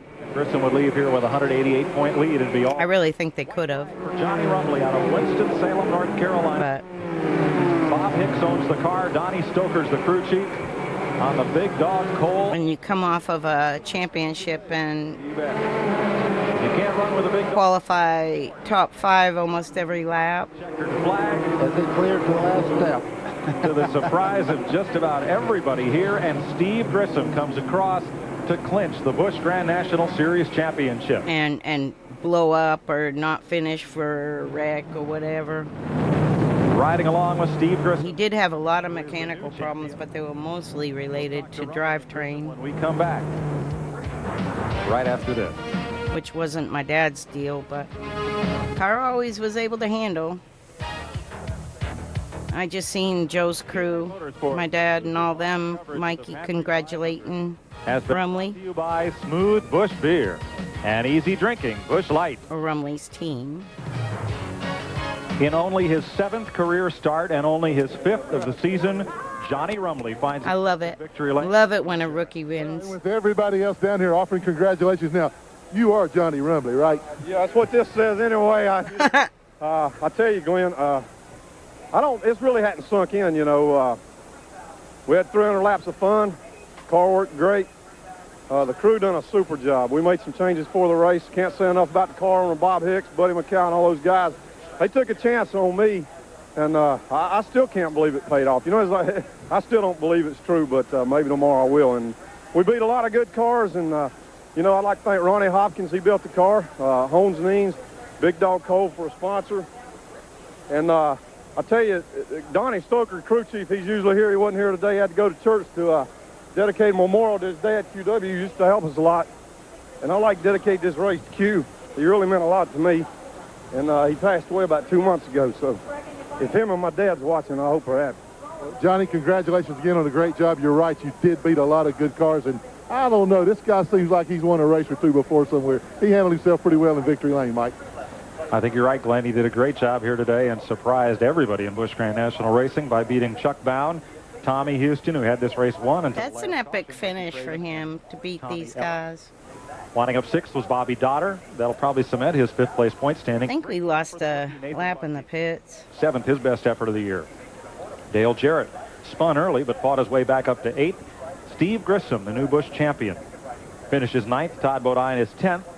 11th is Dennis Setzer. 12th is Ward Burton. 13th, leading rookie in the Penrose. He did worse than that. Mike Wallace, 14th. Tracy Leslie, 15th. And number 2-point man David Green finished in the 16th position, just ahead of Tom Peck. He needed to finish ahead of Grissom to send the championship chase to Atlanta. We fell out of the top 5. A line of 1,600 hand tools made in America and guaranteed forever.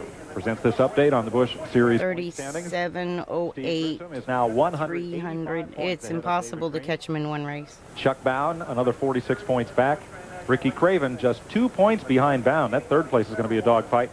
Bobby Dotter is 5th in the point standings. Defending champ Joe Nemechek, Todd Bodine, Robert Presley, Tracy Leslie, and Hermie Sadler, the top 10. Glenn? Well, the new Busch Grand National champion is standing next to me, and congratulations, Steve Grissom. Thanks, Glenn. Appreciate it. A little rough out there today, though, wasn't it? Yeah, it was. I tell you, it wasn't really the way we wanted to end up today, but the car was pretty good there at the start, and when we come in under caution, we was going to try to make it a little bit better, and we made a chassis adjustment, and it hurt us, and then after we got back under green there, it was a deal we wasn't going to do nothing but go backwards, and we talked about coming in and putting on 4 tires, and so we chose to do that and see if we couldn't make a finish out of it. But, hey, these guys worked hard, and hey, we're just glad to be here. Okay, congratulations, Steve. Mike? So Grissom's the champion. Buddy Neal, I can't tell you how much fun we've had on and off the year this season in Busch and Winston Cup racing. I loved when they ran.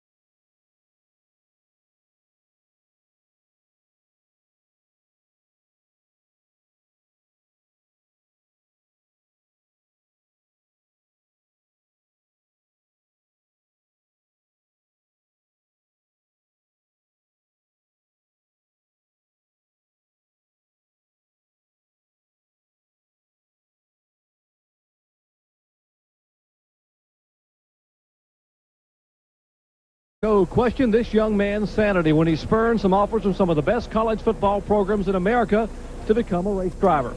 Hello, everyone. I'm Jerry Punch. Speaking of college football and all that, Steve Grissom, a few years ago. The indoor football league, if you're into that, I wasn't until I went, and it's really cool. And my future nephew is the kicker now for the Florida Sharks, and that's what this is up here for right here. With the championship in the bag, how about the race? Saw him play his first game 2 weeks ago.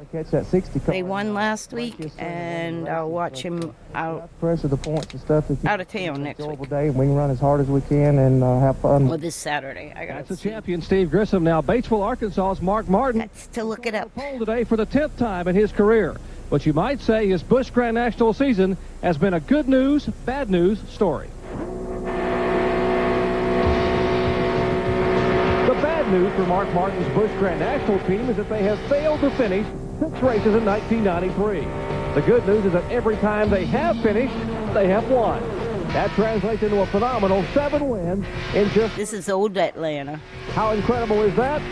Even when he has been mired back in the field, his runs to the front have been absolutely spectacular. And look at Mark Martin as he tries to move to the inside of Tom Peck's Delco Remy Chevrolet. It's for 14th position he's running that now, Jerry, so he has picked off about 20 cars since the green flag dropped. But you're riding with Mark Martin, who waves goodbye to Robert Presley and Tracy Leslie. And here is Miss Darlington. And you're right, I'm 6 feet tall, and you're how tall? 6'2". 6'2". Yes, sir. I can't wait till Mark Martin wins this race. He's going to be about right here on this lovely thing. Coming out of turn 4, it'll be checkered flag. This time by, can Mark Martin hold on? 5 car lengths, 4 car lengths, and Martin will take the victory. Well, Mark, I want to introduce you to Miss Southern 500, Cindy Lewis. Cindy, come on and say congratulations to Mark. What do you think, Mark? Pretty tall. Pretty tall. Well, it's been a very tall order for the Busch Grand National regulars when this race car has been in the field. 7 wins on the season, all in this race car. And Mark, is that the key? Is this the best race car you guys have? Yeah, it really is, John. Spitwater. Great race car, and every time we take it out, it seems to run really fast. Last year, we broke a lot, and over the winter, we figured out how to fix the things so that we could see this Winn-Dixie car in victory lane. Well, when they figured things out, Jerry, they have figured it out very well. The last 5 races that Mark has entered in the Busch Series, he has won. John, this is the 28th and final stop on the $6 million NASCAR Busch Grand National Tour for 1993. So stay tuned. The Slick 50 300 is next.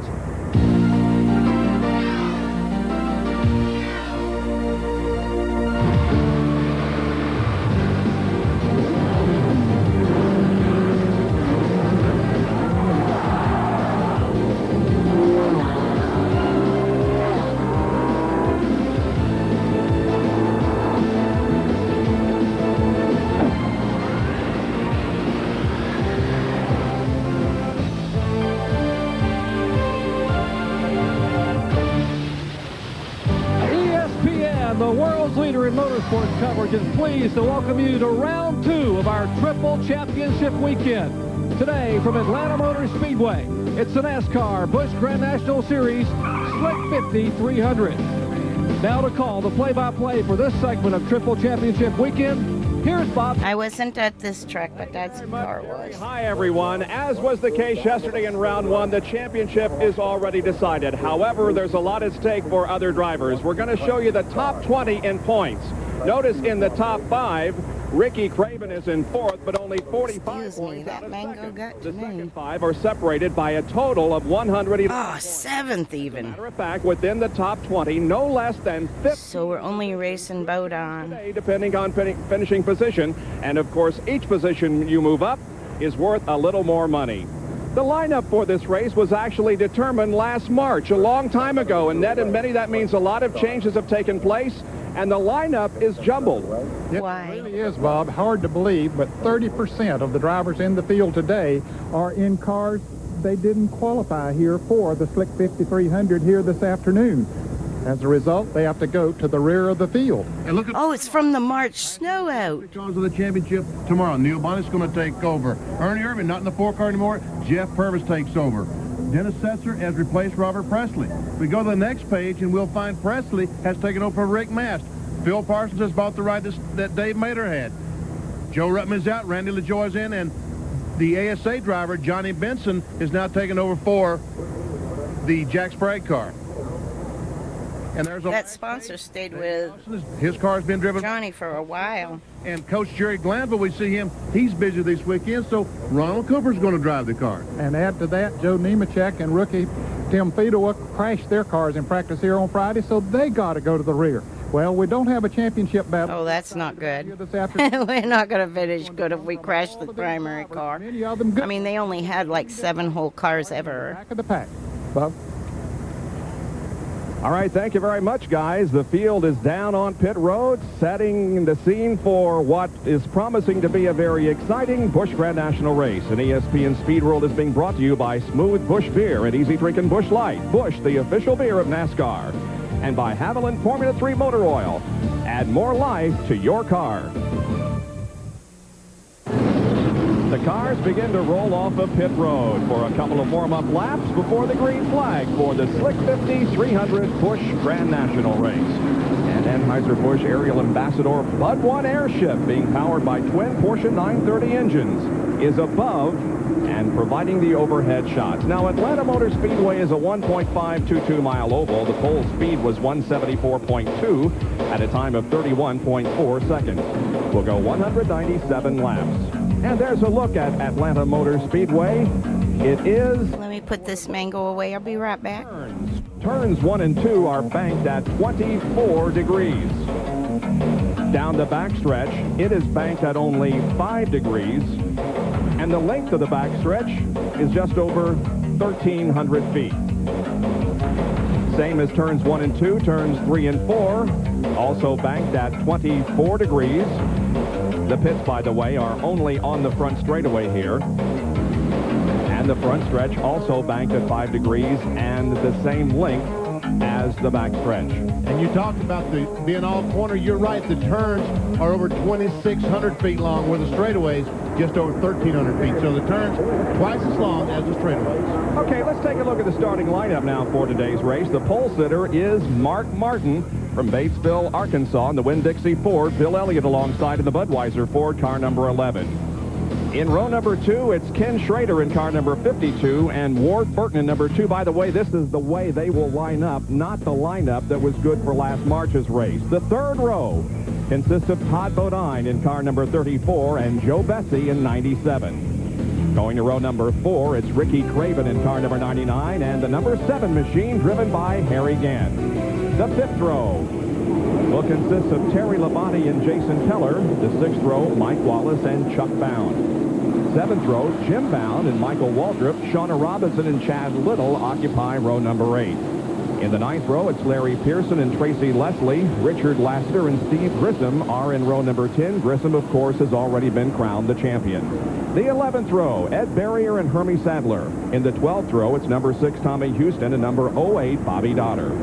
The 13th row, Jeff Burton and David Green, second in points right now. Rodney Combs and Tom Peck are back in row number 14. The 15th row, Neil Bonnet in number 3, Jeff Purvis in 4. Dennis Setzer in 59, Bobby Hamilton in 16. The 17th row, car number 18, Phil Parsons, and 0, Robert Presley. Car number 74, Johnny Benson Jr., and 28, Hut Strickland back in row number 18. The 19th row, Rick Wilson in 75, Sterling Marlin in 70. Ronald Cooper in 81, Joe Nemechek in 87. He crashed earlier this weekend. And in the 21st row, it's Randy LaJoy in number 20 and Tim Fedowa in number 55. Ned and Benny have already explained how the lineup is jumbled. That sent a lot of cars to the back. But by the same token, a lot of cars have really gained because of this, because they've moved up. Oh, yes. When those cars moved back, well, other cars got to move up, and certainly those drivers were happy about that. But I'll tell you, it's going to be tough coming from back in the pack as close as the competition is in the Busch Series. But if you got a good handling race car, then you stand a much better chance of moving up. The entire front row, we have in-car cameras. Mark Martin, the pole sitter, carries one for us. And alongside him will be Bill Elliott in car number 11, and he also has an in-car camera. Looking back on the rest of the field, yeah. At the back of Bill Elliott's car, and here's a camera inside Tom Peck's Delco Remy automobile as he looks up at David Green, who chased Steve Grissom all year, was not able to catch him for the championship. But he'll be driving for the Grissom team in 1994. Tom Peck will take that ride as Steve Grissom moves on to Winston Cup racing, and Kirk Shelmerdine will move into this ride. A lot of things happening in the Busch Series. We have seen a lot of crashes here this weekend. We saw one in the beginning, early laps at least, of the ARCA race yesterday. Several have crashed in practice and in qualifying. Has the track gotten any better over the last couple of days, guys? Well, I think the race yesterday certainly has helped it. They've had a lot of practice laps on it since the ARCA cars came in here on Wednesday. I think it is getting better, but I think if you get too high in the turns that there still are problems up there. Well, Rick Corelli in qualifying for the Hooters 500 tomorrow. About an hour ago, he crashed. So we did have a car crash today. All right, we're looking for the green flag and the start of the Slick 5300 finale of the Busch Grand National Series for 93. Here we go. And let me say that Rick Corelli is okay. I didn't mean to imply he was injured. And he's in the field. Green flag. Oh. Back in here. Here's on my pillow. Bob going into turn 3. Kenny Schrader wants to take the lead down on the inside. He's going to do it, too. Schrader. Gonna lay down, go night for a minute. Front row. I think my puppy gotta go potty. For the lead. Go potty again. Bill Elliott up on top, and Mark Martin right behind Schrader. And here's Bessie. He wants to lead this thing. Remember Rock nose up there. Remember Rockingham, Joe Bessie, one of the fastest cars there. He's going to take the lead from Todd Bodine in turn number 4. Let's see if he can lead the lap. I believe he's going to as they come off the corner. It's Joe Bessie showing the way. Bodine is second, then Mark Martin, and John Kernan has a report on the leader. Bob, I was just talking to Joe. Now, in the lineup, we had to drop all the way to the back, so it didn't matter where we qualified back in this lineup. Hickory used to be the last race, but oh shit. 6 cars involved. I haven't previewed this. I have no idea where we finished. Oh boy. Seems to be rolling. Let's see that again. It didn't look good. Who carried one of our in-car cameras is among those that crashed. Maybe starting the back was a really good thing, though. Standish coming into this race was one of those involved in the Slim Jim Chevrolet. I believe that Bobby Donner may have been involved. His car over on the back stretch. Oh, yeah, Bobby, because he was 5th in points, and we do pass him. So we must have survived this one. Car, and here is the replay. That's Green, Bonnet, Parsons, and Marlin there. Oh. Shauna Robinson just spins the car, and Phil Parsons goes in there. Also does Bobby Donner. There we see David Green spinning. That's Phil Parsons in the 18 car. I don't see us pass yet. We must have been far enough back to stop. And you can see Shauna get sideways and pin Donner into the wall, and then others come along and join in. And most of them simply had nowhere to go at the speed that they were running, as close as they were to. No. It was a close call there, but whoever it was got by all right. And you can see a lot of cars going between the cars that were spinning around. Dennis Setzer was one of those that got through that pack as well. So there's Joe. We have a multi-car crash in the backstretch, and I believe the only car that didn't keep rolling is this one, driven by Bobby Donner. And he's out of the car and okay. He's going to walk to the end. Yeah, but the 44 was good news from that. Bad too. David Green, no chance of catching this race as Grissom anyway, but wanted to make a good year for his sponsor. They'll be back with him for the full circuit next year. Shauna Robinson is in the pit, so is David Green, showing a lot of damage to the rear end of that car. And a replay now from the in-car camera.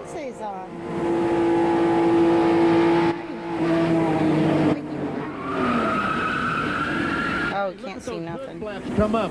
That's what they're trying to do, is let air that gets under the hood come out so it doesn't blow the hood off the car. Looks like they're working great. Yep. Did you see that? That's the first time we've seen that since they installed those, how it really works, and it does work. Work to perfection.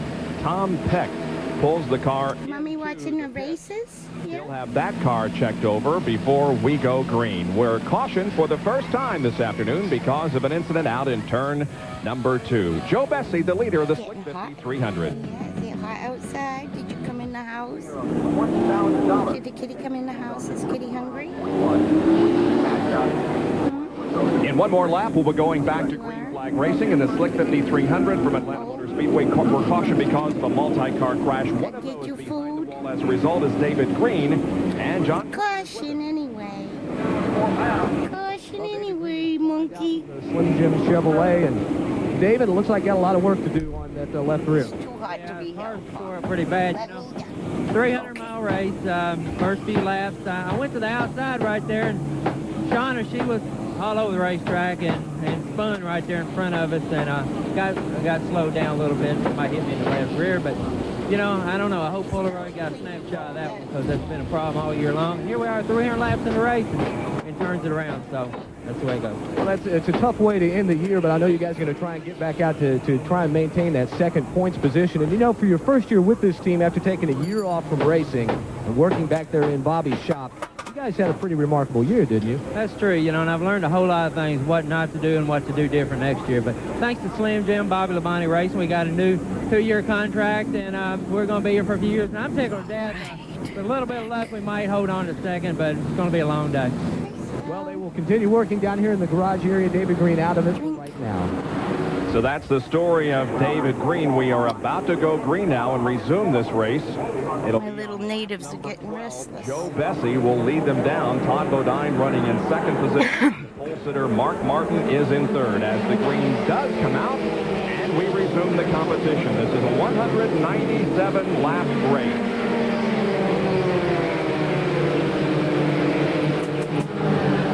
David Green's side of the story. Let's get Shauna's from Jerry Punch. And fortunately, Shauna Robinson is okay. Shauna, the Polaroid Pontiac pretty well used up. What happened out there? Well, you know, it's just a situation where the car broke loose. Just the track's guy evidently had a sealer on it. It happened a lot yesterday, and there's nothing that was intentionally spun out or anything. It's just something we were racing, and maybe some air got lifted up on the back end, but it just out of the blue picked up and broke loose, and you know, those things happen. It's unfortunate for Polaroid, and this year has been a tough one, but we'll definitely be out there next year, and we will be up front. And of course, we've seen a lot of drivers spin this weekend, including Dale Earnhardt and a lot of veterans. Let's check in now with John Kernan, who's standing by with Bobby Donner. Come out of the infield care center and took a lick out there. They had to check you over. Everything okay? Yeah, it was. It's just a shame. You know, we pulled the DeWalt high-performance industrial tool car up to 5th in points, and I really was looking forward to a strong run today. The car felt good. We're going to try to get it fixed and get back out there, but Shauna's car just seemed to break traction and get turned around, and just nowhere to go. That's a word from Bobby Donner. He'll head back to the garage area. And a good note for Bobby, this year partial sponsorship from DeWalt. It's full time for next year. Kelly has got to go potty. For the Donner family, Bob Donner. I'll be right back. Had a rather unfortunate race yesterday in market competition, and now Bobby involved in an incident early here in the Slick 5300. Hey, look at Ward Burton in the Hardy's car moving up. He's definitely on the move. Dumped down right on the bottom of the racetrack and passed Mark Martin with ease. The two cars that are running up front, Bessie and Ward Burton, who just moved into second, both have Hoosier tires on, so it looks like they're working very good here, at least early in the race. There are 4 cars on Hoosiers: Ward, Joe Bessie, Bobby Hamilton, and Sterling Marlin. Here's Ken Schrader and Bill Elliott, a couple of Winston Cup competitors running side by side in Grand National competition. And there's another Winston Cup driver, Harry Kent, right behind him. And Mike Wallace. Just ahead of those two is Michael Waltrip.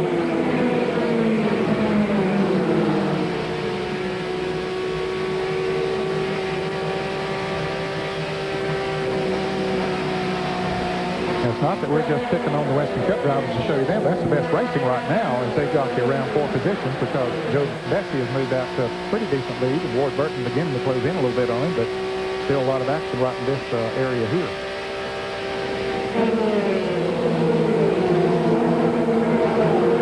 League Racing Iowa later. Yes, yes. These are V6 engines. Oh, I'm trying to stop the ad. I can't. It won't let me. 390 carburetor. Like they could probably go 75 to 77 laps, and that's a calculator. Now, in actuality, in last year's Busch Grand National race, these guys remember that Jeff Gordon ran out of fuel on lap 64 in an identical engine, so it looked for the leaders of Pod Nexus in lap 64 to 66, an early pit stop for the first fuel check. We've completed 64, so we should be very close to the time that I snoozed a bunch of ads. Cool. Maybe my son is racing. I'm not remembering. And there's Chuck Ballard taking It was one race league he away from Todd Bodine. quit, but I don't think it was Nexus. I think it was a different one. No, he's I don't remember. I don't know. But I'll be watching either way. Dega Boys, right? Grand National Circuit. Jerry Punch has more about the 1990 Grand National champion. As Jeff Purvis makes his way down pit road for his service, that is the Kodak crew working on the right side of the Jeff Purvis. Sorry about the ads, man. I snoozed so many thinking I would be done, but when I found out there was only one more race left. Jeff Purvis getting right side service. The first scheduled pit stop of the day is out of the way. Remember, these guys are only allowed 8 tires in the pits, 8 total. On top of the 4 they started the race with. So look for possibly right side tire change the first time, left side the second time, and he will put 4 fresh tires on toward the end of the race. You mentioned the Chuck Brown situation. They thought they had a sponsor lined up, and about a week ago that sponsor backed out. So they certainly have a problem here next year. Meanwhile, they're getting ready to bring in Ward Burton, the Hardy Chevrolet, to be coming on the pit road next time by. He crosses the line right behind Joe Bessie, so Yeah, Dega Boys. That's what I thought. time and Bessie, so for that matter. Yeah, I thought it was the Dega Boys. Just going out. Cat here. Service. Kitty, kitty, kitty. Marlin off the pace.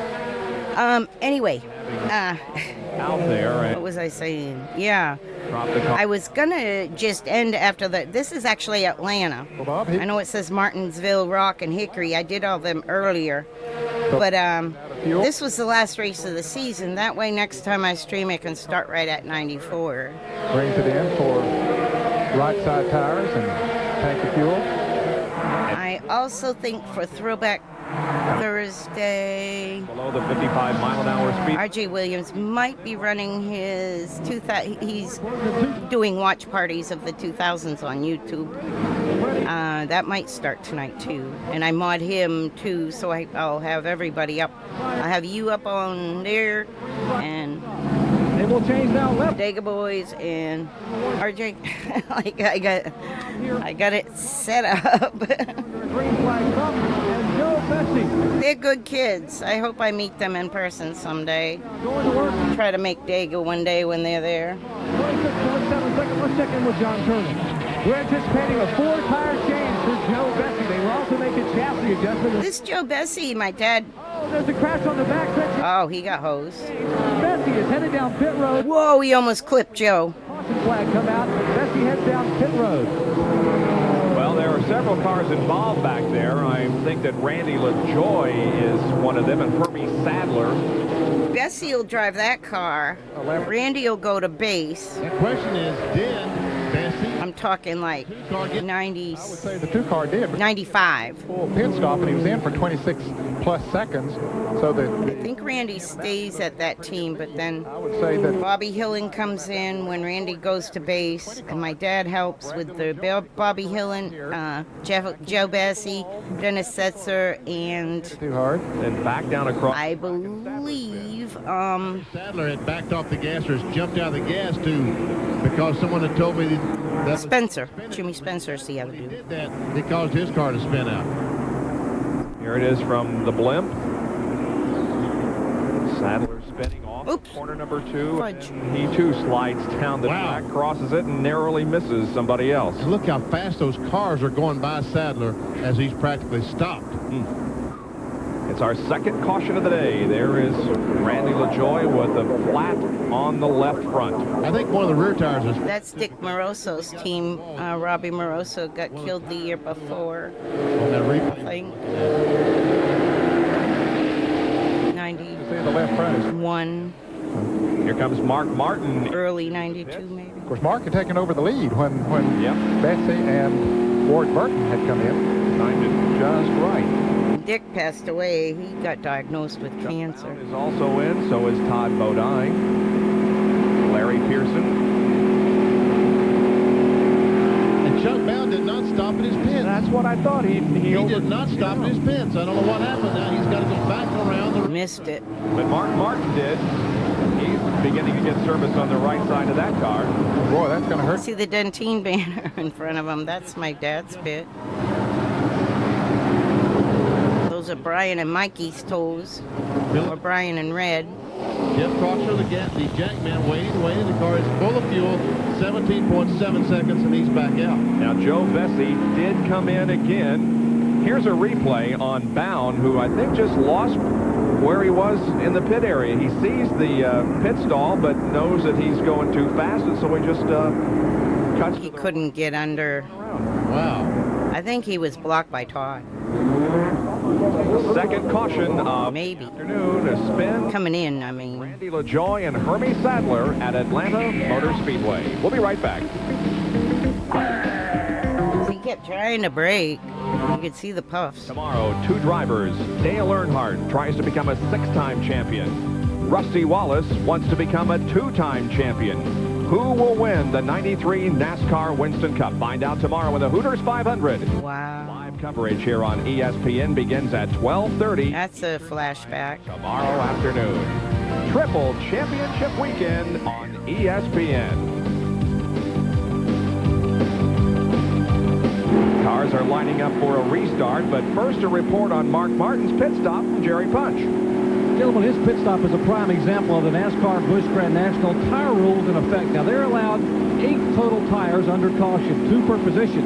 And Mark's crew wanted to save 4 for the last stop of the race if it's under caution, so they have 4 fresh tires. So they opted to change only 2 right side tires for the first caution. So the next caution, we'll change 2 left. And then the last one, hopefully, we'll have 4 left under caution to go all the way back upstairs. That's the strategy for Mark Martin. Here comes the field off the corner. Martin is the leader of this race. The green flag flies. We're back to competition.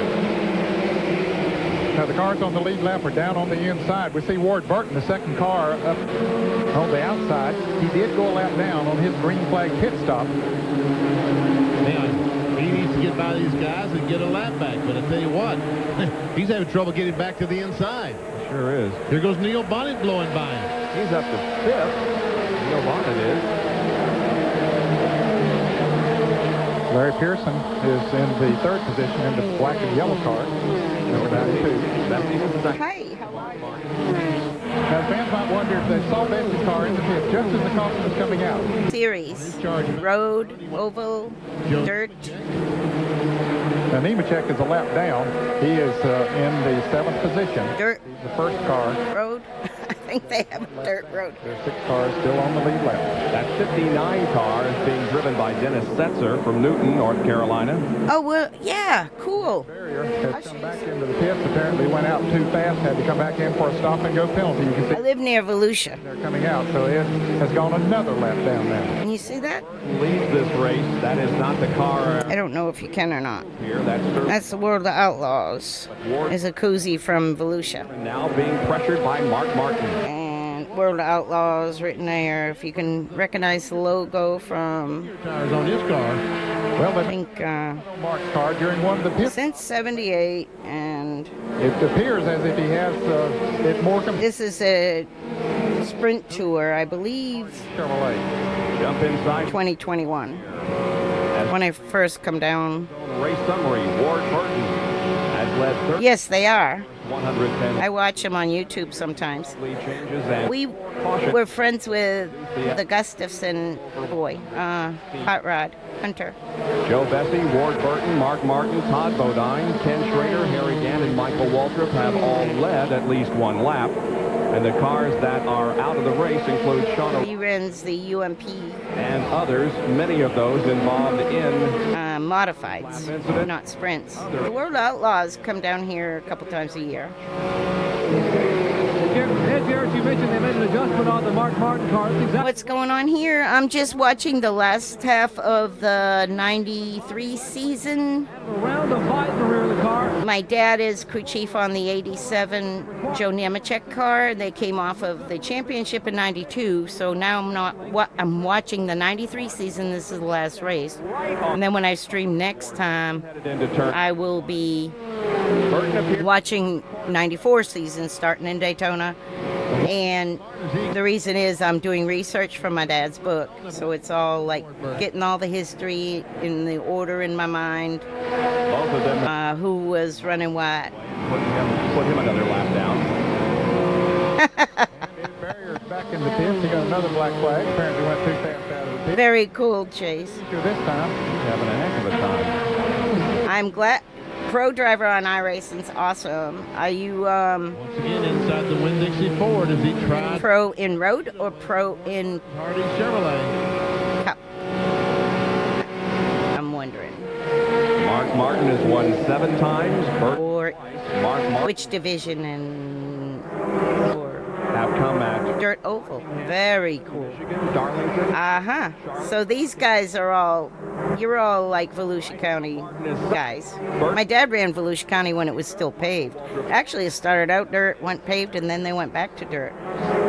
And a lot of old modified guys go and watch. Like Steve Bird, crew chief, another crew chief friend of Dad's. He goes to Volusia a lot on lines for restart. Saturday. For another caution period. This one. I know they run opposite whatever New Smyrna. He's okay. Like, in fact, he's still in the Volusia runs probably Friday. flag and on lap number 128. The leader is Mark Martin. But up the road from us is a grocery store parking lot. A lot of the World Outlaws will come up there and change out their axles and stuff because it's clean. Right on the line as to whether they can finish the race if we go green. Yeah, I think it will be close for some. But yeah, I like UMP mods. I grew up in the modifieds in New England, so I like modifieds overall. And the UMPs were pretty cool. The sprints on the oval, on the asphalt oval, are called either they called them midgets or something like that. It's regular sprint cars. I've watched them run at New Smyrna.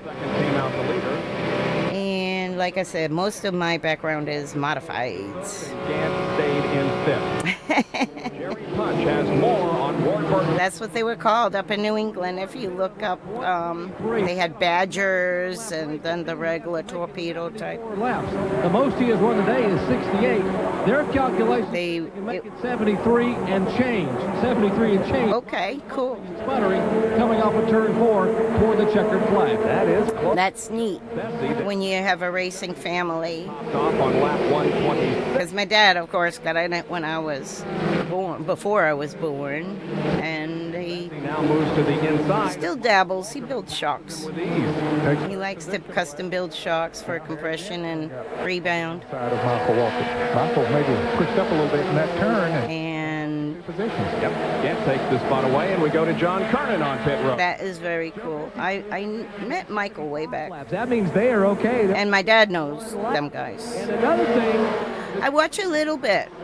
When they're at Volusia, I always watch them. And if I look at the rundown and I see unless there's another caution, Hunter Gustafson in it, I watch because I like the Gustafsons. We've built shocks for them before. Pearson moves to 5th spot. My dad has. This is Michael Waltrip. So it's not too bad. Still Mark Martin, the battle for 2nd is shaping up. Bessie closes in on Ward Burton. I have nothing against dirt race. I've been to Charlotte dirt track. Joe Bessie in the car number. There was some tickets we had because that was back in 97. Rockingham, where he was, I think, and Orange County, where he was. I'm researching my dad's career. Maine. My Vic Kangas is his name, and writing his book. I'm supposed to be writing his biography, and I started about 40 pages, and I had some of the early timelines wrong and stuff, so I started watching the races from his first races on up. Had 3 different crew chiefs. And year, I think. I know a little about And this type of racing, but like, helped him to win I'm big.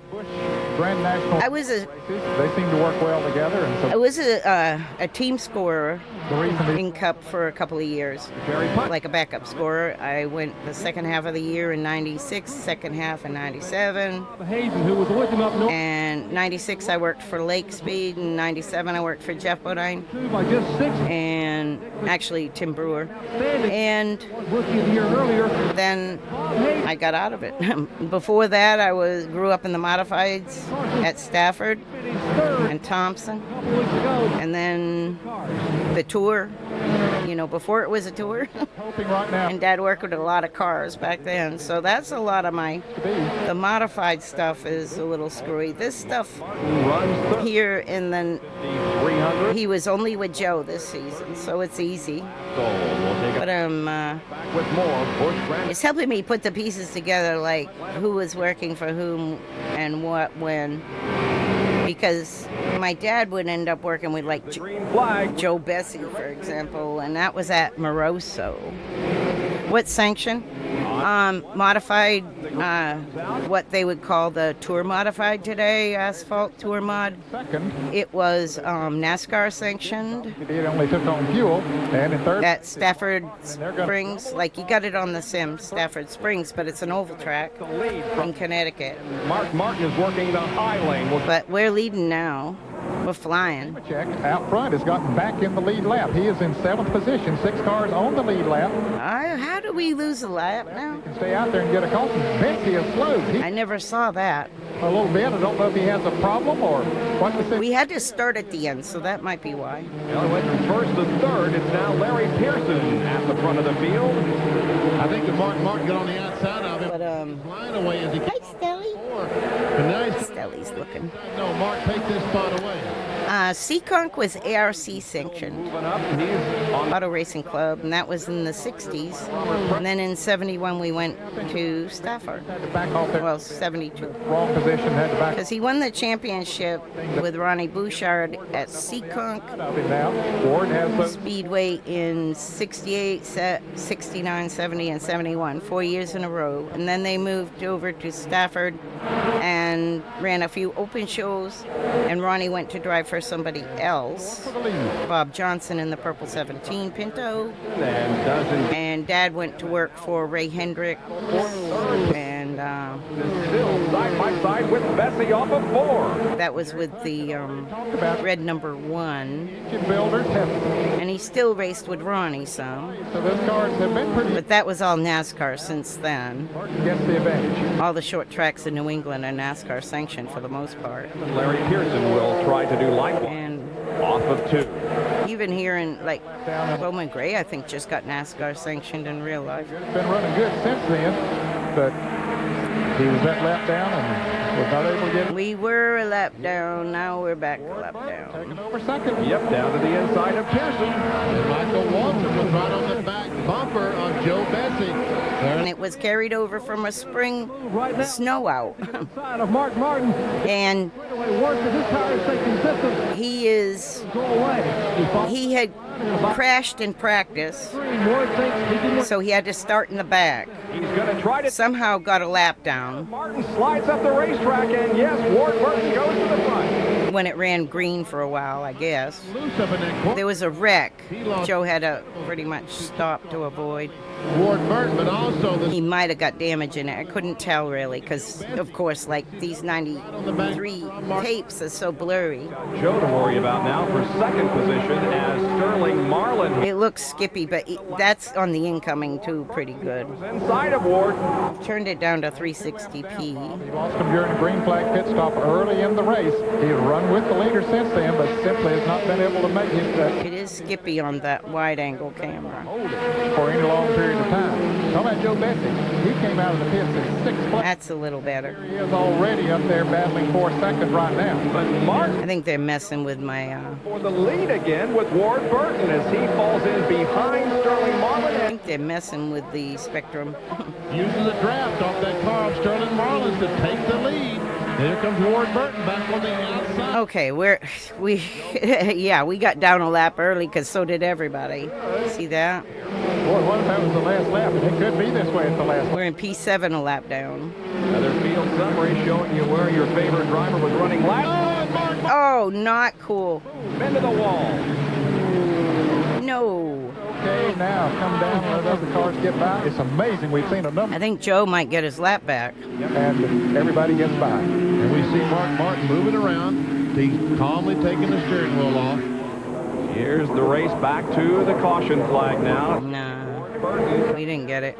Marlin does get one of his 2 laps. I think he had to avoid it more and lost momentum. They're 6-cylinder engines. The V6s, you had to keep them Another revved or you'd lose momentum. In this case, it's Mark Martin. Okay, you got Uh-oh. on the outside. Wood. Oh, he never hit him.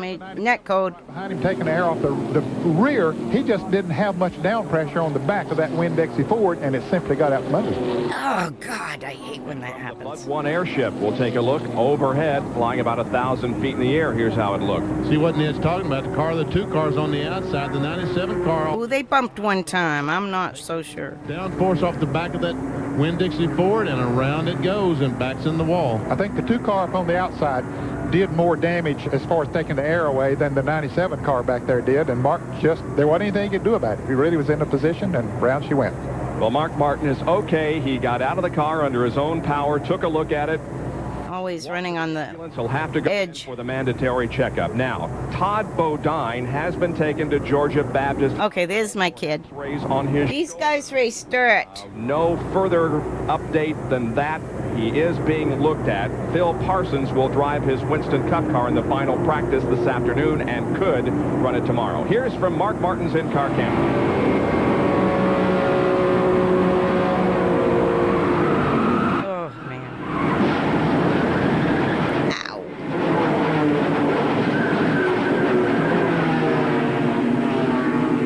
See those flaps come up once again behind the hood? Yep. That seems to be working very well.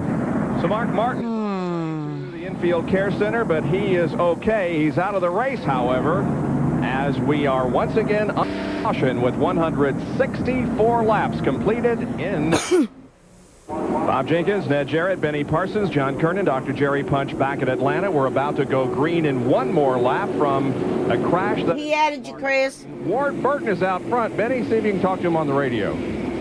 Hi, Ward Burton. This is Benny Parsons up ESPN. You read me? Benny, I got you. Hey, what are you going to do to keep that 97 car behind you for the next 30 laps or so?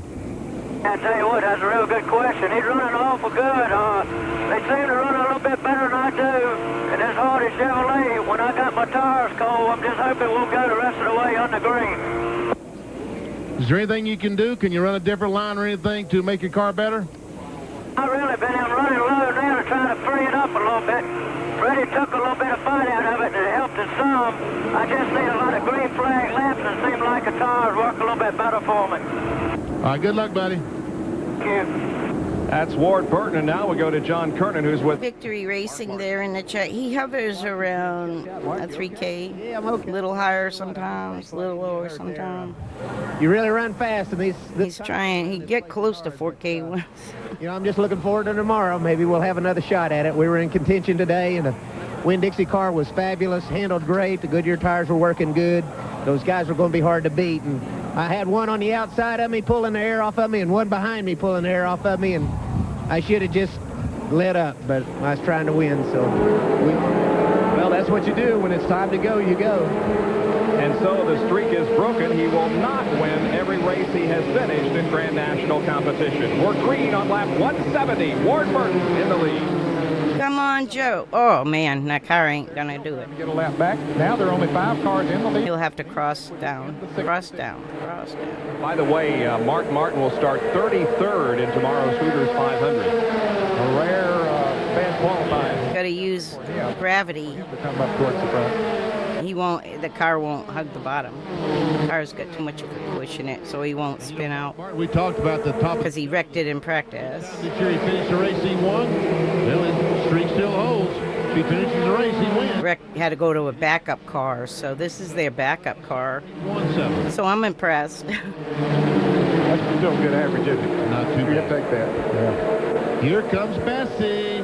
And I tell you what, He's got to let Bessie by because he's on the lead lap. it seemed like Bessie was a little faster on cold tires. It looks to me like he was right. Yeah, and he has two fresher outside. Dad got to work with Bessie at Moroso Might be helpful to him. They haven't for a couple of races. He put those right side tires on.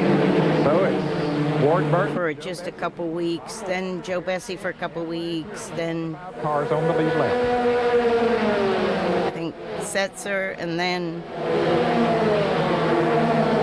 I believe he also had, Jimmy Spencer. Across the start-finish line.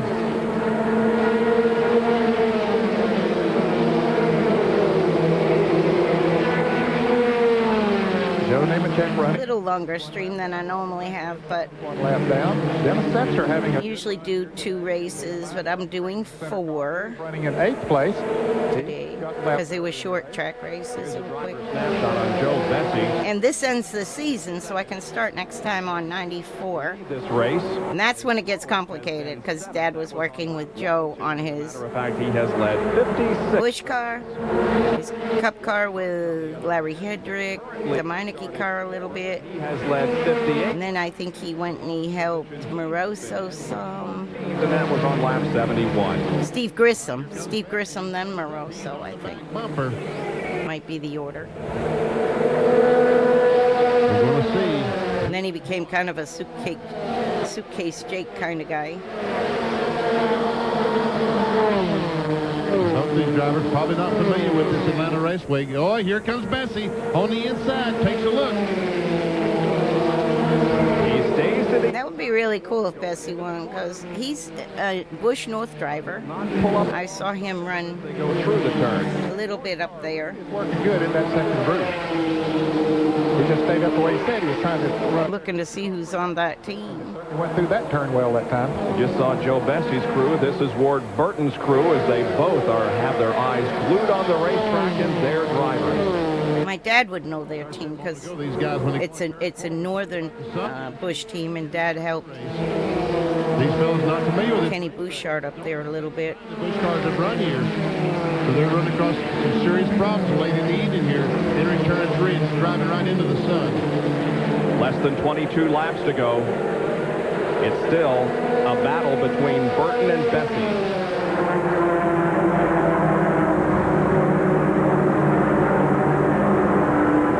Not much difference in those cars now. Of course, we've said already several times that the engines come from the same place, Holmes and Eames. Both using Hoosier tires. Both driving Chevrolets. As Jerry Punch pointed out, the biggest difference is the drivers. And I don't know what difference that is. They're both driving great races. Yeah, they are of equal skill here, that's for sure. Chris Ward has a little bit more experience on the super speedway than does Joe Bessie. They're running different lines in the corner.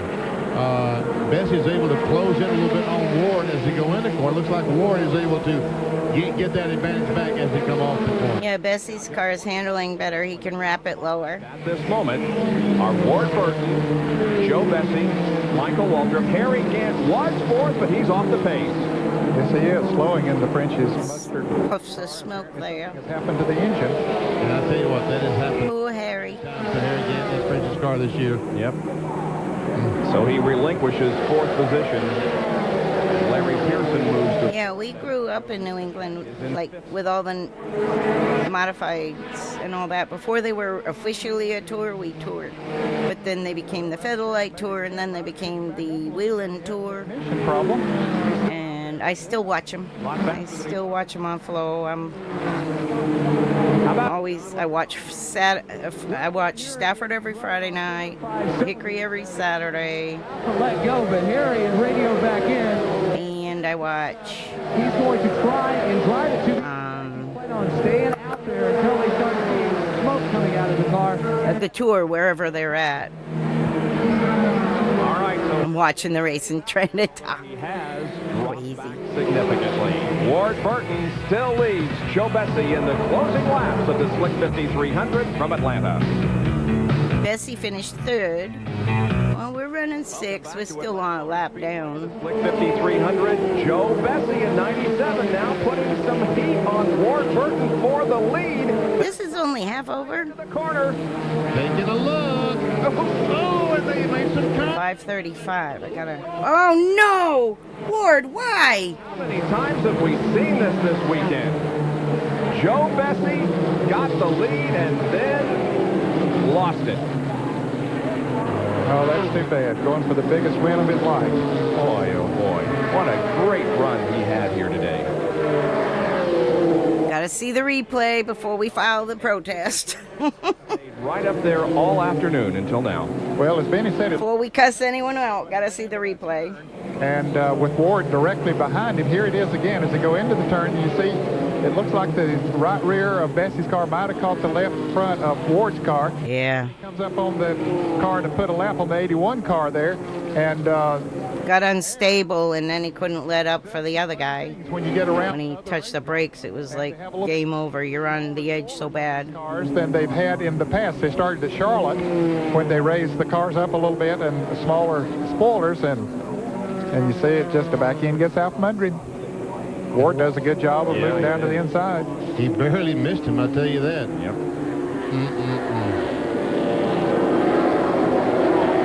Here's another angle.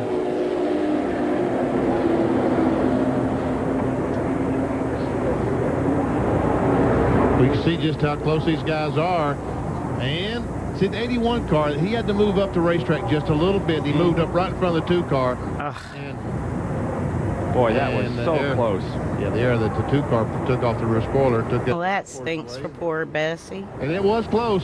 Yep, it sure was. Well, the end result is Joe Bessie has crashed. He had to cut up just a split second sooner than he wanted to because of the lap car. See the... It offset, it made everything unstable. Him from the car, we'll get a report. He wasn't smooth. He had to... Once again, under caution in the Slick 50 300. He had to pull it a little too skew. Remain. 1 lap remains until we get the green flag. We are under caution because of Joe Bessie's crash. He had tried or was trying to take the lead from Ward Burton. Down in turn 1, he does take the lead.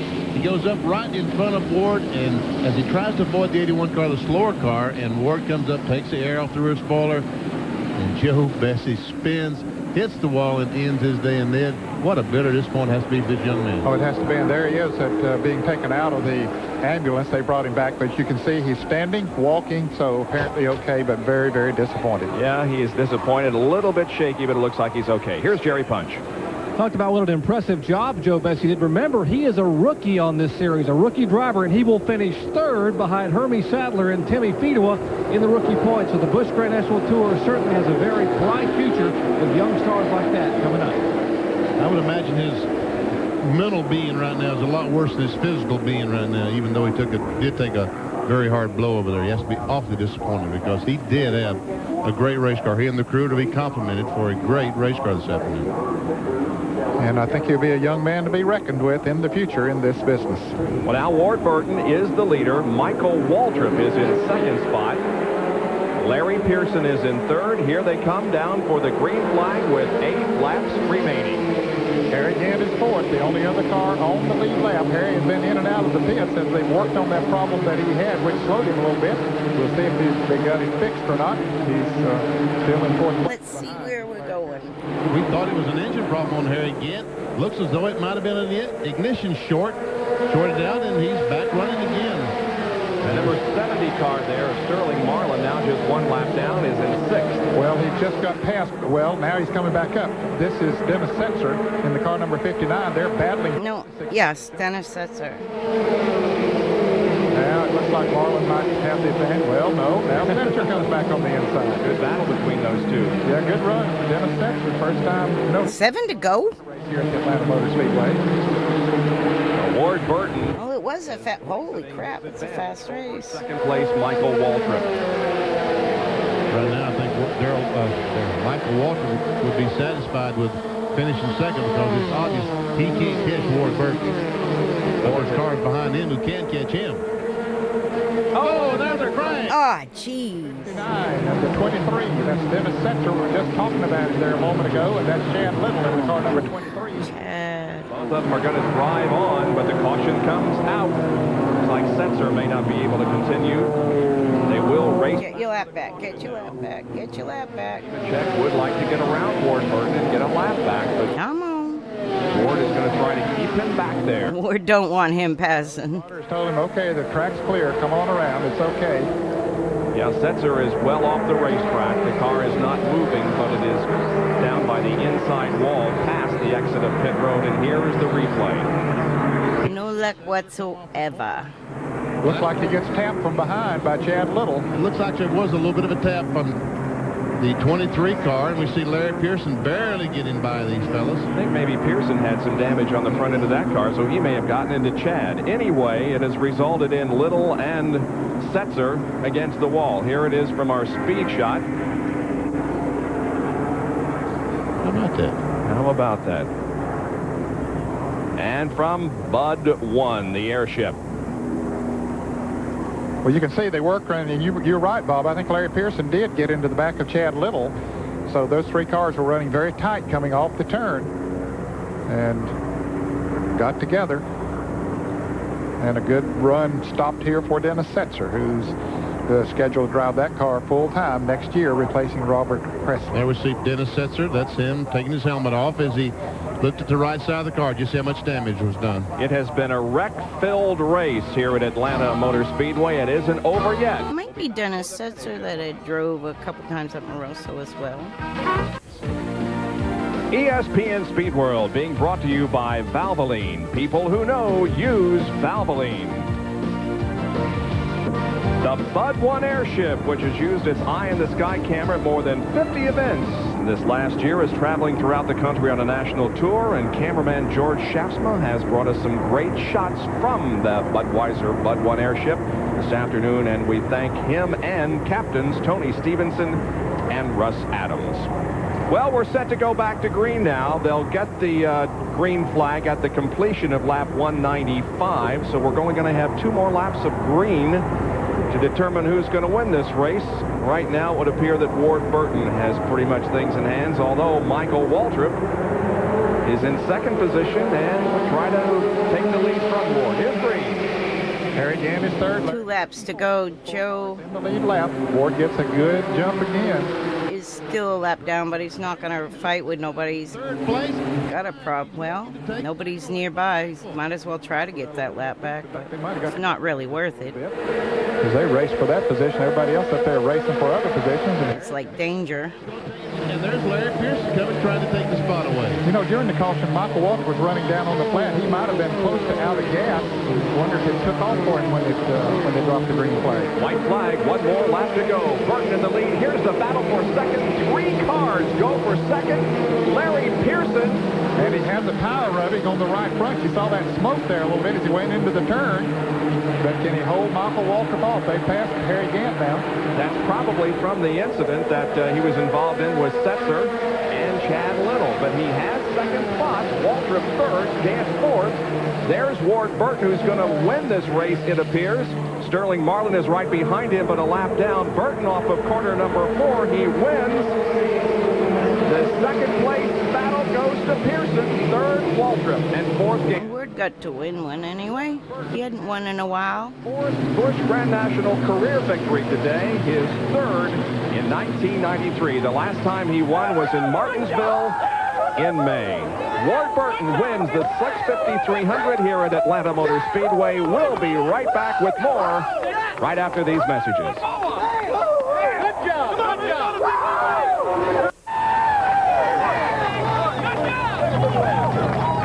And Ward Burton climbs out and celebrates with the crew here in Victory Lane. And look who came over to congratulate him, Joe Bessie.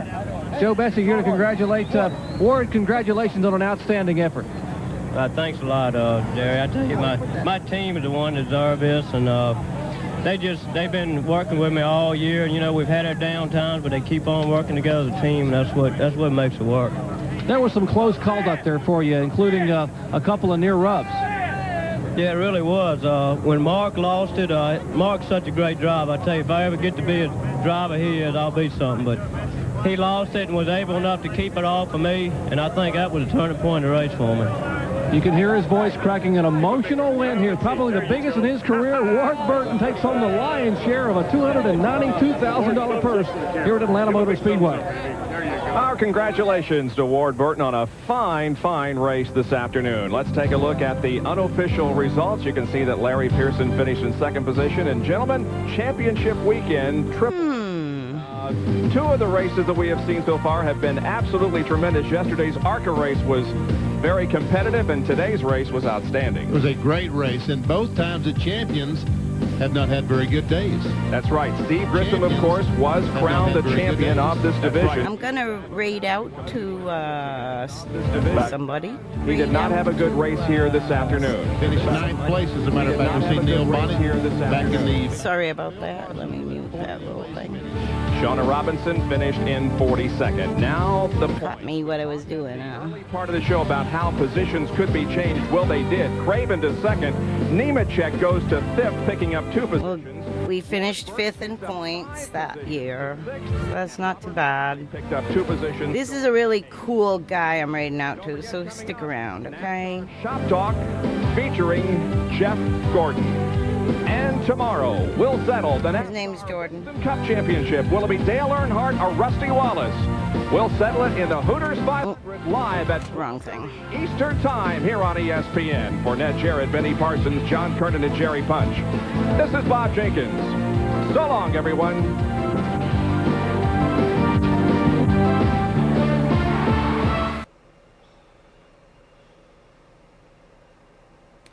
And it was that.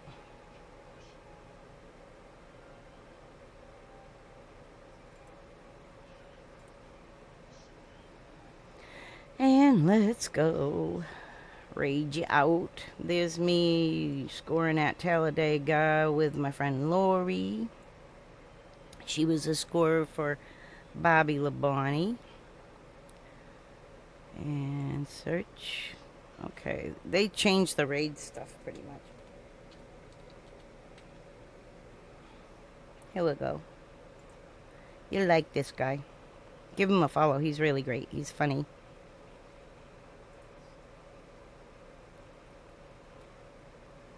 Oh, he doesn't take raids. Never mind.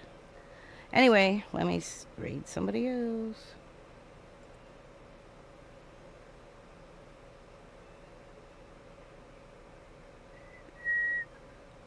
Who takes raids? Here's a guy racing oval.